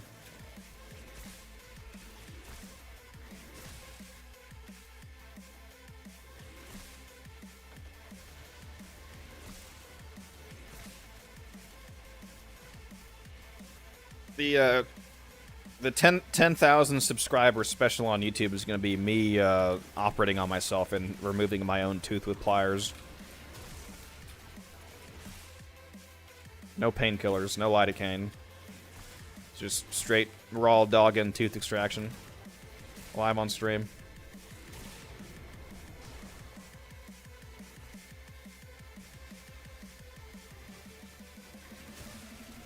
Every time I scream, I have to give away 1,000 plat.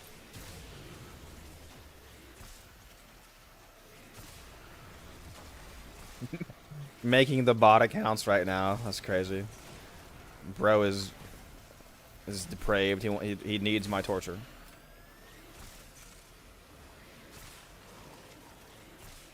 Popcorn kernels with lemon juice and Coca-Cola.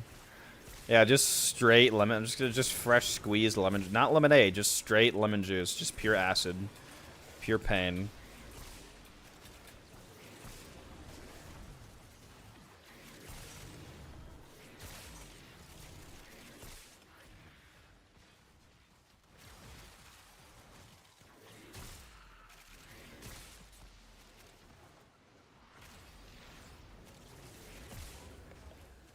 Wish I had a mod booster still. It's funny to see how many mods you get here with the mod booster. Even with that one, I'm up. I have 375 thumpers from this run so far. Quite the haul.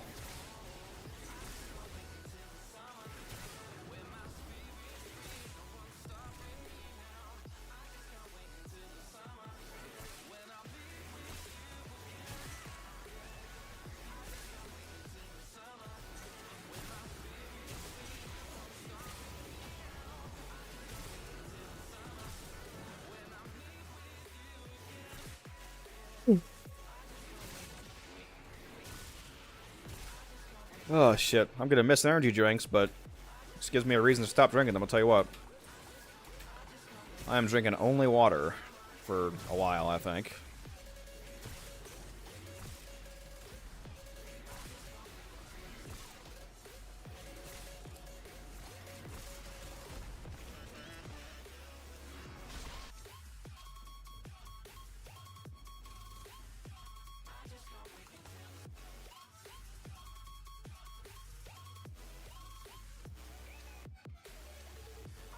Two more rotations. 10 more minutes. We're almost there.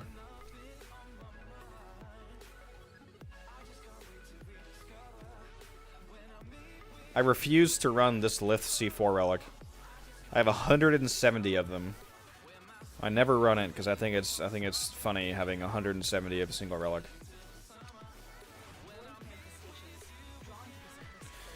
Is this still the same survival? Yeah, we're 140 minutes in, Bugs.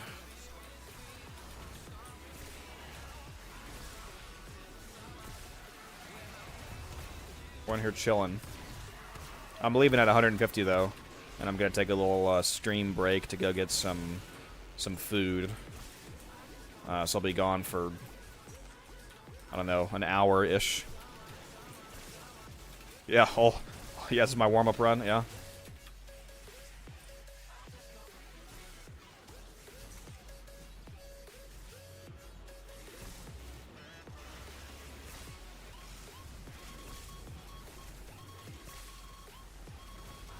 Why is Bro hiding up here?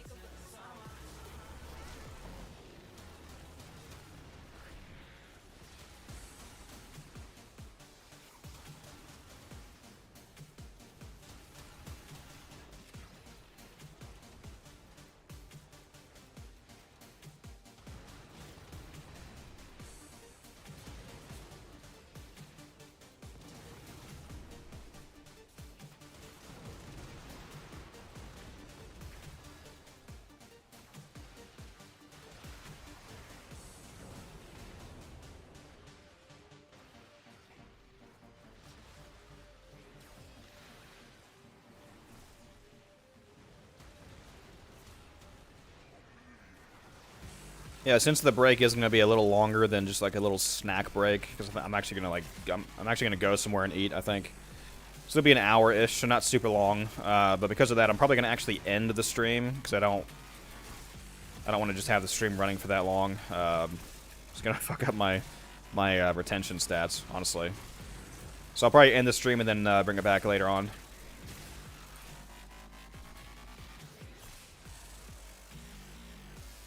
I'll post about it in the Discord. If you get, like I said, if any of you guys aren't in the Discord, hop in there, because I'll post on Discord when I'm coming back.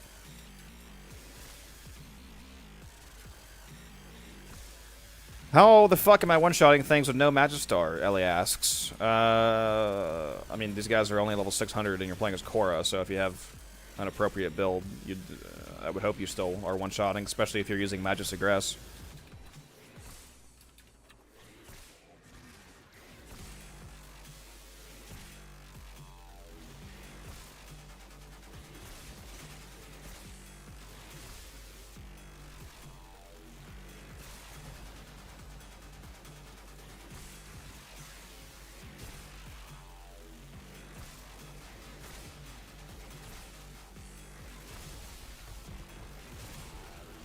Especially if you have a ribbon on whatever melee you are using, that helps quite a bit.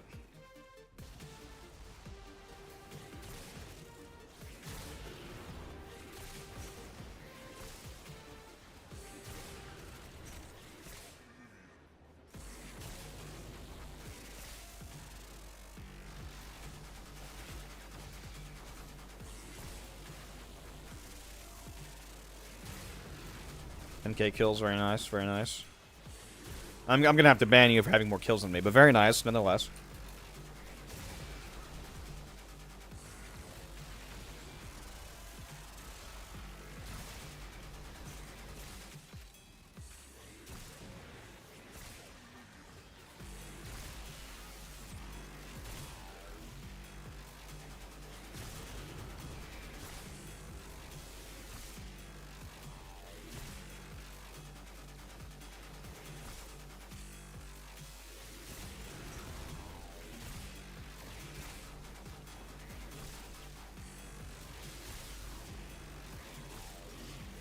So I think I could donate you 20 plat to buy Warframe slots. I don't typically really want people asking for free stuff in the chat. I give out a lot of free stuff quite often, but typically don't like people asking for it. But if you give me your in-game name, I'll send you a slot.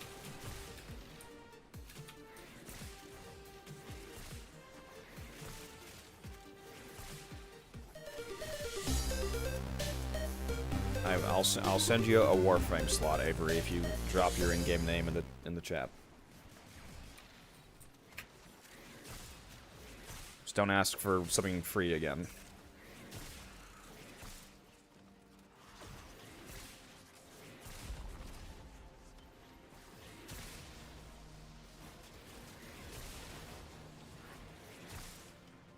What type of relics? Any relics. Any prime item in the game will sell for something.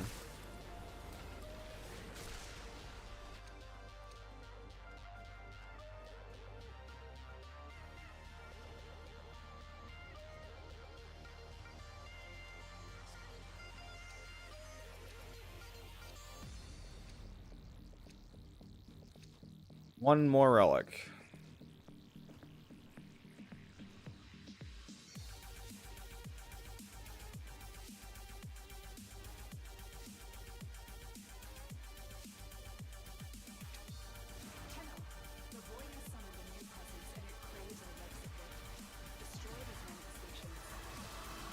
Avery, are you gonna drop your name or what?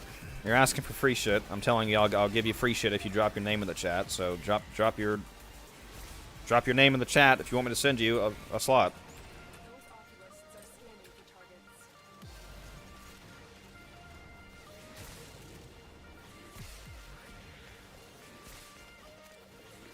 Can I get a free girlfriend, please? No, sorry. You're gonna have to go to Thailand for that. It's not a service I provide.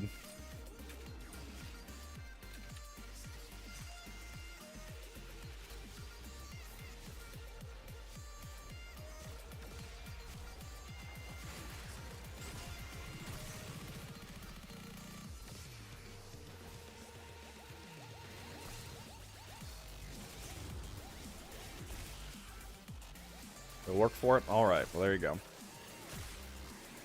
And like I said in chat, go crack some relics and you can easily make 20 plat, or you can also go do the Deimos vault runs, farm corrupted mods. Those are easy plat for newer players. Craft a few of each of the dragon keys and then go do vault runs, and when you get especially when you get the mods that everybody really wants, like blind raids, transient fortitude, overextend, etc., you can sell those for anywhere from 10 to 20 plat each. That'll get you a little starting amount of plat to Get a few slots.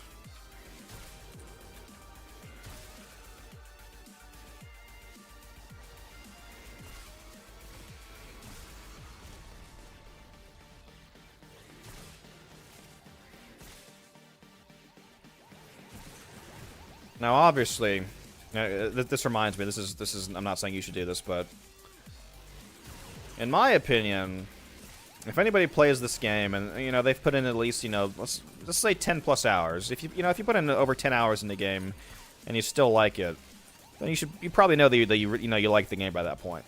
If you put in enough time into Warframe as a new player and you really like the game, and then at some point a 75% coupon pops up, I really think that it's not a terrible idea to just one time. If you never spend money on the game again, it's fine. But one time, if you use a 75% coupon to get the $200 pack for $50, and just for $50 you get yourself over 4,000 platinum, that will fucking set you up. That will, if you spend 4,000 plat wisely, you will have all of the plat and all of the boosters that you need to get to the point where you can easily make yourself all the plat that you need. In my opinion. That's less than the price of a full price game these days, especially now that games are fucking $70 instead of $60. It's less than the price for a full price game, and you get so much out of it.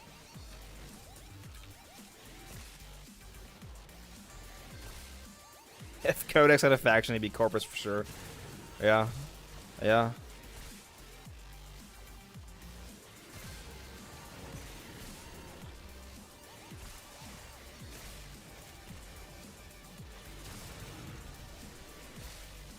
Catalyzing shield sells for 20 plat. Yeah, that's not super surprising since it's the newest one.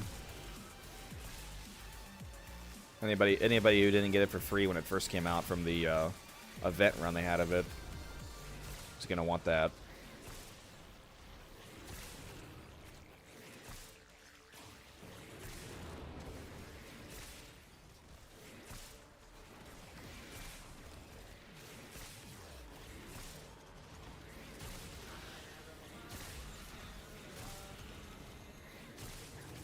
And at $50 is too steep for some. I mean, even if you don't get the high, the reason I say that pack is because obviously the more you buy, the more value you get, because there's also a built-in discount per platinum, the larger and larger pack that you get. But even if you get one of the smaller packs, if you can get like an $80 pack for $20 instead, and you get 2,000 plat or whatever it is, 1,500 plat. That's quite a lot of slots, quite a lot of boosters and whatnot to start you off. Like I said, if you spend it wisely. Now, if you buy 4,000 plat and then you fucking dump it all into cosmetics, well, that's your fault. Don't do that.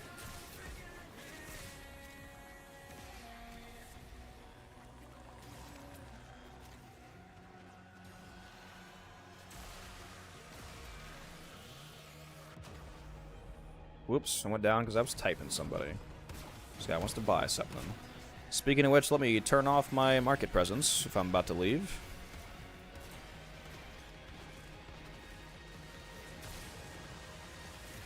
Yeah, Nightwave is great for new players. Definitely recommend grinding out your Nightwave ranks to get all the free stuff, the forma, the slots, etc.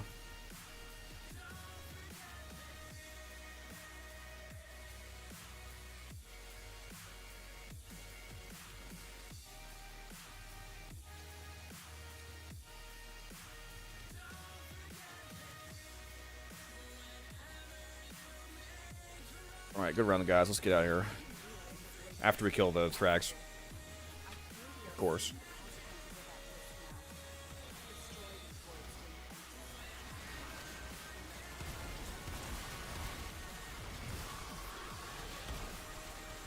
Please die.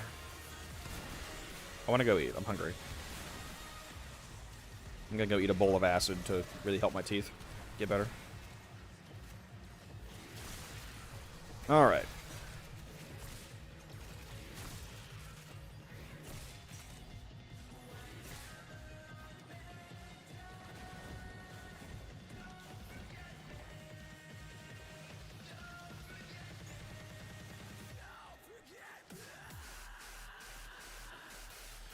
Pretty sure an Acolyte would actually spawn here in like 2 seconds also, but it's whatever.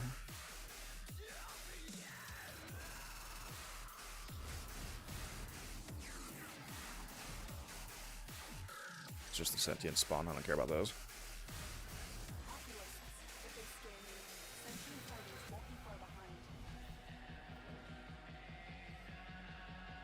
Come on, Ellie.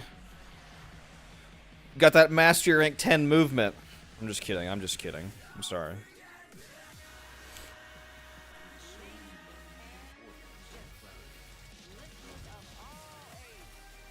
Good run.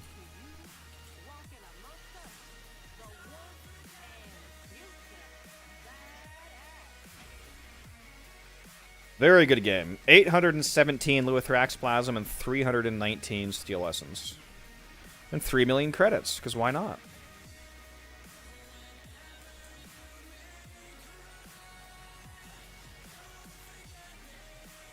See if this guy still wants to trade. Hopefully, yep. Sell one of these Exagar sets for 90 plat. Very nice. All right, guys. I am going to. I'm gonna actually end the stream, but I'm not done for the day. I'm just ending the stream because I'm gonna be gone for. I'm gonna say about an hour. Why did this person just leave the squad? And then after I eat and get back, I'll restart the stream and we'll keep grinding. Like I said, make sure you hop in the Discord if you want to get an update when I'm back, because it'll be posted there. So yeah, I will see you guys in an hour or so. All right, peace out.